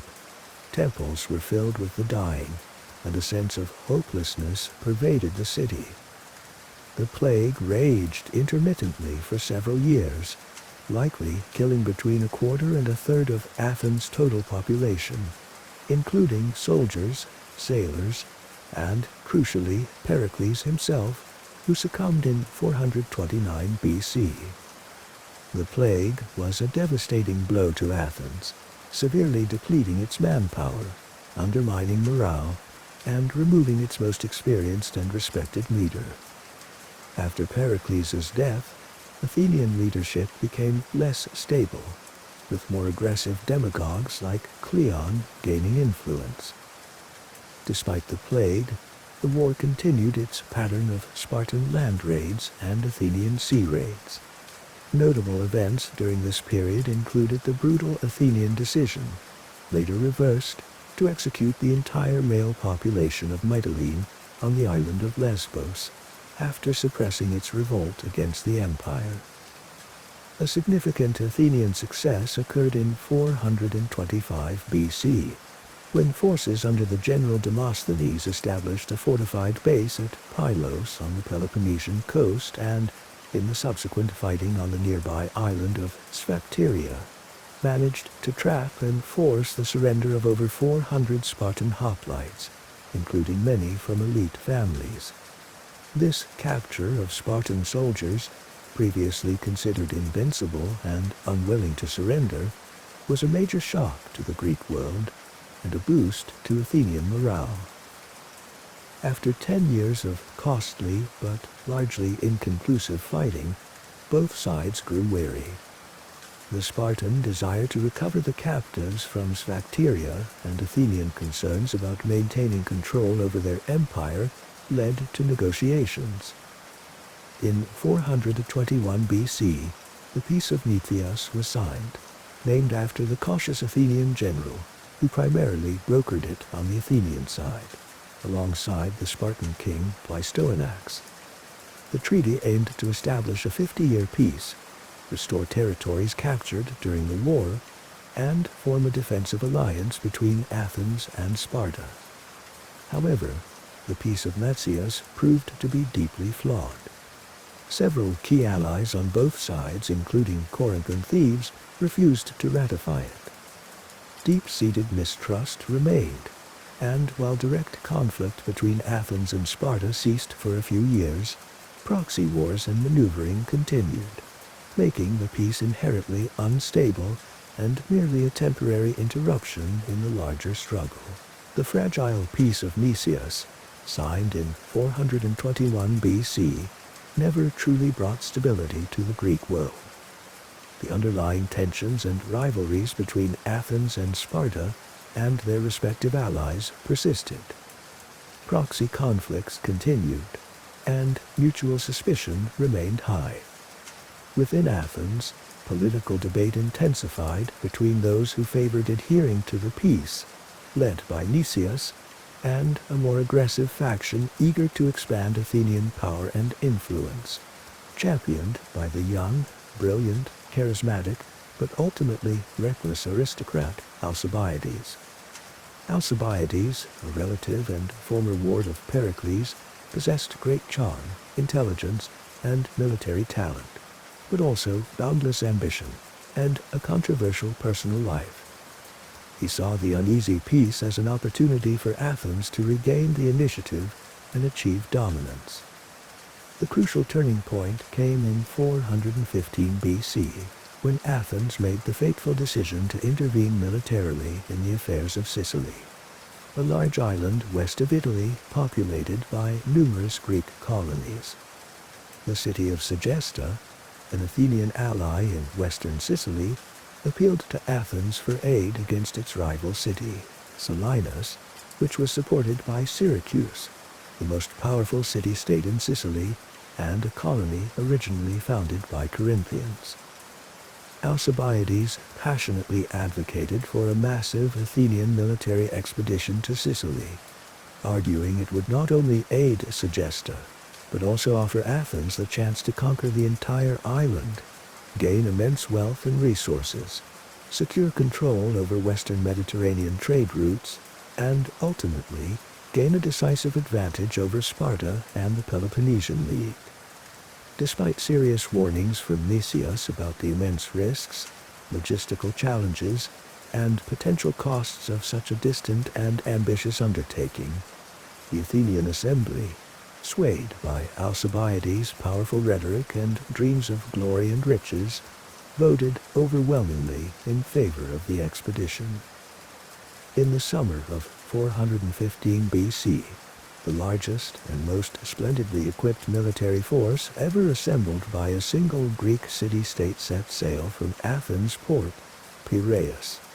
The fleet comprised over 130 high-quality triremes, numerous transport ships carrying thousands of Athenian hoplites, archers, slingers, cavalry, and allied troops, along with vast supplies.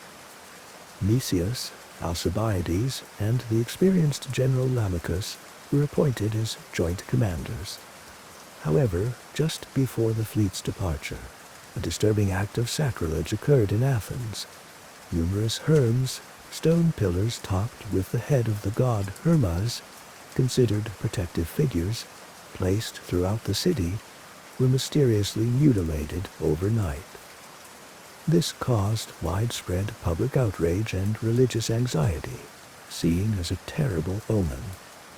Suspicion fell upon Alcibiades and his associates, known for their sometimes irreverent behavior, although no proof was found immediately. Shortly after the massive fleet arrived in Sicily and began initial operations, the political situation in Athens shifted. Alcibiades' enemies seized the opportunity presented by the religious scandal to formally recall him to Athens to stand trial for impiety, related to the Herm mutilation and alleged profanation of the sacred Eleusinian mysteries. Knowing he would likely face condemnation in the charged atmosphere back home, Alcibiades chose instead to defect. He escaped his Athenian escort, made his way to the Peloponnese, and offered his services and invaluable strategic knowledge to Sparta. His defection was a major blow to the Athenian expedition and a boon to their enemies. In Sicily, the expedition, now primarily under the command of the hesitant Nicias, after Lamachus was killed in an early skirmish, became bogged down in a protracted siege of Syracuse. Alcibiades advised the Spartans to send aid to Syracuse, and the arrival of the capable Spartan general Gylippus dramatically stiffened Syracusan resistance. Alcibiades also gave Sparta crucial strategic advice to establish a permanent fortified base within Attica itself. In 413 BC, the Spartans acted on this advice, occupying and fortifying the town of Thessalia, located in the hills northeast of Athens. This allowed Spartan forces to remain in Attica year-round, continuously disrupting Athenian agriculture, preventing access to the Laurion silver mines, and encouraging thousands of skilled slaves to desert from Athens.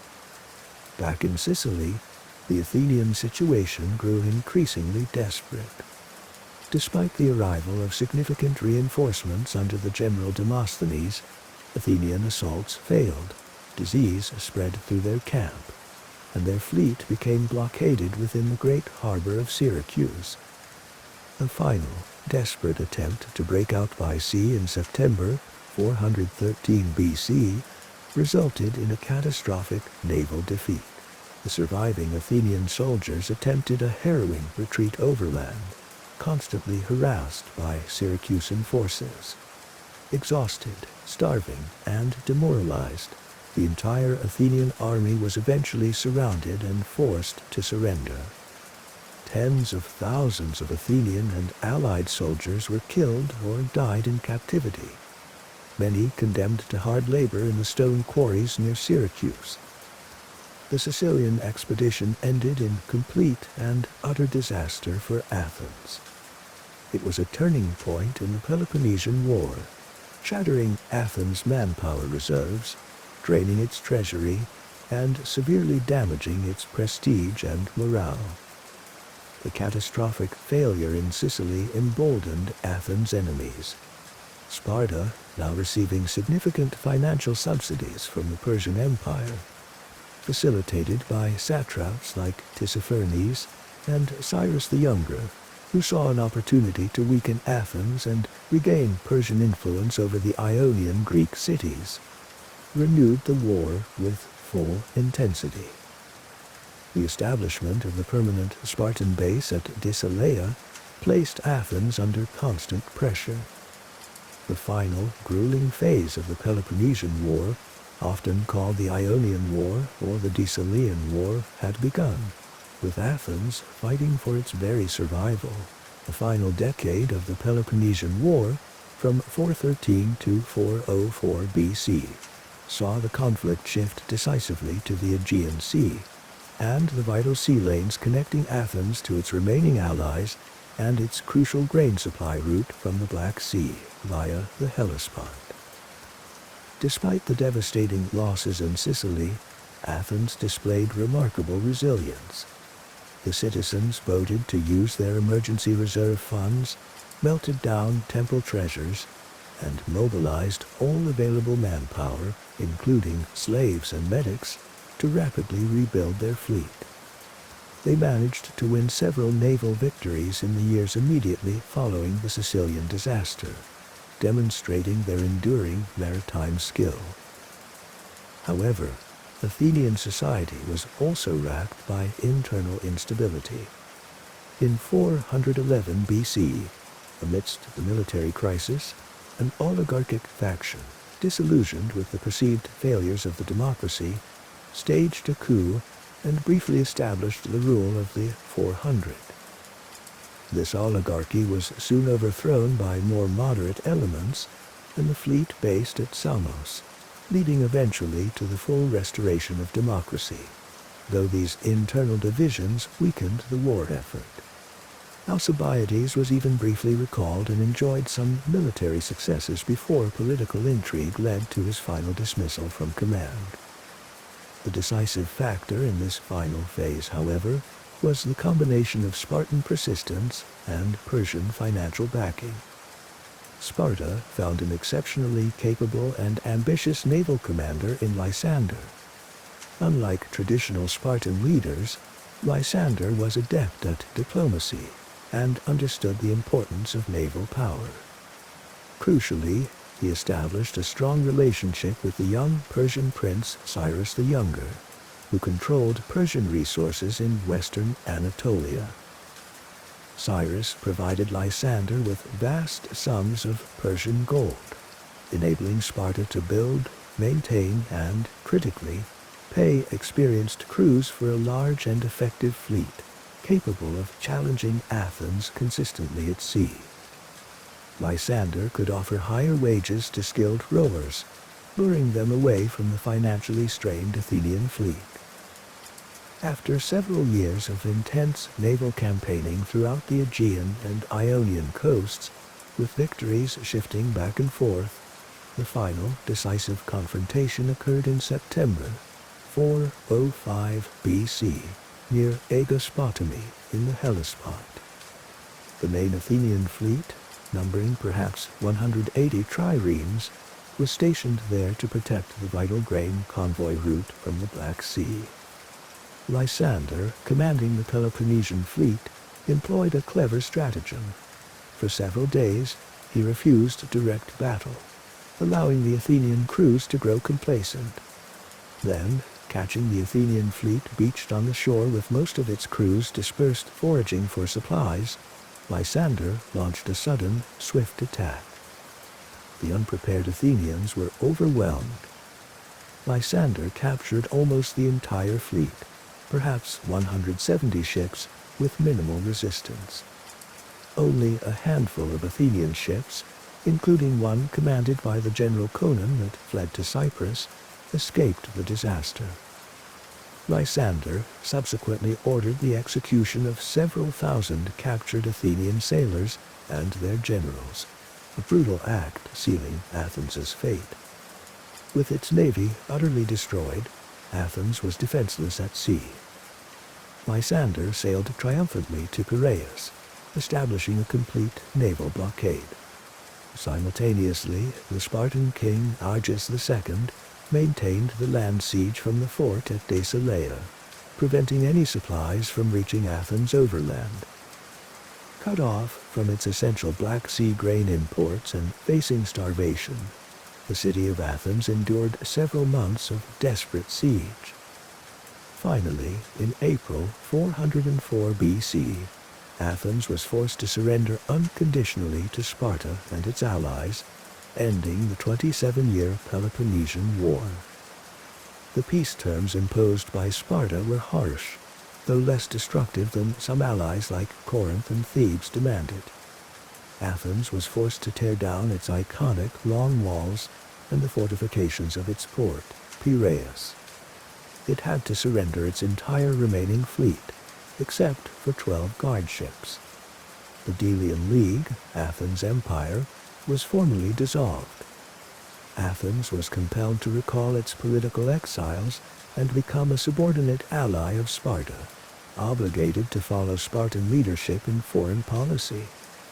Furthermore, Lysander intervened directly in Athenian politics, supporting the establishment of a narrow pro-Spartan oligarchy known as the 30 Tyrants.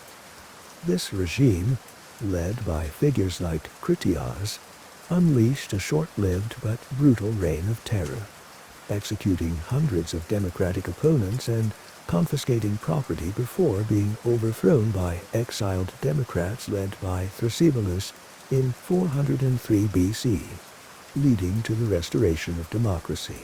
The Peloponnesian War left an indelible mark on the Greek world. Athens' golden age was definitively over. Its empire was lost, its wealth depleted, its population reduced, and its spirit scarred by defeat and civil strife, culminating in the tragic trial and execution of Socrates in 399 BC.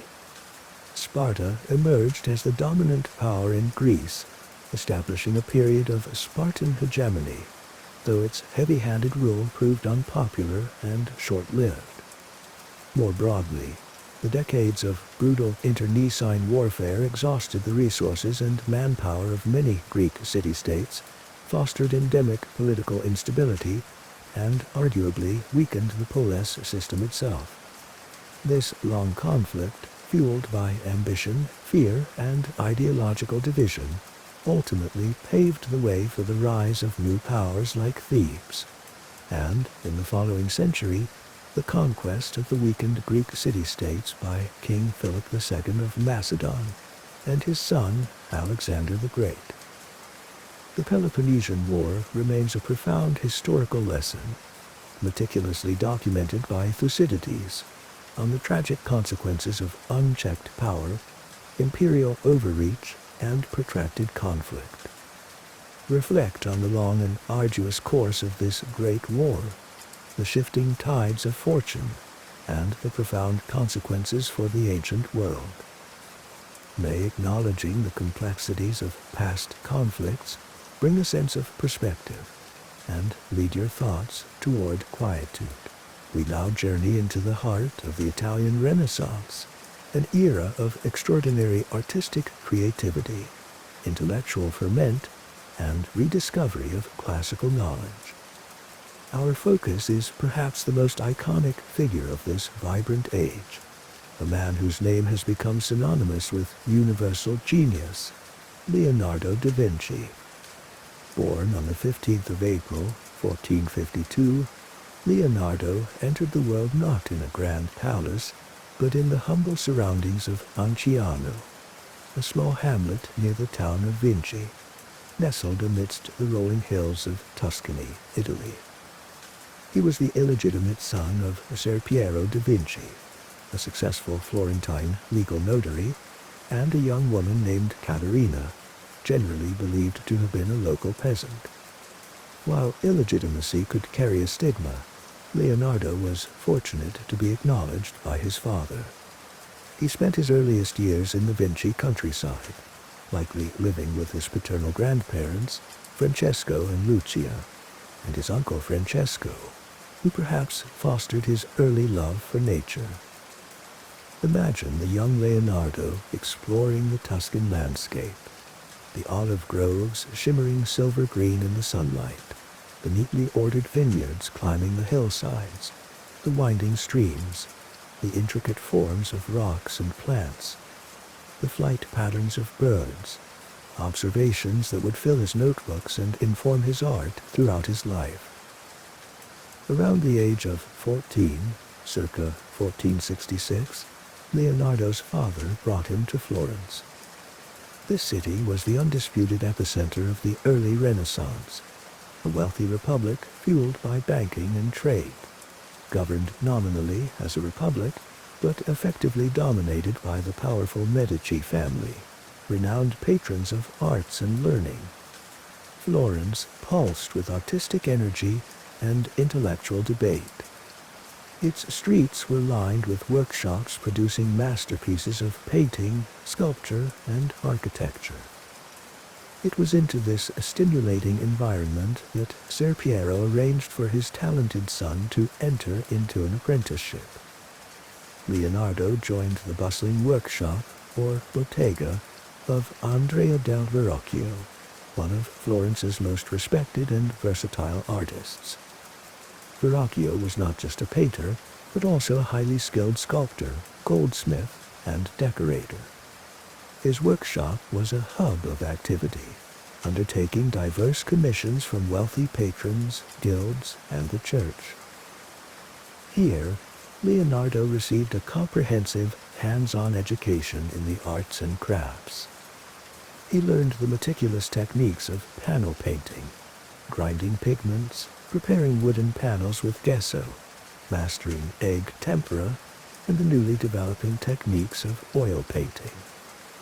He studied draftsmanship, perspective, human anatomy, sculpture in clay, marble and bronze casting, metalworking, mechanics, and even basic chemistry related to pigments and materials.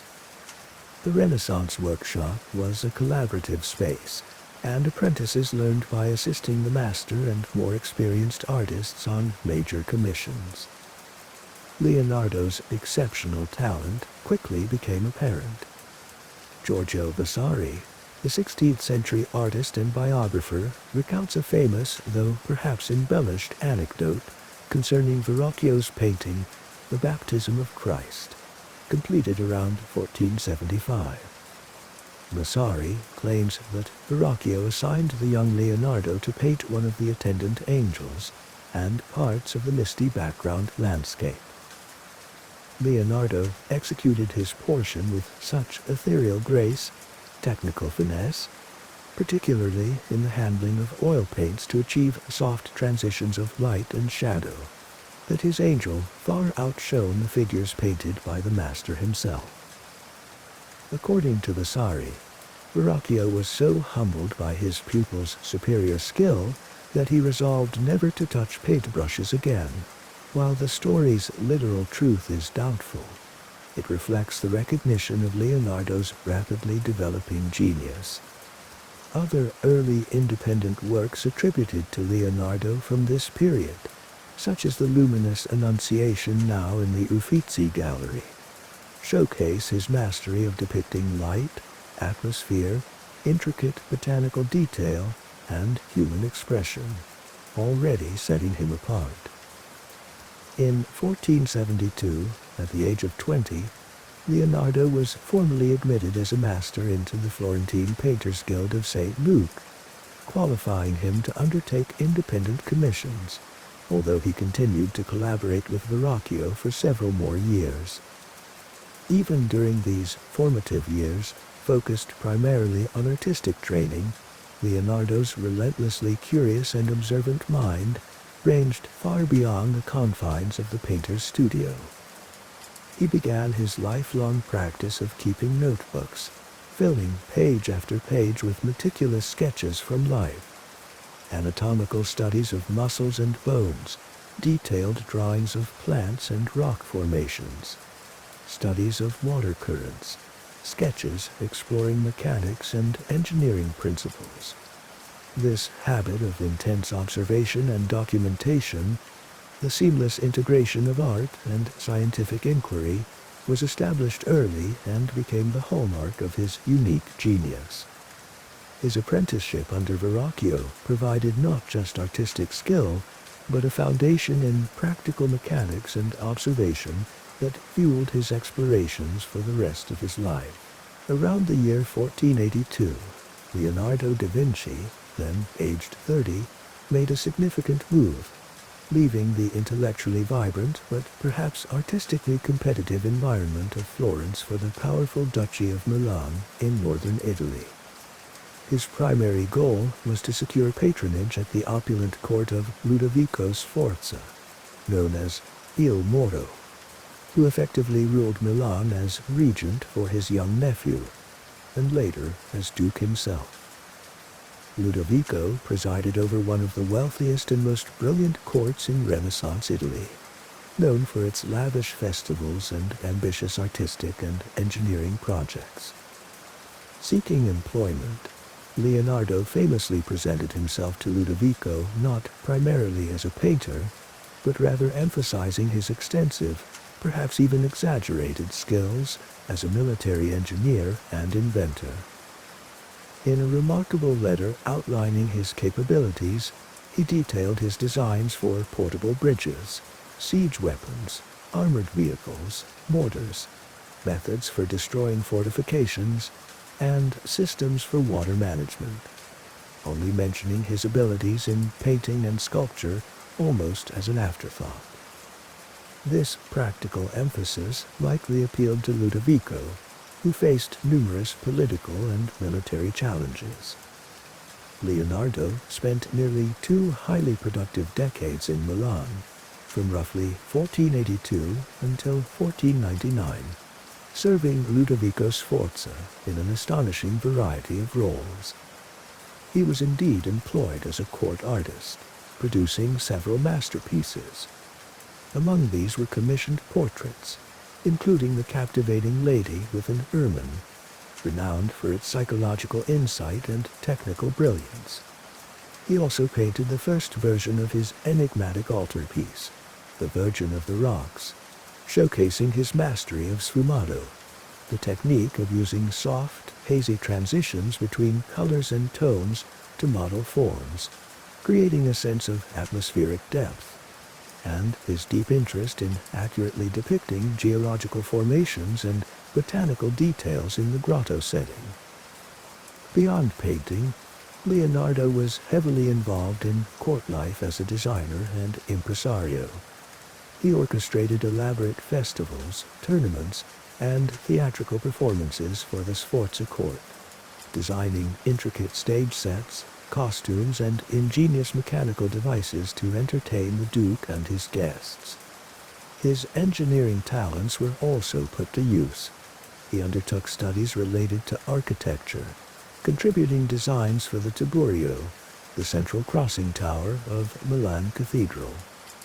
He engaged in extensive work as a hydraulic engineer, studying river systems, designing canals to improve navigation and irrigation around Milan, demonstrating his keen understanding of water dynamics.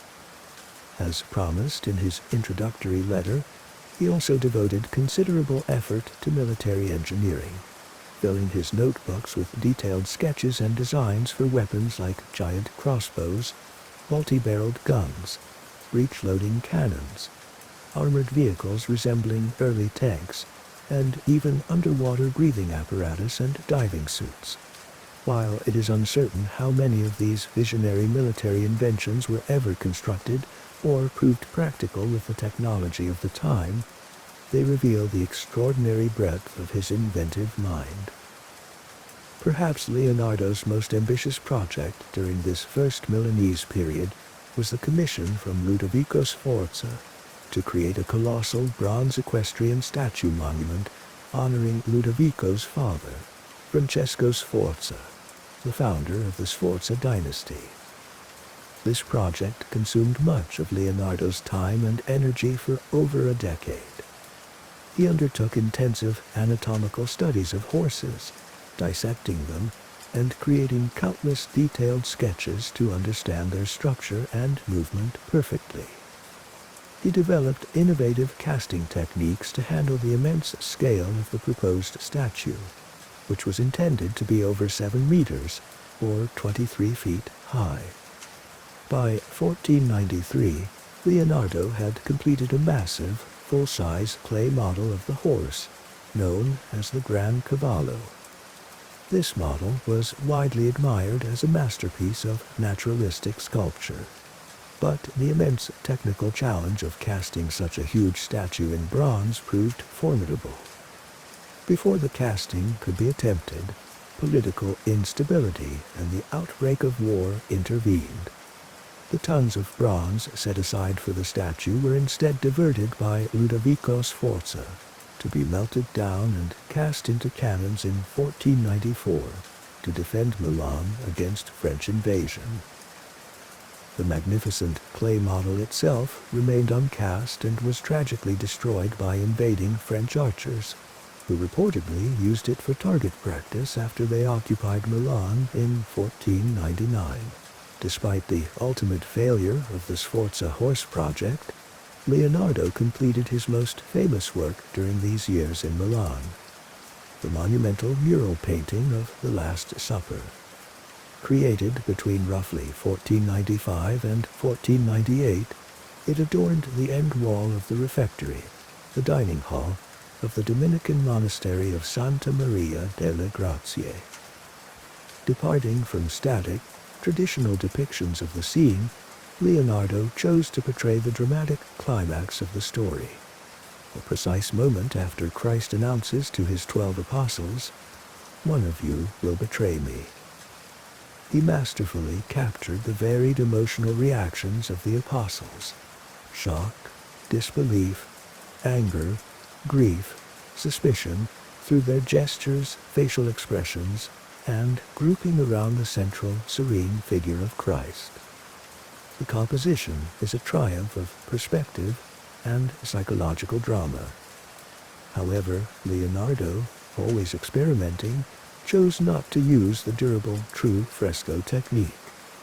Instead, he worked slowly and deliberately, using tempera paints mixed with oil, applied onto a dry plaster wall, allowing him greater detail and luminosity. Unfortunately, this experimental technique proved disastrously unstable. The paint began to flake and deteriorate even within 2 decades of its completion, leading to centuries of decay and numerous restoration attempts for this iconic masterpiece.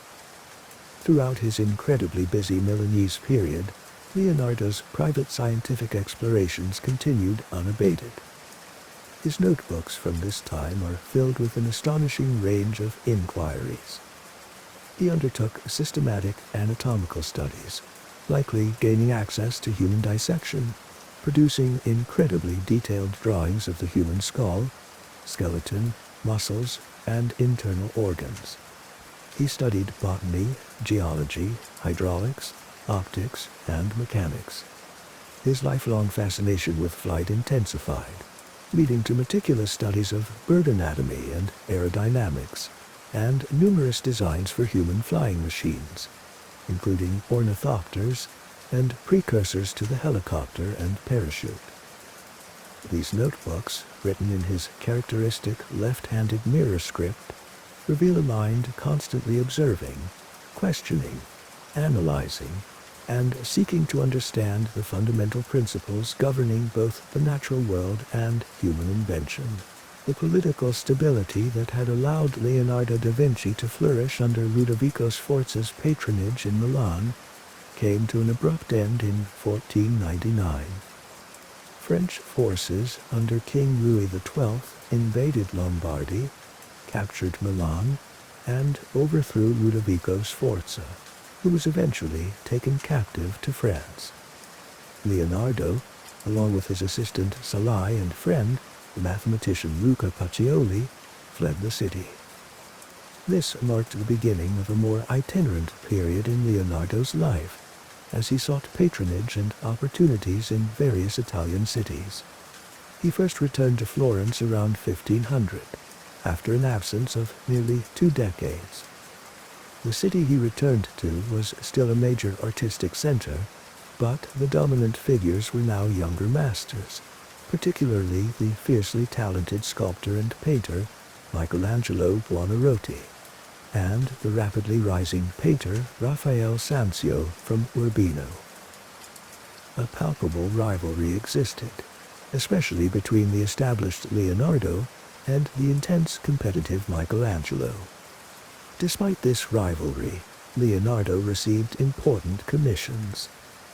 In 1503, the Florentine Republic commissioned both Leonardo and Michelangelo to create enormous fresco paintings depicting Florentine military victories on opposite walls of the Great Council Hall in the Palazzo Vecchio, the city's town hall.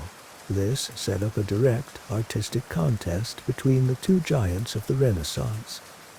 Leonardo chose the Battle of Anghiari, focusing his composition, known today only through preparatory drawings and later copies, on the furious, chaotic struggle for the battle standard at the center of the conflict, a dynamic vortex of men and horses locked in combat.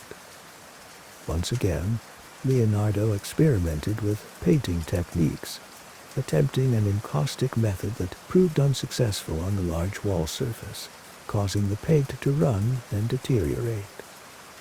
The fresco was never completed, and was eventually painted over later in the century. Michelangelo's corresponding fresco, the Battle of Cascina, also remained unfinished. It was during this second Florentine period, however, that Leonardo began working on what would become the most famous portrait in the world, the Mona Lisa, also known as La Gioconda. Started around 1503, the painting is generally believed to depict Lisa Gherardini, the wife of a Florentine silk merchant named Francesco del Giocondo. What makes the portrait so revolutionary and captivating? Leonardo employed his masterful sfumato technique to create incredibly soft, subtle transitions between light and shadow, particularly around the corners of the eyes and mouth, contributing to the sitter's famously enigmatic, ambiguous smile. The three-quarter pose, rather than the standard profile view common in earlier portraits, allows for a greater sense of psychological engagement between the sitter and the viewer. Her hands are rendered with exquisite anatomical accuracy and grace. Behind her sits a mysterious, dreamlike landscape of winding rivers, jagged mountains, and misty atmosphere, painted with aerial perspective where distant objects appear less distinct and bluer, enhancing the sense of depth. The painting exudes a profound sense of lifelike presence and inner contemplation. Leonardo was clearly deeply attached to this work. He continued to refine it over many years and kept it with him until his death, never delivering it to the presumed commissioner. In 1502, Leonardo temporarily left Florence for an unusual role.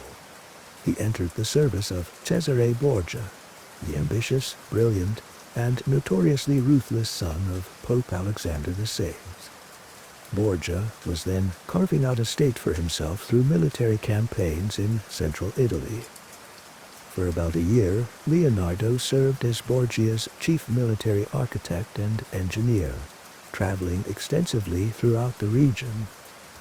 During this time, he applied his keen observational skills and draftsmanship to create remarkably accurate and detailed topographical maps of areas like Imola and the Chiana Valley, maps far superior in technique to others of the period, demonstrating his understanding of cartography as both a science and an art, essential for military planning. He also designed fortifications and consulted on engineering projects for his formidable employer. Throughout these years of travel and artistic commissions, Leonardo's scientific inquiries continued with undiminished intensity. His anatomical studies became particularly profound. He gained access to perform human dissections, likely at hospitals in Florence and later Rome, meticulously exploring the structure of the human body. His notebooks from this period contain hundreds of incredibly detailed and largely accurate drawings of the skeleton, muscles, nerves, and internal organs, particularly the heart, vascular system, and reproductive organs, including groundbreaking studies of the human fetus in the womb. These anatomical drawings combined scientific accuracy with artistic skill in a way never seen before. He also pursued his studies of flight, filling notebooks with observations on bird wing structure and movement, analyzing airflow, and designing ever more complex, though ultimately impractical, flying machines. His investigations extended to botany, geology, hydraulics, and optics. Around 1513, Leonardo moved to Rome, hoping for significant patronage from the newly elected Pope Leo X, a member of the powerful Medici family of Florence. He was given apartments in the Belvedere courtyard within the Vatican. However, Rome during this period was dominated artistically by Raphael, then decorating the papal apartments, and Michelangelo, then working on the tomb of Pope Julius II, and having recently completed the Sistine Chapel ceiling. Leonardo received relatively few major artistic commissions in Rome, undertaking some scientific experiments, dissections, engineering projects related to draining marshes, and continuing to fill his notebooks. After about 3 years, feeling perhaps underappreciated or overshadowed, Leonardo left Rome. He had also spent some time back in Milan between 1506 and 1513, during the period when the city was under French control, working for the French governors, and completing the second version of the Virgin of the Rocks. His relationship with the French monarchy would prove crucial for the final chapter of his life. In 1515, the young, ambitious, and highly cultured King Francis I of France ascended the throne. Francis was a great admirer of the Italian Renaissance, and particularly of Leonardo da Vinci's immense fame and talent. Having likely met Leonardo during French campaigns in Italy, Francis extended a prestigious invitation to the aging master in 1516 to move to France and enter royal service. Leonardo, perhaps finding his prospects in Italy diminished, and appreciating the genuine admiration and generous offer from the French king, accepted.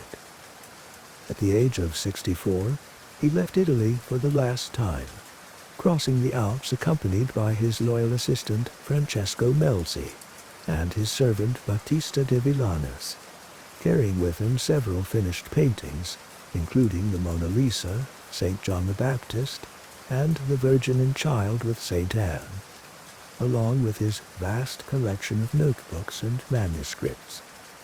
King Francis I treated Leonardo with great honor and generosity.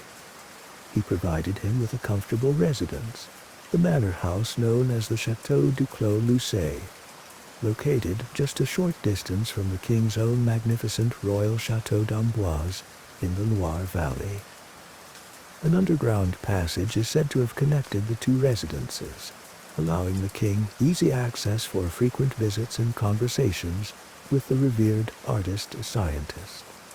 Francis bestowed upon Leonardo the title first painter, engineer, and architect to the king, and provided him with a handsome pension, essentially freeing him from financial worries and allowing him to pursue his interests at leisure during his final years.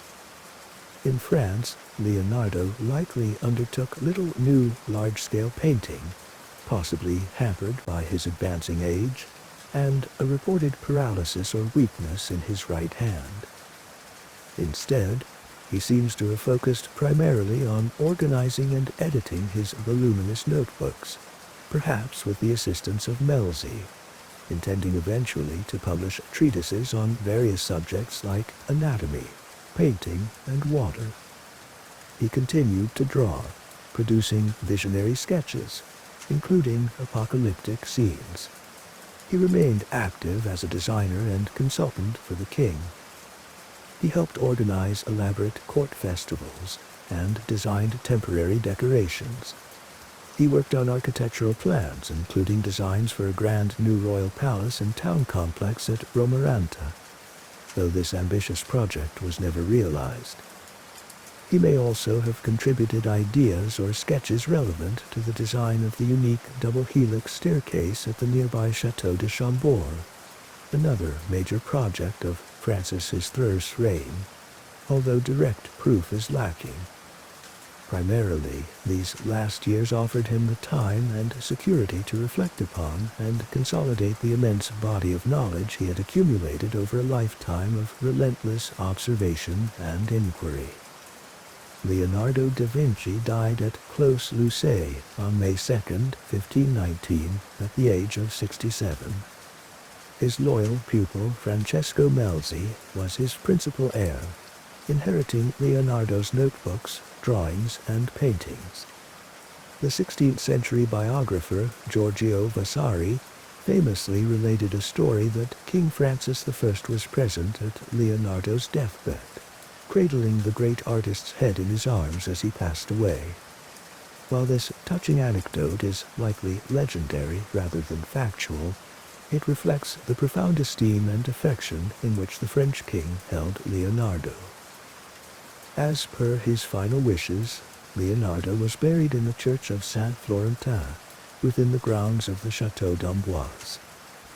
Unfortunately, the church was severely damaged during the French Revolution, and later demolished, leading to uncertainty about the precise current location of his remains, though a tomb believed to contain them was reconstructed within the castle's smaller chapel of St. Hubert.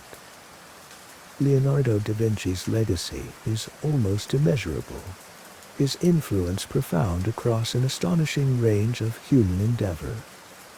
In art, he stands as one of the undisputed giants of the High Renaissance. Masterpieces like The Last Supper and the Mona Lisa revolutionized painting through their innovative compositions, psychological depth, and technical mastery. Particularly his signature techniques of sfumato and chiaroscuro, which created unprecedented realism and atmospheric subtlety. His approach to painting as an intellectual activity, grounded in scientific observation, elevated the status of the artist. His anatomical drawings set a new standard for scientific illustration, combining artistic beauty with remarkable accuracy based on direct human dissection, centuries before anatomical atlases became common. In science and engineering, his thousands of pages of notebooks reveal a mind of extraordinary curiosity and visionary insight. His detailed studies in anatomy, botany, geology, hydraulics, and optics were often far ahead of their time. His numerous designs for machines, including flying machines based on bird flight, armored vehicles, diving suits, canal locks, gears, and hydraulic systems, demonstrate a remarkable grasp of mechanical principles, even if many remained unrealized concepts due to the technological limitations of his era. He embodied the ultimate Renaissance man, or uomo universale, the ideal of an individual possessing profound knowledge and skill across diverse fields of art and science, driven by an insatiable curiosity to understand the world in all its complexity. Though he completed relatively few major paintings compared to his contemporaries, and published none of his scientific findings during his lifetime, the sheer breadth and depth of his explorations, preserved in his notebooks, continue to inspire awe and fascination. Leonardo da Vinci remains a universal symbol of human creativity, intellectual exploration, and the enduring power of a mind that sought to bridge the worlds of art and science. Consider the immense scope of Leonardo's life, a journey driven by relentless curiosity across art and science. May reflecting on his quest for understanding bring a sense of wonder and quiet inspiration to your thoughts. We now step into a period of extraordinary cultural and intellectual transformation that fundamentally reshaped European civilization, the Italian Renaissance. Spanning roughly from the 14th century through the 16th century, This era witnessed an explosion of creativity in art, architecture, literature, science, and philosophy, centered initially in the vibrant city-states of the Italian peninsula. The very word Renaissance, derived from the Italian renascita, means rebirth. This term was coined by thinkers during the period itself, who believed they were reviving the lost glories, the artistic excellence, and the intellectual rigor of classical antiquity, the civilizations of ancient Greece and Rome, after what they perceived as a long intervening period of cultural stagnation, which they termed the Middle Ages. While we now understand the Middle Ages as a complex and dynamic period in its own right, the Renaissance undoubtedly marked a profound shift in perspective and a conscious effort to reconnect with and build upon classical foundations. At the heart of the Renaissance lay a powerful intellectual movement known as humanism. It's important to clarify that Renaissance humanism was not inherently anti-religious. Most humanists were devout Christians. Rather, it represented a shift in focus, placing greater emphasis on human potential, human achievements, human reason, and the value of human experience in this world, as opposed to the predominantly theological focus of medieval scholasticism. Humanists immersed themselves in the studia humanitatis, the study of the humanities, grammar, rhetoric, poetry, history, and moral philosophy, drawing inspiration primarily from newly rediscovered classical Latin and, increasingly, Greek texts. Figures like Francesco Petrarca, often called Petrarch, active in the mid-14th century, are considered precursors or fathers of humanism. Petrarch dedicated himself to searching monastery libraries for forgotten classical manuscripts, rediscovering works by Roman authors like Cicero and Livy. He championed the study of classical Latin for its eloquence and style, and his own vernacular poetry, particularly his sonnets addressed to Laura, expressed a new depth of personal feeling and introspection that profoundly influenced later literature. Humanist scholars believed that studying the classics could cultivate virtue, wisdom, and eloquence, enabling individuals to live more meaningful lives and contribute effectively to civic society. This focus on human capacity and the revival of classical learning provided the intellectual underpinning for much of the era's artistic and scientific innovation. The Italian peninsula provided fertile ground for the Renaissance to take root and flourish. Unlike the large centralized monarchies developing elsewhere in Europe, Italy at this time was a complex mosaic of independent and often fiercely competitive political entities. These included powerful republics dominated by merchant elites, like Florence and Venice, duchies ruled by hereditary dukes, such as Milan under the Visconti, and later the Sforza families, papal states controlled directly by the Pope centered on Rome, and the Kingdom of Naples in the south. Many of these Italian city-states, particularly those in the north and center like Florence, Venice, Genoa, and Milan, had grown exceptionally wealthy through international trade, banking, and sophisticated manufacturing, particularly of high-quality textiles. This concentrated wealth created a large pool of potential patrons for arts and learning. Crucially, the competitive political environment fostered a culture of intense patronage. Wealthy merchant families, ruling dynasties, successful condottieri, guilds, civic bodies, and increasingly the papacy in Rome vied with each other for status, prestige, and political influence by commissioning magnificent works of art, constructing impressive buildings, supporting humanist scholars, and collecting ancient manuscripts and artifacts.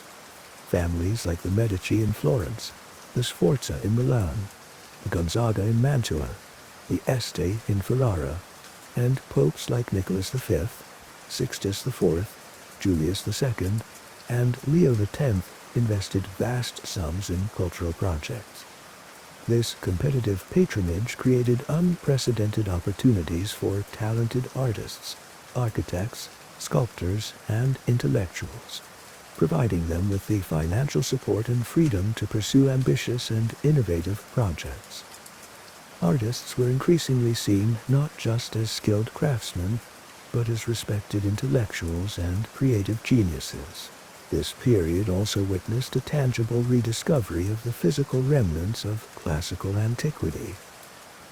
Artists and architects traveled to Rome to study the ruins of ancient temples, arches, theaters, and sculptures. Figures like the Florentine architect Filippo Brunelleschi meticulously measured ancient Roman structures like the Pantheon to understand their construction techniques and proportions. Sculptures unearthed during excavations, like the Laocoon group discovered in Rome in 1506, provided direct models of classical dynamism and emotional intensity. Humanist scholars eagerly translated newly available Greek texts brought westward after the fall of Constantinople to the Ottoman Turks in 1453, including the complete works of Plato, which profoundly influenced Renaissance philosophy. This confluence of economic prosperity, political competition, intense intellectual curiosity fueled by humanism, and the rediscovery of classical models created a uniquely dynamic environment in Italy, allowing the Renaissance to blossom with extraordinary brilliance. While Renaissance ideas touched many parts of Italy, the city of Florence in Tuscany stands out as the undisputed cradle and driving force of the early Renaissance, particularly during the 15th century, known in Italian as the Quattrocento.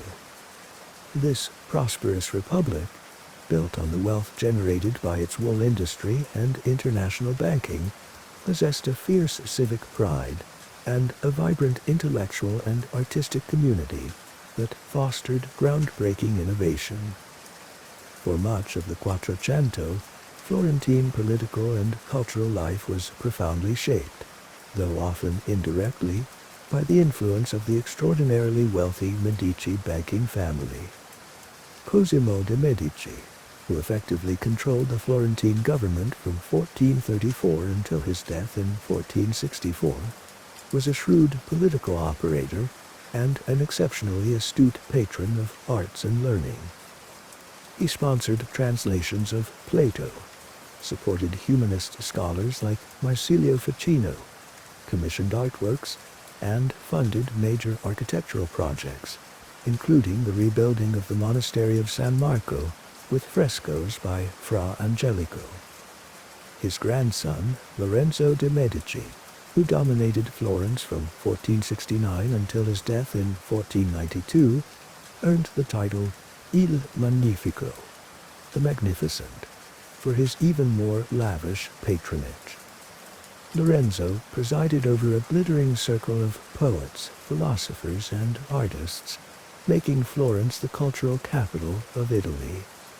One of the earliest and most visible triumphs of the Florentine Renaissance was an architectural and engineering marvel: the completion of the massive dome for the Florence Cathedral, Santa Maria del Fiore.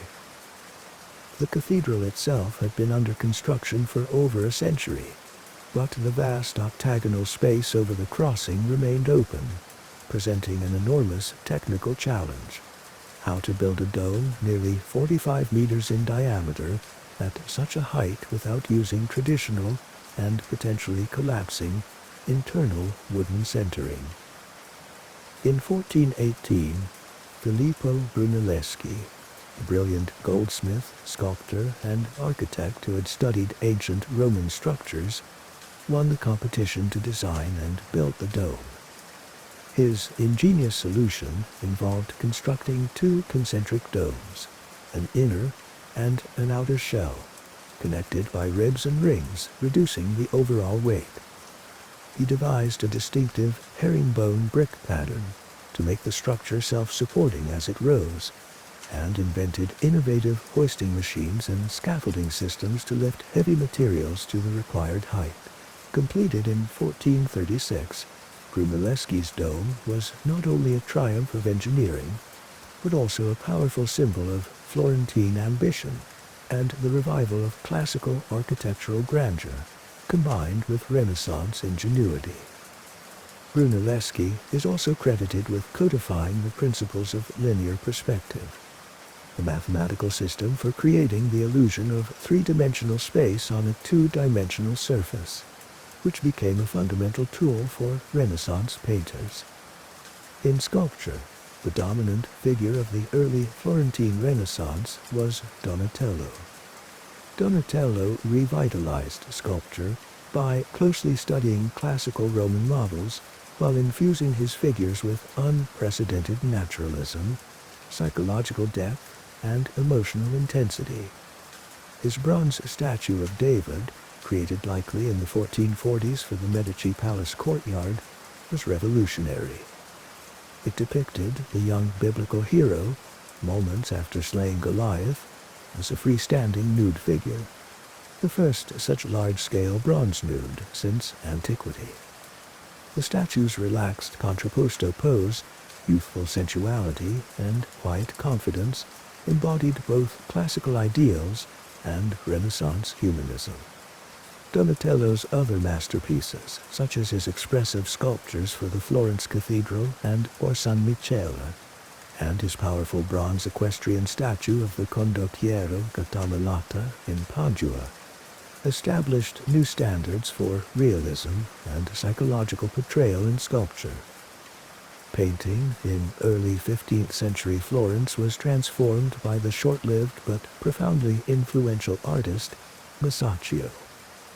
Working primarily in the technique of fresco, Masaccio applied the new principles of linear perspective, anatomical accuracy, and realistic modeling through light and shadow with groundbreaking effect.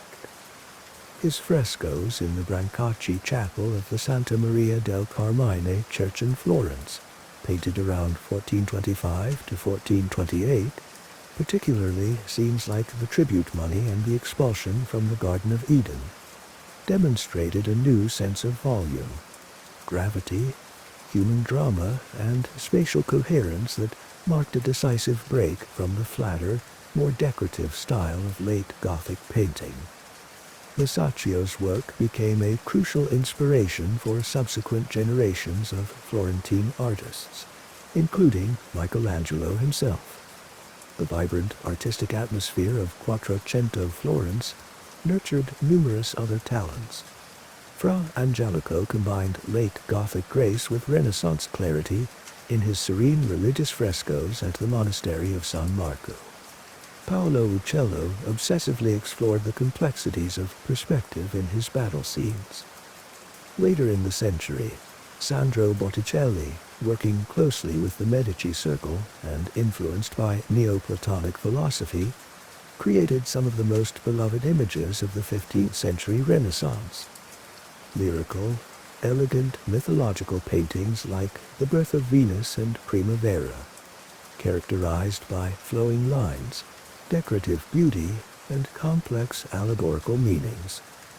It was within this dynamic Florentine environment, surrounded by these artistic innovations and under the tutelage of masters like Verrocchio, that the young Leonardo da Vinci received his initial training, absorbing the technical skills, intellectual curiosity, and competitive spirit that defined the cradle of the Renaissance. While Florence remained an important artistic center around the turn of the 16th century, the focus of the most ambitious artistic activity in Italy shifted primarily to Rome. This period, roughly from the 1500s to the 1520s, is known as the High Renaissance, representing the culmination and synthesis of early Renaissance achievements, characterized by classical harmony, monumental scale, idealized beauty, and technical mastery. The driving force behind this shift was the patronage of powerful and ambitious popes, most notably Pope Julius II and his successor Pope Leo X. These popes sought to restore Rome's ancient imperial glory, assert the power and prestige of the papacy, and make the city the undisputed center of Christendom through magnificent art and architecture. They attracted the greatest artistic talents of the age to work on vast projects within the Vatican and across the city. The architect Donato Bramante was initially tasked by Julius II with the most ambitious project of all, the complete rebuilding of St. Peter's. Peter's Basilica, the principal church of Western Christendom. Bramante conceived a colossal structure based on a centrally planned Greek cross design, topped by a massive dome inspired by the ancient Roman Pantheon, intended to embody classical perfection and grandeur.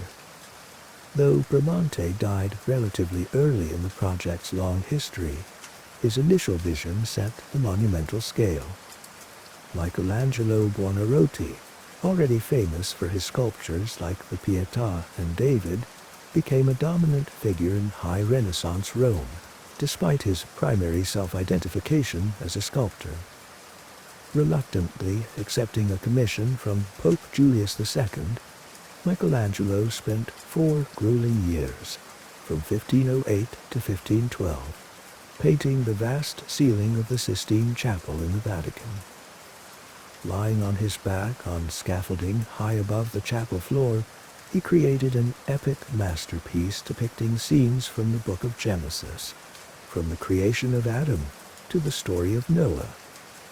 His powerful, muscular figures, rendered with incredible anatomical knowledge and dynamic energy, redefined the possibilities of fresco painting and human representation.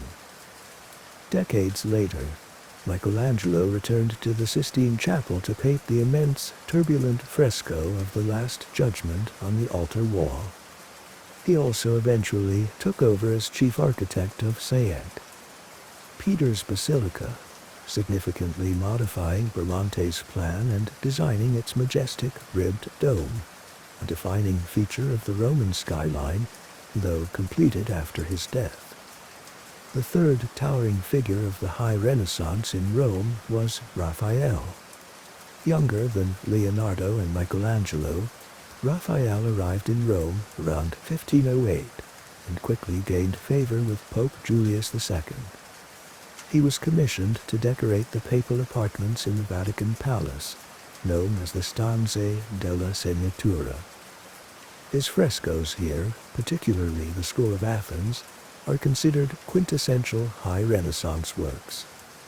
The School of Athens depicts an imaginary gathering of the greatest philosophers and scientists of antiquity within a grand, classically inspired architectural setting, centered on the figures of Plato and Aristotle. The painting embodies the Renaissance ideal of harmonizing classical wisdom with Christian learning, rendered with remarkable clarity, balance, spatial harmony, and idealized human figures. Raphael also became renowned for his numerous serene and graceful paintings of the Madonna and Child, and his insightful portraits, establishing a standard of classical beauty and compositional harmony that influenced European art for centuries. While Leonardo da Vinci was also present in Rome for a period under Pope Leo X, he received fewer major commissions compared to Raphael and Michelangelo, focusing more on his scientific studies, perhaps finding the competitive atmosphere less congenial. While Rome became the center of the High Renaissance focused on monumental forms, classical ideals, and intellectual themes, derived largely from Florentine emphasis on disegno. Another major Italian city developed its own distinct and equally influential Renaissance tradition, Venice. As a wealthy maritime republic with strong ties to Byzantium and the East, Venice fostered an artistic style characterized by rich color, dramatic light effects, sensuous textures, and often a more worldly or poetic atmosphere. Venetian painters prioritized colorido over the Florentine Roman emphasis on disegno. They also pioneered the widespread use of oil paints on canvas, a flexible medium well suited to the damp Venetian climate where fresco painting deteriorated quickly, allowing for deeper colors, subtle glazes, and visible brushwork. The Venetian Renaissance produced a succession of brilliant painters. Giovanni Bellini, active in the late 15th and early 16th centuries, is considered a key founder, known for his luminous devotional paintings and atmospheric landscapes. His pupils included Giorgione, a somewhat enigmatic painter celebrated for his poetic pastoral scenes imbued with mystery, such as The Tempest, whose exact meaning remains debated. The dominant figure of the Venetian High Renaissance, enjoying a long and immensely successful career, was Titian. Titian achieved international fame for his mastery of color, dynamic compositions, powerful portraits of popes, emperors and doges, and sensuous mythological paintings commissioned by patrons across Europe. Following Titian, later 16th century Venetian masters included Tintoretto, known for his dramatic, large-scale religious narratives filled with energetic figures and dramatic contrasts of light and shadow, and Paolo Veronese, celebrated for his huge, opulent canvases depicting sumptuous biblical feasts and historical scenes, filled with rich fabrics, elaborate architectural settings, and festive crowds, capturing the splendor of Renaissance Venice. The Venetian school, with its emphasis on color, light, and painterly effects, offered a distinct but equally powerful contribution to the Italian Renaissance, profoundly influencing later artists like Rubens and Rembrandt. While the Renaissance reached its zenith in the city-states of Italy, its transformative ideas, artistic styles, and humanist values gradually spread northward across the Alps during the late 15th and throughout the 16th centuries, influencing culture across Europe. This diffusion occurred through various channels: the travels of artists and scholars, the patronage of northern European rulers and merchants who commissioned Italian works or employed Italian artists, diplomatic exchanges, and, significantly, the invention and rapid spread of the printing press with movable type. Printing allowed for the unprecedented mass dissemination of classical texts, rediscovered by humanists, new scholarly editions, religious writings, and, importantly, printed images that reproduced Renaissance artworks and designs, making them accessible to a much wider audience beyond Italy. The Renaissance took on distinct characteristics as it interacted with local traditions in Northern Europe, often referred to as the Northern Renaissance. While Italian Renaissance art emphasized classical idealism, harmony, and monumental forms, Northern Renaissance art, particularly in Flanders and Germany, often displayed a greater focus on meticulous realism, intricate detail, complex symbolism, intense religious piety, and profound psychological portraiture. Northern artists excelled in the technique of oil painting, pioneered even earlier than its widespread adoption in Venice by Flemish masters like Jan van Eyck, whose Arnolfini portrait is renowned for its incredible detail and complex iconography. Albrecht Dürer of Nuremberg, Germany, was a pivotal figure who absorbed Italian Renaissance ideas during his travels, but integrated them with Northern traditions. He achieved international fame through his masterful paintings, drawings, and especially his prints, which disseminated Renaissance aesthetics widely. Hans Holbein the Younger, another German artist, became famous for his strikingly realistic portraits, particularly during his time working at the court of King Henry VIII in England.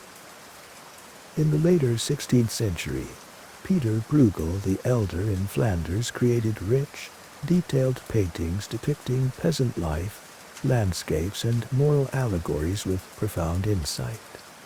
Northern humanism also had its distinct character, exemplified by figures like Erasmus of Rotterdam, a renowned scholar who advocated for Christian humanism, emphasizing study of the Bible and early church fathers alongside classical texts, promoting education and advocating for reform within the Catholic Church.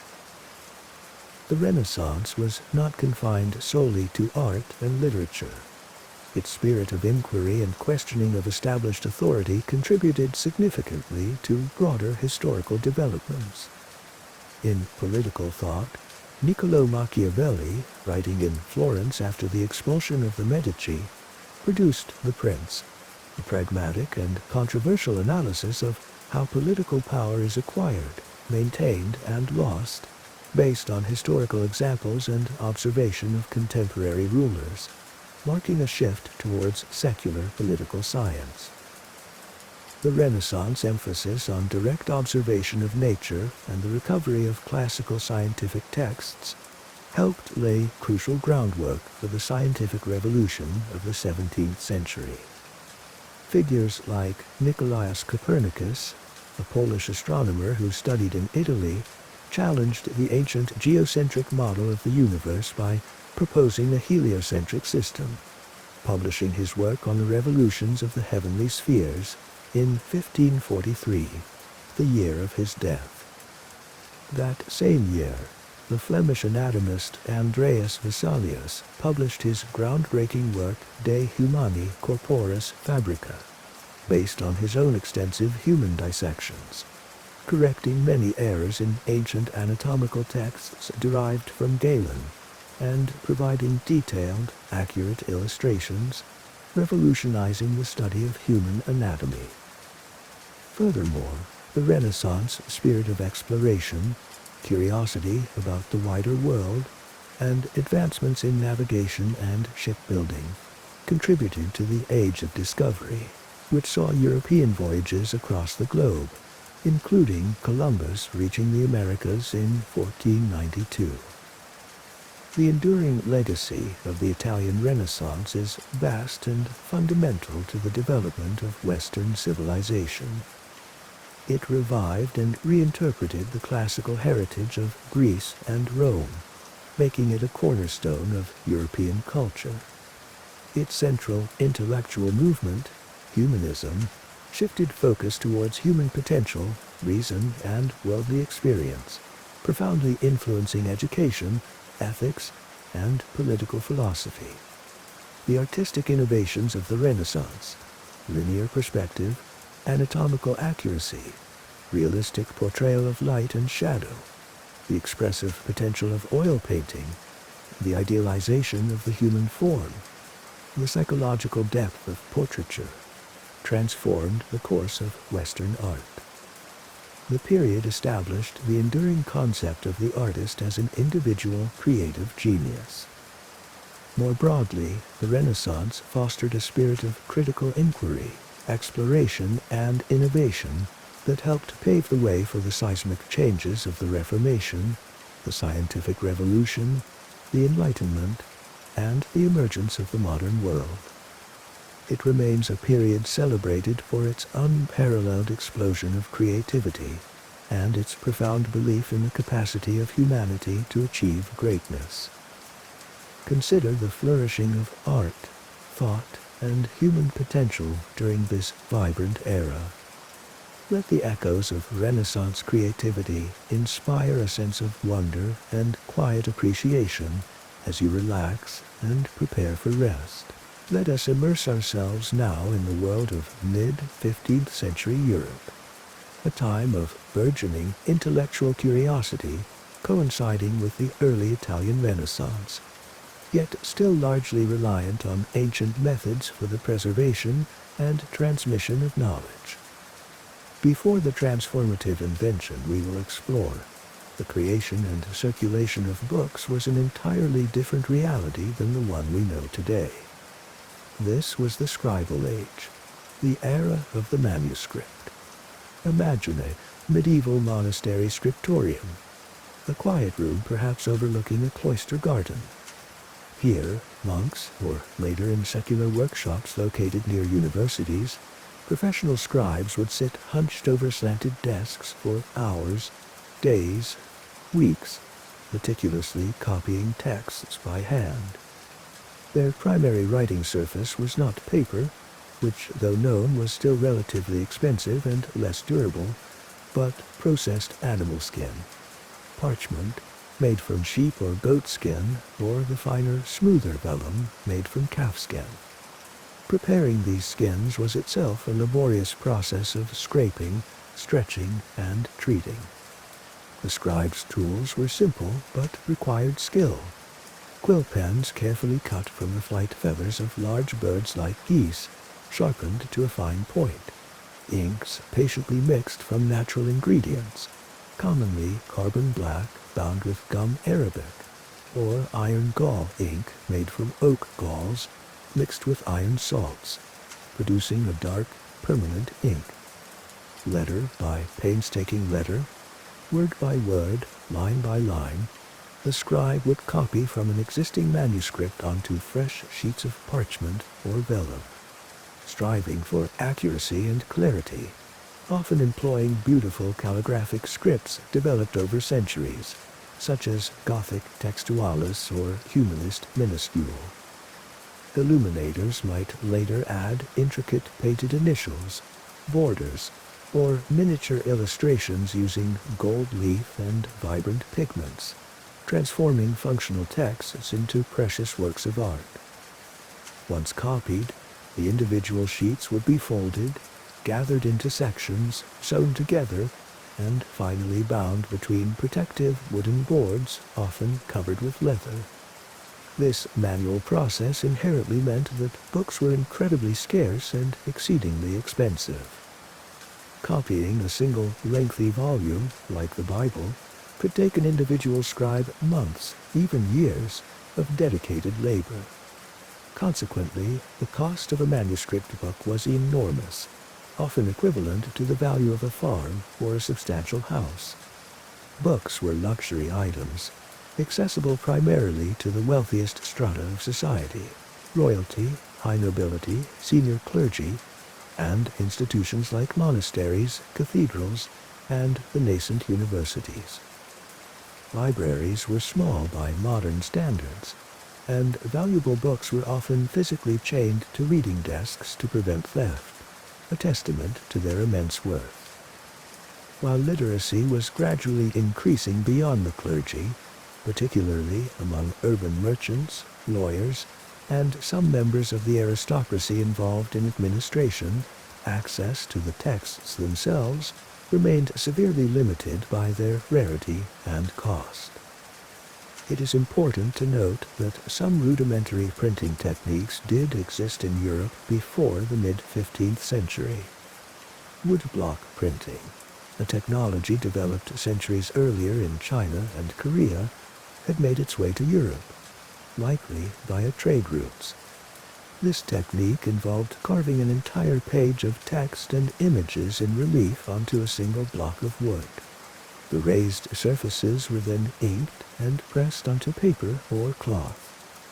In Europe, woodblock printing was used primarily for producing relatively inexpensive items like playing cards, religious devotional images, calendars, and occasionally short block books containing both text and images, such as the Biblia Pauperum. However, woodblock printing had significant limitations for producing longer, purely textual books. Carving the intricate letter forms for an entire page onto wood was extremely time-consuming and required great skill. The wooden blocks wore out relatively quickly under the pressure of printing, limiting the number of copies that could be made. Furthermore, if an error was made in carving, or if the text needed revision, the entire block had to be discarded and recarved. Woodblock printing was suitable for short texts or images, but ill-suited for efficiently producing the lengthy, complex books demanded by scholars, clergy, and increasingly literate lay people. This growing demand for texts created a bottleneck in the existing scribal system. Universities established in cities like Bologna, Paris, Oxford, and elsewhere required multiple copies of textbooks for students studying law, medicine, theology, and the liberal arts. The burgeoning humanist movement of the early Renaissance fueled an intense desire for accurate copies of newly rediscovered classical Greek and Latin authors. Wealthy merchants needed documents for trade and record-keeping. Pious lay people sought personal copies of prayer books or sections of the Bible. The slow, laborious, and expensive process of hand copying simply could not keep pace with this rising appetite for written material. The conditions were ripe, the need was palpable for a technological breakthrough that could multiply texts accurately, quickly, and affordably. The stage was set for the invention that would revolutionize communication and knowledge dissemination in the West. The individual credited with developing the revolutionary solution to this challenge is Johannes Gutenberg. Born Johannes Gänsfleisch zu Leyden zum Gutenberg around the year 1400 in the bustling city of Mainz, located on the Rhine River in Germany, Gutenberg came from a relatively well-to-do patrician family, involved in metalworking trades connected to the local archbishop's mint.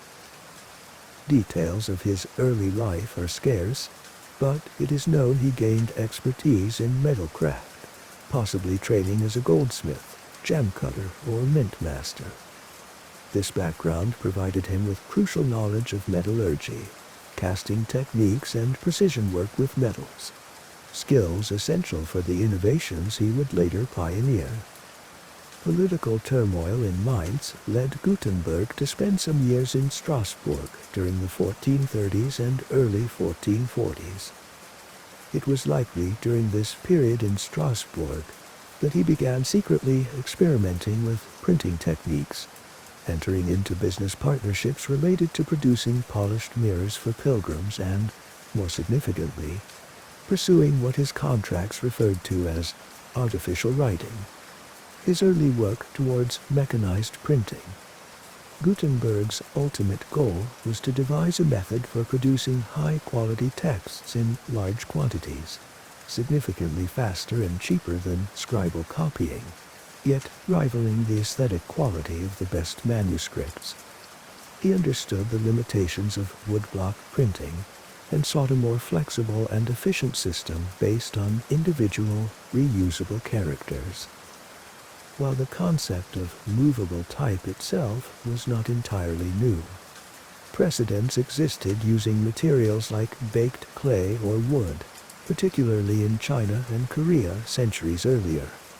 These earlier systems had not achieved widespread adoption or the efficiency needed for alphabetic scripts with relatively few characters compared to logographic systems. Gutenberg's genius lay in developing a practical, integrated system combining several key technological innovations, perfected likely between the 1800s, mid-1440s, and early 1450s after his return to Mainz. First, and most fundamentally, was the creation of durable, reusable, movable metal type. Gutenberg utilized his metallurgical expertise to develop an alloy, likely composed primarily of lead, tin, and antimony, that was relatively easy to melt and cast, yet hard enough to withstand the repeated pressure of the printing press without deforming quickly, and which contracted minimally upon cooling, ensuring consistent type size. Each individual character, lowercase letters, uppercase letters, punctuation marks, ligatures, abbreviations, was carved in relief, backwards, onto the end of a hard metal punch. This punch was then used to strike an impression into a softer metal block, typically copper, creating a mold known as a matrix. Second, and arguably Gutenberg's most crucial invention enabling mass production, was the hand mold. This was an ingenious two-part casting device, adjustable in width, which held the matrix for a specific character firmly in place. A worker could pour the molten lead alloy into the hand mold. The metal solidified almost instantly, creating a single piece of type, a rectangular metal block with the reversed letter projecting from its end. The mold could then be opened, the type removed, and the process repeated rapidly. This allowed for the efficient casting of hundreds or thousands of identical, precisely uniform type characters for each letter or symbol needed to set text, ensuring consistency in size and alignment, vital for creating readable pages. Third, Gutenberg developed a suitable oil-based ink. Traditional medieval inks used by scribes were water-based, which tended to run or not adhere properly to smooth metal surfaces. Gutenberg experimented and formulated a more viscous, varnish-like ink, likely using linseed oil boiled with lamp black for pigment, and possibly other additives to control drying time and viscosity. This ink had the right consistency to be applied evenly to the metal-type surface using leather-covered ink balls, and to transfer crisply and darkly onto the printing substrate. Fourth, Gutenberg adapted existing screw press technology to create an efficient printing press. Presses using a large wooden screw mechanism to apply pressure were already common in Europe for tasks like pressing grapes for wine, pressing olives for oil, pressing paper during papermaking, or pressing sheets in bookbinding. Gutenberg ingeniously modified this design, creating a press with a flat lower surface where the assembled page of type could be placed, and a flat upper plate that could be lowered evenly and firmly onto the paper laid over the inked type using the screw mechanism. This ensured consistent pressure across the entire page, resulting in a clear, uniform impression. It was the successful integration of these four elements: the precisely cast movable metal type, the hand mold for mass producing it, the suitable oil-based ink, and the mechanical screw press that constituted Gutenberg's revolutionary printing system. This system allowed pages of text to be set relatively quickly by compositors arranging the individual type characters, locked into a form, inked, and then multiple identical copies printed efficiently before the type was redistributed back into cases to be reused for the next page. The crowning achievement of Gutenberg's developmental work, demonstrating the power and quality of his new technology, was the printing of the magnificent Gutenberg Bible, also known as the 42-line Bible. Produced in Mainz between approximately 1454 and 1455, this was a printed edition of the Latin Vulgate Bible. It was a large folio work, typically bound in 2 volumes, comprising over 1,200 pages printed in double columns with 42 lines per page. Gutenberg aimed to replicate the aesthetic quality of the finest manuscripts, using a beautiful Gothic textualis typeface. Space was left for rubrication and illumination to be added by hand after printing, mimicking manuscript practice. Around 180 copies were produced, a staggering number compared to the time it would take to produce even one handwritten Bible. The Gutenberg Bible stands as a landmark of typography, and the first major book printed using movable type in the West. Ironically, despite this technical triumph, Gutenberg seems to have faced financial difficulties. Shortly after the Bible's completion, his financier, Johann Fust, sued Gutenberg for repayment of substantial loans, resulting in Gutenberg losing control of his printing workshop and typefaces to Fust. who continued the business with Gutenberg's former assistant, Peter Schoeffer. While Gutenberg may have continued some printing activities on a smaller scale, his precise later career remains obscure, despite Johannes Gutenberg's personal financial setbacks and efforts to keep his groundbreaking printing techniques secret. The knowledge of printing with movable type spread with astonishing rapidity from minds throughout Europe in the latter half of the 15th century. The political turmoil in Mainz in 1462, which disrupted the printing businesses there, likely accelerated this dispersal as skilled printers sought opportunities elsewhere. Journeymen, printers who had trained or worked in the early Mainz workshops, carried the intricate knowledge of typecasting, composition, ink-making, and press operation across Germany, then over the Alps into Italy, westward into France and the Low Countries, and eventually across the English Channel. Printing presses were established in key European centers within just a few decades of the Gutenberg Bible.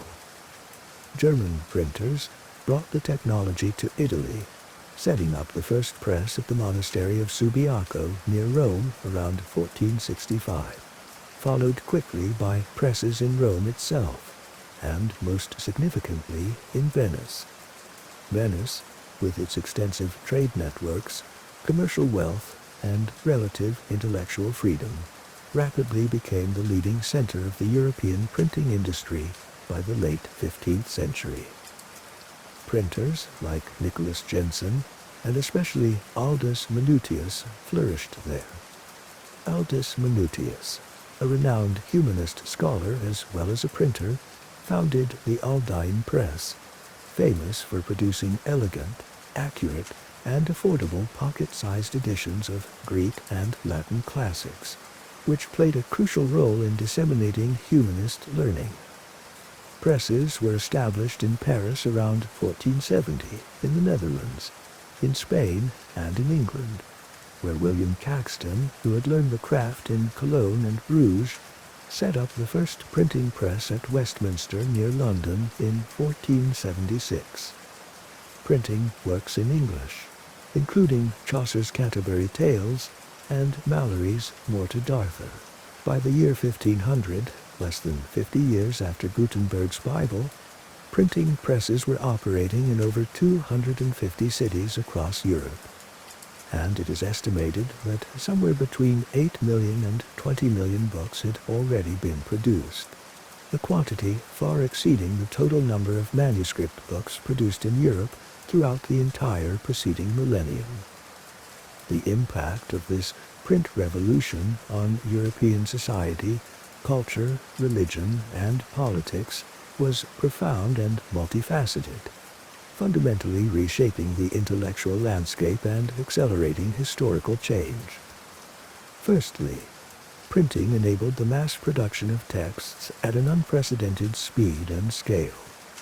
A single printing press could produce hundreds or even thousands of copies of a book in the time it would take a scribe to produce just one. This dramatic increase in efficiency led to a correspondingly dramatic reduction in the cost of books. While still not necessarily cheap for the poorest members of society, books became significantly more affordable and accessible to a much wider audience, including university students, merchants, lawyers, townspeople, and the lower clergy. Libraries grew in size, and private book ownership became more common. Secondly, this increased availability of texts fueled the rapid dissemination of knowledge and ideas across geographical boundaries. Renaissance humanism spread more quickly as classical texts and new scholarly commentaries became widely available. Scientific knowledge circulated faster, allowing researchers in different locations to build upon each other's work, accelerating the pace of discovery during the subsequent scientific revolution. The works of figures like Copernicus, proposing a heliocentric universe, and Vesalius, detailing human anatomy based on dissection, published in 1543, relied heavily on the printing press, including its ability to accurately reproduce complex diagrams and illustrations for their widespread impact. Thirdly, and perhaps most dramatically, printing played an absolutely crucial role in the Protestant Reformation, which began in 1517 when Martin Luther famously posted his 95 Theses. Luther and other reformers masterfully utilized the printing press to rapidly disseminate their theological arguments, critiques of the Catholic Church, and, perhaps most importantly, translations of the Bible into vernacular languages. Printed pamphlets, woodcut illustrations, hymns, and Bibles allowed Reformation ideas to spread quickly throughout Germany and Europe, reaching a broad popular audience and mobilizing support in a way that would have been impossible during the scribal age. The Catholic Church also used printing for its counter-Reformation efforts, but the press undeniably broke the Church's former near monopoly on the dissemination of religious information and doctrine. Fourthly, printing contributed significantly to the standardization of texts. While early printers sometimes introduced errors, the process of printing from a single set composition ensured that all copies of an edition were identical, eliminating the variations, omissions, and corruptions that inevitably occurred during repeated manual copying of manuscripts over centuries.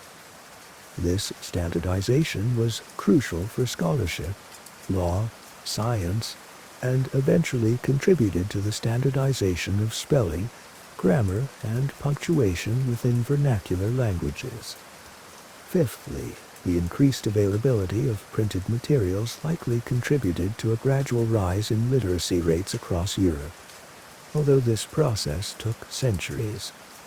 Printed primers, schoolbooks, and popular literature became more accessible, supporting the expansion of education beyond the confines of the church and universities. Finally, the printing press fundamentally altered the nature of public discourse and political communication. Rulers could disseminate laws, edicts, and official pronouncements more efficiently across their realms. Political and religious factions could circulate pamphlets and propaganda quickly to mobilize support or attack opponents. News of current events, discoveries, and controversies could spread faster and further than ever before, contributing to the formation of a more informed, though often highly polarized, public sphere. In summary, Gutenberg's invention of an efficient system for printing with movable type was not merely an improvement on existing methods. It was a truly revolutionary technology. It democratized access to information, accelerated the spread of major intellectual and religious movements like the Renaissance and Reformation, fostered scientific progress, contributed to the standardization of language and knowledge, and fundamentally reshaped the way Europeans communicated, learned, governed, and understood their world, powerfully ushering in the dawn of the early modern era. Consider the immense power unlocked by the ability to replicate words and ideas swiftly and widely. Let the thought of knowledge spreading, like light overcoming darkness, bring a sense of quiet expansion to your mind as you drift towards sleep. Our story now crosses the Atlantic to colonial America in the latter half of the 18th century, specifically to the bustling port city of Boston, Massachusetts, in the early 1770s.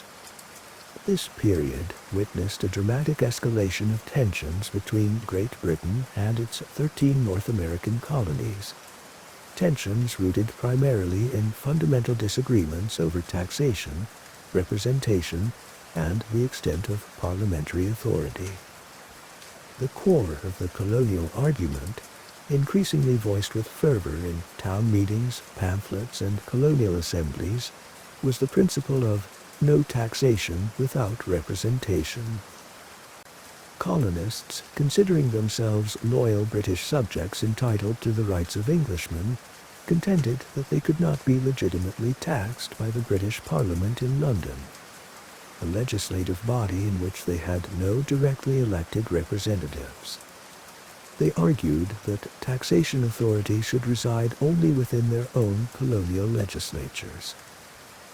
The British government, on the other hand, burdened by debt from recent wars, including the costly 7 Years' War fought partly to defend the colonies, asserted the principle of parliamentary sovereignty, the right of Parliament to legislate for and levy taxes upon all parts of the British Empire, arguing that the colonists were virtually represented. This fundamental disagreement had already led to several confrontations prior to the 1770s. The Stamp Act of 1765, which imposed a direct tax on various paper goods used in the colonies, provoked widespread organized resistance, boycotts of British goods, fiery protests led by groups like the Sons of Liberty, and the convening of the Stamp Act Congress. Faced with this unified opposition and economic pressure, Parliament repealed the Stamp Act in 1766, but simultaneously passed the Declaratory Act, reaffirming its absolute right to legislate for the colonies in all cases whatsoever. Subsequently, the Townshend Acts of 1767 imposed new import duties on goods like glass, lead, paper, paint, and tea arriving in the colonies. Again, colonists responded with boycotts and protests, viewing these duties as another form of unconstitutional taxation. This resistance, coupled with incidents like the Boston Massacre in 1770, led a Parliament in 1770 to repeal most of the Townshend duties. However, crucially, the tax on tea was deliberately retained, not primarily for revenue, but as a symbol, a continuing assertion of Parliament's right to tax its American colonies. Tea, therefore, remained a potent symbol of this ongoing constitutional struggle. Into this already charged atmosphere, Parliament introduced the Tea Act in May 1773. This act was not intended to impose new taxes, nor primarily to raise revenue. Its main purpose was to rescue the financially troubled British East India Company, a massive corporation vital to British interests in India, which was sitting on a huge surplus of unsold tea warehoused in London. The Tea Act granted the East India Company the right to ship its tea directly to the American colonies and sell it through a network of appointed agents, or consignees, effectively bypassing the established colonial merchant importers and wholesalers. The Act also maintained the existing, relatively small Townshend tax on tea payable upon import into the colonies. By eliminating middlemen and offering drawbacks on duties paid in England, the Tea Act actually made the East India Company's tea significantly cheaper for American consumers than both legally imported British tea sold previously, and, importantly, the popular smuggled Dutch tea, which many colonists consumed to avoid the Townshend duty. Despite the lower price, the Tea Act was met with widespread outrage and resistance across the colonies. Patriot leaders and merchants successfully framed the act not as a benefit to consumers, but as a devious plot, a Trojan horse designed to trick Americans into purchasing the taxed tea, thereby implicitly acknowledging Parliament's right to tax them. The principle of no taxation without representation remained the central issue. Furthermore, colonial merchants, both those involved in the legitimate tea trade and those profiting from smuggling cheaper Dutch tea, saw the act as granting an unfair monopoly to the East India Company and its hand-picked agents, threatening their businesses and livelihoods. There was also a broader fear that if Parliament could establish a monopoly and enforce a tax on tea, it could potentially do the same for other commodities in the future, further eroding colonial economic and political autonomy. Organized opposition to the Tea Act mobilized swiftly throughout the colonies in the autumn of 1773. Groups like the Sons of Liberty, often including prominent figures like Samuel Adams and John Hancock in Boston, worked through committees of correspondence, public meetings, and newspaper articles to denounce the act and coordinate resistance. Pressure was applied to the appointed tea consignees in major ports like Philadelphia, New York, Charleston, and Boston, urging them to resign their commissions. In several cities, the consignees did resign under public pressure, or ships carrying the tea were persuaded or forced to turn back without unloading. In Boston, however, the situation proved more intractable. The appointed tea consignees, including 2 sons and a nephew of the royal governor, Thomas Hutchinson, refused to resign their commissions, and Governor Hutchinson himself was determined to uphold the law and ensure the tea was landed and the duty paid, setting the stage for a direct confrontation as the first tea ships approached Boston Harbor. The tension in Boston reached its peak in late November 1773, with the arrival of the ship Dartmouth in the harbor, carrying the first consignment of the controversial East India Company tea. It was soon followed by 2 more tea ships, the Eleanor and the Beaver. Immediately upon the Dartmouth's arrival on November 28th, Patriot organizers sprang into action. Committees posted watchmen at the docks to prevent any attempt to secretly unload the tea. A series of large, impassioned public meetings convened, drawing thousands of concerned citizens from Boston and surrounding towns. Initially held at Faneuil Hall, the crowds quickly grew too large, forcing the meetings to move to the spacious Old South Meeting House. These gatherings, moderated by figures like Samuel Adams, repeatedly passed resolutions demanding that the tea be returned to England without the payment of the import duty. The appointed tea consignees, fearing for their safety amidst the public anger, had taken refuge in Castle William, a fortified island in the harbor under British military protection, and refused to concede. The critical figure holding the authority to resolve the standoff was the Royal Governor of Massachusetts, Thomas Hutchinson. Hutchinson, a Massachusetts native but a staunch loyalist committed to upholding British law and parliamentary authority, found himself caught between colonial defiance and his duty to enforce the Tea Act. He adamantly refused to grant the customs clearance papers that would allow the Dartmouth and the other tea ships to legally depart Boston Harbor without first unloading their cargo and paying the mandated tea duty. Furthermore, he quietly ordered Admiral Montague, commander of the Royal Navy ships stationed in the harbor, to prevent the tea ships from leaving without his permission. A legal deadline loomed. Under the customs regulations of the time, if a ship's cargo was not unloaded and the duties paid within 20 days of its arrival, the customs officials were required to seize the cargo and land it themselves, after which it could be sold at auction. For the Dartmouth, this 20-day period expired at midnight on December 16th.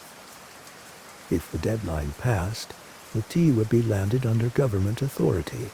The tax would effectively be collected, and the colonial protest effort would have failed. December 16, 1773, dawned cold and tense in Boston. Thousands crowded into and around the Old South Meeting House for one final large meeting to determine the fate of the tea. Francis Roch, the owner of the Dartmouth, was dispatched one last time to Governor Hutchinson's country estate in Milton, outside Boston, to make a final plea for a pass allowing his ship to sail back to England with the tea intact. The crowd waited anxiously for hours.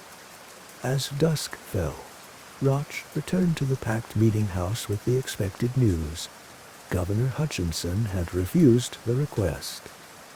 The legal avenues for returning the tea were exhausted. According to tradition and contemporary accounts, Samuel Adams then stood before the assembly and declared words to the effect of, "This meeting can do nothing more to save the country." While debated by historians, this statement was widely interpreted by many present as a signal that the time for talk was over, and direct action was now necessary. Immediately, war whoops and cries erupted from the vicinity of the meeting house. A large, organized group of men, estimated by participants and observers to number somewhere between 30 and 130, many crudely disguised as Mohawk or Narragansett Native Americans, emerged and headed purposefully towards Griffin's Wharf, where the Dartmouth, Eleanor, and Beaver lay docked. The disguises, blankets worn match coat style, faces darkened with soot or paint, some carrying hatchets or axes, served partly to conceal individual identities, but also perhaps functioned symbolically, representing a rejection of British identity and an assertion of a distinct, perhaps defiant, American character. Thousands of spectators followed, lining the wharf and nearby streets, watching the unfolding events in disciplined silence under the moonlight. The disguised participants, primarily artisans, merchants, farmers, and laborers belonging to groups like the Sons of Liberty, boarded the three ships swiftly and methodically. They demanded the keys to the cargo holds from the ship captains and crews, who offered no resistance. Over the next 3 hours, working efficiently in organized teams, they hoisted the heavy wooden tea chests, 342 chests in total, containing various grades of black and green tea, from the holds onto the decks. They then systematically smashed open the chests with their axes and hatchets and dumped the entire contents, approximately 46 tons or over 92,000 pounds of valuable East India Company tea, into the shallow waters and mudflats of Boston Harbor. The tide was low, and piles of tea leaves were visible in the water and on the exposed mud. Crucially, participants later emphasized the orderly nature of the protest. Aside from the destruction of the tea itself, there was reportedly no damage to the ships, no looting of other cargo, and no violence against any individuals. One participant who tried to pocket some tea was reportedly stopped and disciplined by the others. Having completed their task, the participants quietly dispersed back into the city crowds, leaving the ruined tea behind in the harbor as a dramatic statement of colonial defiance against the Tea Act and parliamentary taxation. The news of the dramatic events at Boston Harbor on the night of December 16, 1773, soon dubbed the Boston Tea Party, spread rapidly throughout the 13 colonies via newspapers and the committees of correspondence, network systems established by patriot leaders to share information and coordinate resistance. The reaction in America was varied. Many patriots across the colonies hailed the Tea Party as a courageous and necessary act of defiance against British tyranny and arbitrary taxation, a bold stand for American liberties. Public demonstrations in support of Boston occurred in several cities. In some other ports, like Charleston, tea consignments were seized and stored in warehouses unsold. In Annapolis, Maryland, protesters later forced the burning of the tea ship Peggy Stewart. However, not all colonists approved of the destruction of private property. Some prominent figures, including Benjamin Franklin in London and George Washington in Virginia, initially expressed disapproval of the mob action, believing it went too far and might undermine the colonial cause through its lawlessness, while still strongly opposing the British policies that provoked it. In Great Britain, however, the reaction was almost uniformly one of profound anger and outrage. When news of the Boston Tea Party reached London in January 1774, it was widely condemned across the political spectrum as an intolerable act of vandalism, insurrection, and direct assault on British authority, law, and private property. The destruction of the valuable tea cargo belonging to the powerful East India Company could not be ignored. King George III, Lord North's government, and the overwhelming majority in Parliament were convinced that stern measures were needed to punish the colony of Massachusetts, particularly the rebellious town of Boston, to reassert parliamentary supremacy, and to deter similar acts of defiance in other colonies. There was a strong feeling that leniency shown after previous colonial protests, like the Stamp Act crisis, had only encouraged further resistance, and that this time decisive action was required. Parliament's response came swiftly in the spring of 1774, with the passage of a series of punitive laws known collectively as the Coercive Acts, or, as they were quickly labeled by the colonists, the Intolerable Acts. These acts were specifically designed to isolate Boston and Massachusetts and force compliance with British authority. The first and most immediately impactful was the Boston Port Act, which closed the vital port of Boston to all shipping, effective June 1, 1774, until the town paid the East India Company for the destroyed tea and compensated customs officials. This act aimed to cripple Boston's economy and starve it into submission. The second was the Massachusetts Government Act, which fundamentally altered the colony's charter, severely restricting local democratic practices. Town meetings, hotbeds of patriot sentiment, were limited to one per year unless approved by the royal governor, and the upper house of the colonial legislature was henceforth to be appointed by the crown rather than elected by the lower house, vastly increasing the governor's power. The third was the Administration of Justice Act, which allowed British officials or soldiers accused of capital crimes committed while enforcing laws or suppressing riots in Massachusetts to be transferred for trial to Britain or another colony, effectively removing them from the jurisdiction of potentially hostile local juries. Colonists called it the Murder Act. A strengthened Quartering Act was also passed, applying to all colonies, making it easier for British military commanders to house their troops in privately owned buildings if necessary.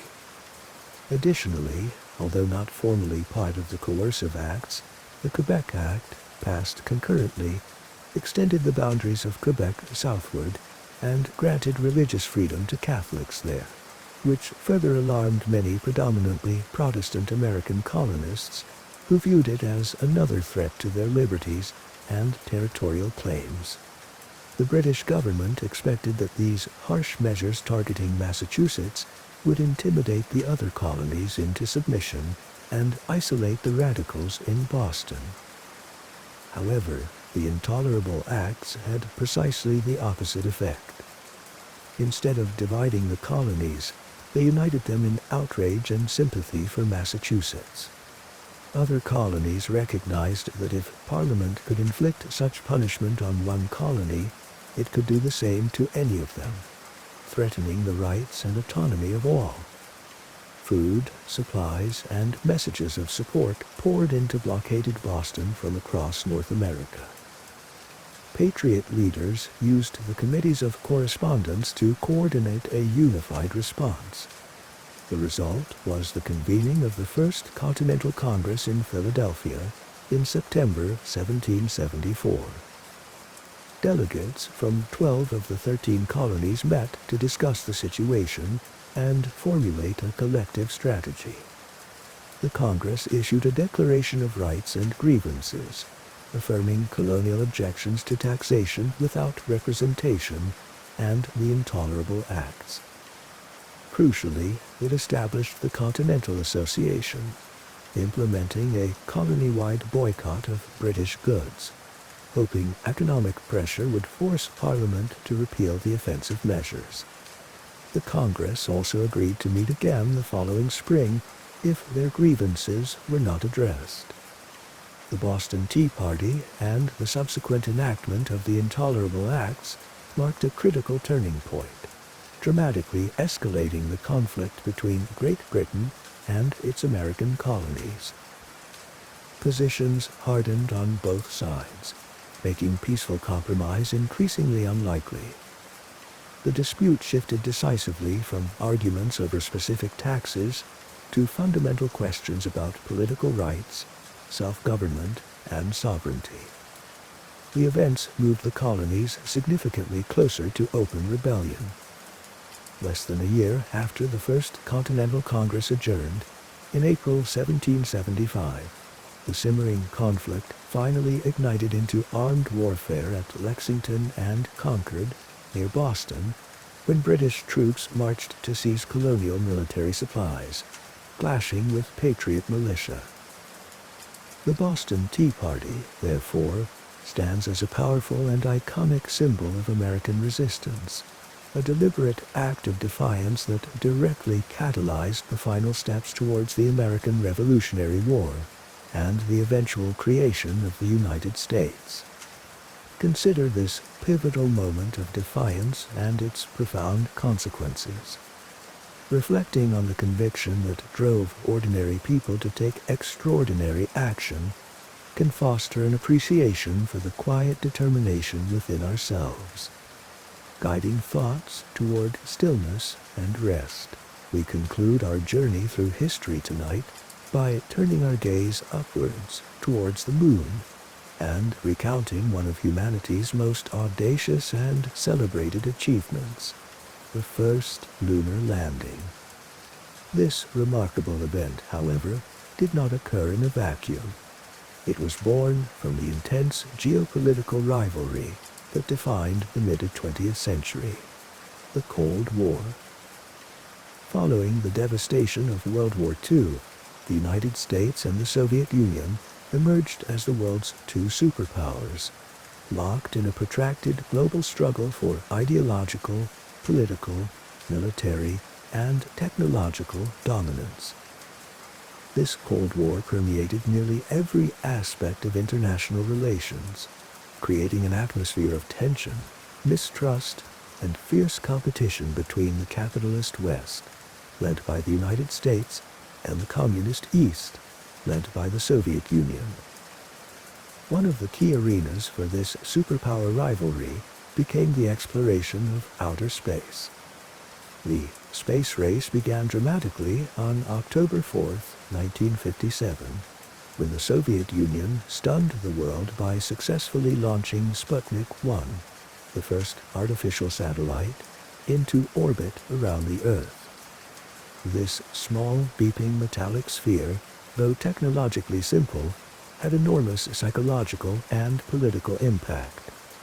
It demonstrated Soviet capabilities in rocketry, derived largely from captured German V-2 technology, as was the early U.S. program, raising fears in the United States about potential Soviet military advantages, including the ability to launch nuclear missiles across continents. The Sputnik crisis spurred the U.S. government into action, leading to increased federal funding for science education and research. Just a month after Sputnik 1, the Soviets launched Sputnik 2, carrying the dog Laika, the first living creature to orbit the Earth, further emphasizing their early lead. In response to these Soviet achievements, the United States formally established the National Aeronautics and Space Administration, NASA, in 1958. NASA consolidated America's fragmented military and civilian space efforts into a single agency tasked with catching up to and surpassing the Soviets in space exploration.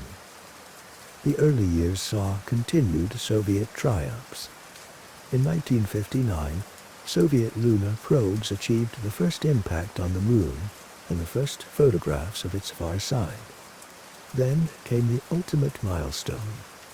On April 12, 1961, Soviet cosmonaut Yuri Gagarin, aboard the Vostok 1 spacecraft, became the first human being to journey into outer space and complete an orbit of the Earth. Gagarin instantly became an international hero, embodying Soviet technological prowess and communist achievement. This flight occurred at a moment of heightened Cold War tension, shortly after the failed U.S.-backed Bay of Pigs invasion of Cuba, further intensifying the pressure on the American leadership. It was in this charged atmosphere that the newly elected U.S. President, John F. Kennedy, sought a bold initiative to galvanize the nation, restore American prestige, and demonstrate American technological superiority. Just over a month after Gagarin's historic flight, on May 25, 1961, Kennedy addressed a joint session of the U.S. Congress. In a speech that would define the space race, he declared, "I believe that this nation should commit itself to achieving the goal before this decade is out of landing a man on the moon and returning him safely to the Earth. No single space project in this period will be more impressive to mankind or more important for the long-range exploration of space, and none will be so difficult or expensive to accomplish." This audacious challenge, aiming for the moon, a goal far beyond either nation's current capabilities, dramatically raised the stakes. While framed partly in terms of scientific exploration and human adventure, the primary driver was undeniably geopolitical. Beating the Soviets to the moon would be an unparalleled demonstration of American technological strength, economic power, and national resolve during the height of the Cold War. Kennedy's challenge set in motion one of the largest, most complex, and most expensive technological undertakings in human history. The Apollo program, achieving President Kennedy's ambitious goal of a lunar landing within the decade, required an unprecedented national commitment and a crash program of technological development. NASA's Apollo program became the focal point of this effort, mobilizing immense resources, ultimately costing around $25 billion and employing at its peak over 400,000 people from government agencies, research universities, and private aerospace contractors across the United States. The program built upon the foundations laid by NASA's earlier human spaceflight projects. Project Mercury, from 1958 to 1963, successfully put the first Americans into space, starting with Alan Shepard's suborbital flight in May 1961 and John Glenn's first American orbital flight in February 1962, proving humans could function in weightlessness and testing basic spacecraft systems. Project Gemini, from 1961 to 1966, served as a crucial bridge to Apollo.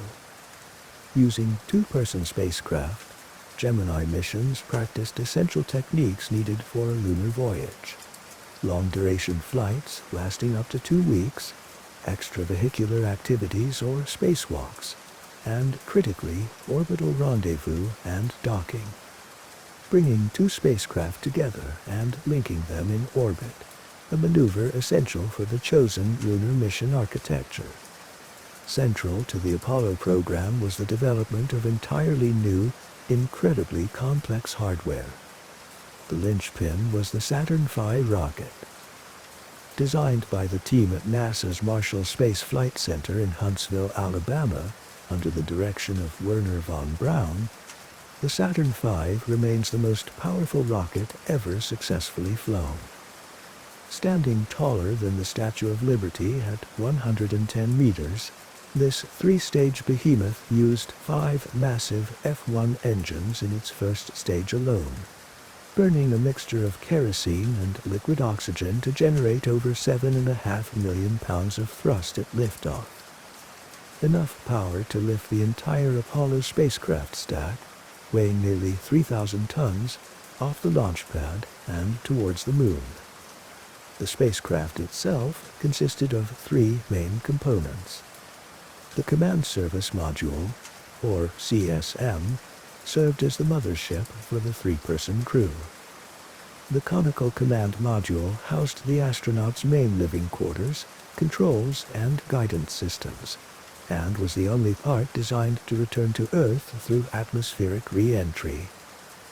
Attached to its base was the cylindrical service module, containing the main propulsion engine needed for course corrections and entering and leaving lunar orbit, along with fuel tanks, oxygen, water, and electrical power systems. The third component was the Lunar Module, or LM, a separate two-stage spacecraft specifically designed only for landing on the Moon and returning to lunar orbit. Its ungainly appearance, with thin metal walls and four spindly landing legs, reflected its design solely for operation in the vacuum of space and the Moon's low gravity.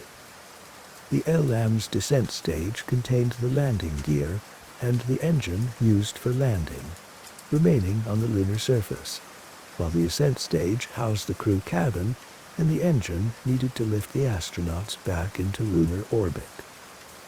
The chosen mission strategy was Lunar Orbit Rendezvous. This complex plan involved the entire Apollo spacecraft being launched towards the Moon by the Saturn V. Once in lunar orbit, two astronauts would transfer into the LM, which would then detach from the CSM and descend to the lunar surface. The third astronaut would remain orbiting the Moon alone in the CSM. After completing their surface exploration, the LM's ascent stage would lift off from the Moon, rendezvous and dock with the waiting CSM in lunar orbit. The two lunar explorers would transfer back into the CSM with their samples, the LM ascent stage would be jettisoned, and the CSM would fire its engine to return the three astronauts safely to Earth. LOR was initially controversial, but ultimately chosen because it significantly reduced the total weight that needed to be launched from Earth compared to landing the entire spacecraft on the Moon. The path to the Moon was not without sacrifice. On January 27, 1967, during a routine ground test for the first planned crewed Apollo mission, a fire tragically erupted inside the pure oxygen atmosphere of the Apollo 1 command module on the launch pad at Cape Kennedy.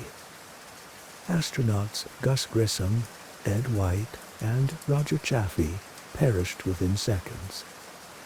This disaster was a profound shock, temporarily halting the program. A thorough investigation revealed flaws in the spacecraft's design and safety procedures, particularly regarding flammable materials used in the cabin and the inward opening hatch design which prevented escape. NASA implemented extensive redesigns of the command module, significantly improving safety and rigorously testing all components. Following the Apollo 1 tragedy and the subsequent redesigns, the Apollo program resumed with renewed focus and caution. Apollo 7, in October 1968, successfully tested the redesigned CSM during an 11-day mission in Earth orbit. Then came the extraordinarily bold Apollo 8 mission in December 1968. Astronauts Frank Borman, Jim Lovell, and Bill Anders became the first humans to leave Earth orbit, travel to the Moon, complete 10 orbits around it, and return safely. During their lunar orbits on Christmas Eve, they broadcast stunning views of the lunar surface and, most unforgettably, the image of the Earth rising above the Moon's horizon, the iconic Earthrise photograph, profoundly impacting humanity's perspective of its home planet. Apollo 9, in March 1969, conducted the first crewed flight test of the lunar module in Earth orbit, successfully practicing separation rendezvous, and docking maneuvers. Finally, Apollo 10 in May 1969 served as a full dress rehearsal for the landing. Astronauts Thomas Stafford and Eugene Cernan flew the LM, nicknamed Snoopy, down to within 9 miles of the lunar surface, scouting the planned landing site for Apollo 11, before rejoining John Young in the CSM Charlie Brown orbiting above. Every element was now tested. The stage was set for the historic attempt to fulfill Kennedy's challenge. The mission, designated to make the first attempt at a human landing on the moon, was Apollo 11. The carefully selected 3-person crew represented a blend of experience and expertise. The commander was Neil A. Armstrong, a civilian former naval aviator and test pilot, known for his calm demeanor under pressure, who had previously commanded the Gemini 8 mission, which experienced a critical in-flight emergency. The lunar module pilot was Edwin E. Buzz Aldrin Jr., an Air Force colonel with a doctorate in astronautics from MIT, whose doctoral thesis focused on orbital rendezvous techniques. The command module pilot was Michael Collins, also an Air Force officer and veteran of the Gemini 10 mission, whose crucial role would be to pilot the command module alone in lunar orbit, while Armstrong and Aldrin descended to the surface.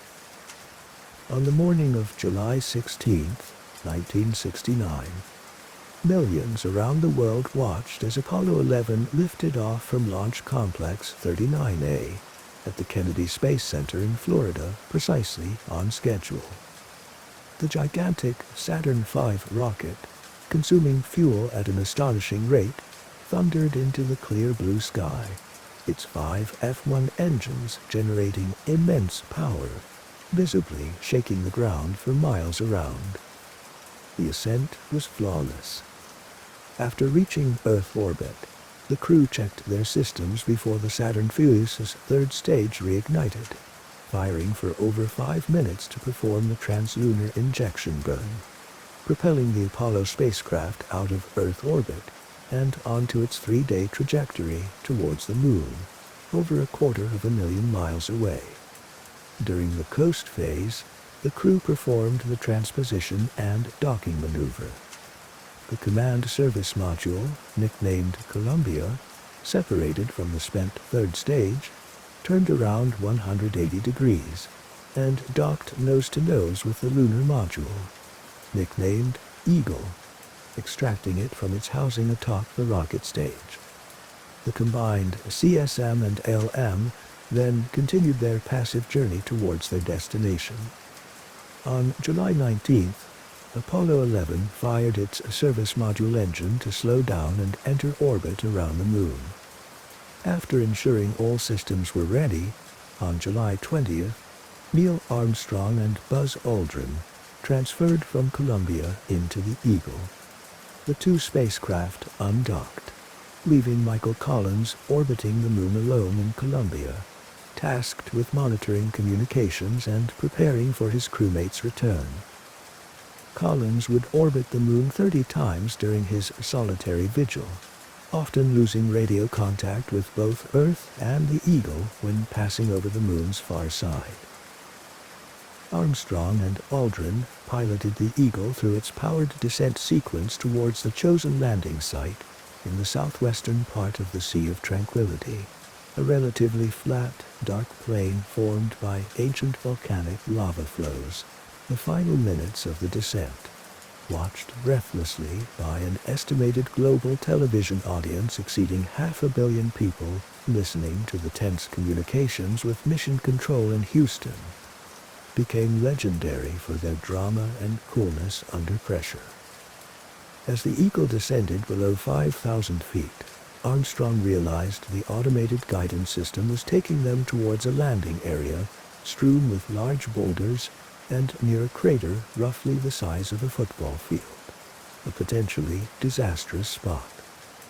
With ice-water calmness, Armstrong took over semi-automatic control, searching for a safer location while Aldrin called out altitude and velocity readings. Simultaneously, several program alarms sounded in the cockpit, later determined to be caused by the landing radar overloading the LM's primitive guidance computer, adding to the tension. Back in Houston, flight controllers quickly assessed the alarms were not critical. Armstrong continued piloting, flying the Eagle horizontally over the lunar surface, his heart rate monitored at mission control climbing significantly, but his voice remaining steady. Fuel levels ran dangerously low. Mission control gave them 60 seconds remaining. Finally, Armstrong spotted a relatively clear, smooth area between craters. He maneuvered the Eagle down gently. Contact probes beneath the landing pads touched the surface. Aldrin called out, "Contact light." Seconds later, the LM settled onto the moon. Armstrong shut down the engine and made the historic announcement. "Houston, Tranquility Base here. The Eagle has landed." It was 4:17 p.m. U.S. Eastern Daylight Time on July 20th, 1969. The relief and elation at Mission Control were immense. After several hours of checkout procedures and preparations within the cramped confines of the LM, the astronauts prepared for their moonwalk. At 10:56 p.m. Eastern Daylight Time, Neil Armstrong opened the Eagle's hatch and carefully backed down the ladder attached to the forward landing leg. Reaching the bottom, he paused, describing the powdery lunar soil on the LM's footpad as fine-grained, almost like powder. Then, he stepped off the footpad onto the surface of the moon, uttering the carefully considered words that would echo through history. "That's one small step for a man, one giant leap for mankind." Television cameras mounted on the LM transmitted the ghostly black and white images back to Earth, captivating the world. Armstrong described the surface, tested his movement in the moon's 1/6 gravity, finding it relatively easy to move around with loping strides, and collected the contingency sample of lunar soil near the LM. About 20 minutes later, Buzz Aldrin joined Armstrong on the surface, equally awed by the magnificent desolation of the lunar landscape under the harsh glare of unfiltered sunlight against a black sky. Together, the two astronauts spent approximately 2 hours and 31 minutes outside the Eagle. They planted the United States flag on a pole deployed into the lunar soil. They received a brief congratulatory phone call from President Richard Nixon, speaking to them from the Oval Office in the White House. They deployed the early Apollo scientific experiments package, which included a passive seismometer to measure moonquakes and provide data on the moon's internal structure, and a laser-ranging retroreflector array allowing scientists on Earth to precisely measure the Earth-Moon distance by bouncing laser beams off it. They gathered about 21.5 kilograms of lunar rocks and soil samples for detailed analysis back on Earth. They moved around the landing site, taking photographs, documenting their surroundings, and leaving footprints in the fine lunar dust that remain undisturbed in the airless environment. Their moonwalk provided humanity with its first direct exploration of another world. After successfully completing their historic moonwalk and resting inside the lunar module Eagle, Neil Armstrong and Buzz Aldrin prepared for the critical ascent phase. On July 21, 1969, they fired the LM's ascent stage engine, using the descent stage left behind on the Sea of Tranquility as a launch pad.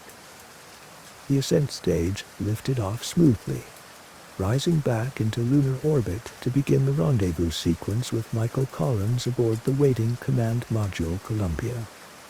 After several carefully calculated maneuvers over about 3.5 hours, the Eagle successfully docked with Columbia. Armstrong and Aldrin, along with their precious cargo of lunar rocks and soil samples, transferred back into the command module, rejoining Collins after his solitary vigil orbiting the moon. The now unneeded Eagle ascent stage was jettisoned into lunar orbit. With the three astronauts reunited, the command service module fired its main engine to perform the trans-Earth injection burn, propelling Columbia out of lunar orbit and onto its 3-day trajectory back home. The return journey was relatively uneventful. Just before reaching Earth on July 24, 1969, the crew jettisoned the service module, which had provided propulsion, power, and life support throughout the mission. Only the conical command module, protected by its heat shield, plunged back into Earth's atmosphere at immense speed, slowing dramatically due to atmospheric friction, creating a fiery spectacle for observers below. 3 large main parachutes deployed successfully, gently lowering the capsule into the Pacific Ocean, southwest of Hawaii. The total mission duration was just over 8 days. The recovery operation was swift. Helicopters from the nearby aircraft carrier USS Hornet were quickly on the scene. Divers attached a flotation collar and decontamination equipment. Due to concerns, however remote, about potential unknown lunar microorganisms, the astronauts donned biological isolation garments before exiting the capsule. They were then airlifted to the Hornet, where they immediately entered a mobile quarantine facility, a converted Airstream trailer, where they remained for 21 days after liftoff from the moon as a precaution. Their safe return and recovery were greeted with immense celebration and relief worldwide. The mission was a resounding success. The global reaction to the Apollo 11 moon landing was unprecedented. Hundreds of millions of people across the globe had followed the mission's progress intently via television and radio. The landing itself was a shared global experience, transcending national boundaries and Cold War divisions, at least for a moment. It was widely hailed as a monumental achievement, not just for the United States, but for all humanity, a realization of an ancient dream. Parades, celebrations, and messages of congratulation poured in from around the world. The astronauts became global heroes. Apollo 11 was the first, but not the last, human landing on the moon. NASA successfully landed 5 subsequent Apollo missions between November 1969 and December 1972.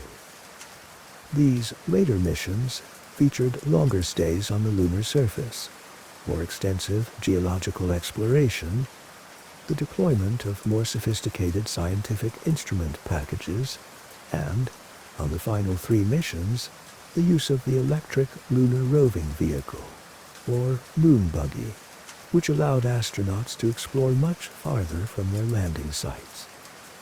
The only mission that failed to land was Apollo 13 in April 1970, when an oxygen tank explosion crippled the service module en route to the moon. Quick thinking by the crew and mission control allowed them to use the lunar module as a lifeboat for a safe but perilous return journey to Earth. In total, 12 American astronauts walked on the surface of the moon during the Apollo program. The legacy of the Apollo program and the first moon landing is profound and enduring. Geopolitically, it achieved President Kennedy's primary objective, demonstrating American technological supremacy during a critical period of the Cold War, significantly boosting U.S. prestige globally. Scientifically, the program yielded immense returns. The nearly 400 kilograms of lunar rocks and soil brought back by the Apollo missions revolutionized our understanding of the moon's origin, its geological history, composition, and age. Data from the ALSEP experiments deployed on the surface provided long-term information about the moon's interior structure, heat flow, magnetic field, and solar-wind interactions. Technologically, the intense demands of the Apollo program spurred major advancements in fields ranging from rocketry and material science to computer engineering, navigation systems, communications, and biomedical monitoring, many of which found later applications in other industries. Culturally, the moon landing remains an iconic moment of the 20th century, a symbol of human ambition, exploration, and achievement. Images captured during the Apollo missions, particularly the stunning views of Earth from space like the Earthrise seen by Apollo 8 and the blue marble photograph from Apollo 17, fostered a powerful sense of planetary consciousness and are often credited with helping to inspire the modern environmental movement. The moon landing demonstrated what humanity could achieve when united towards a sufficiently bold and inspiring goal. Consider the immensity of this journey, from a Cold War challenge to footprints left on another world. Let the quiet wonder of this human achievement settle within you, a reminder of boundless potential as you drift towards sleep.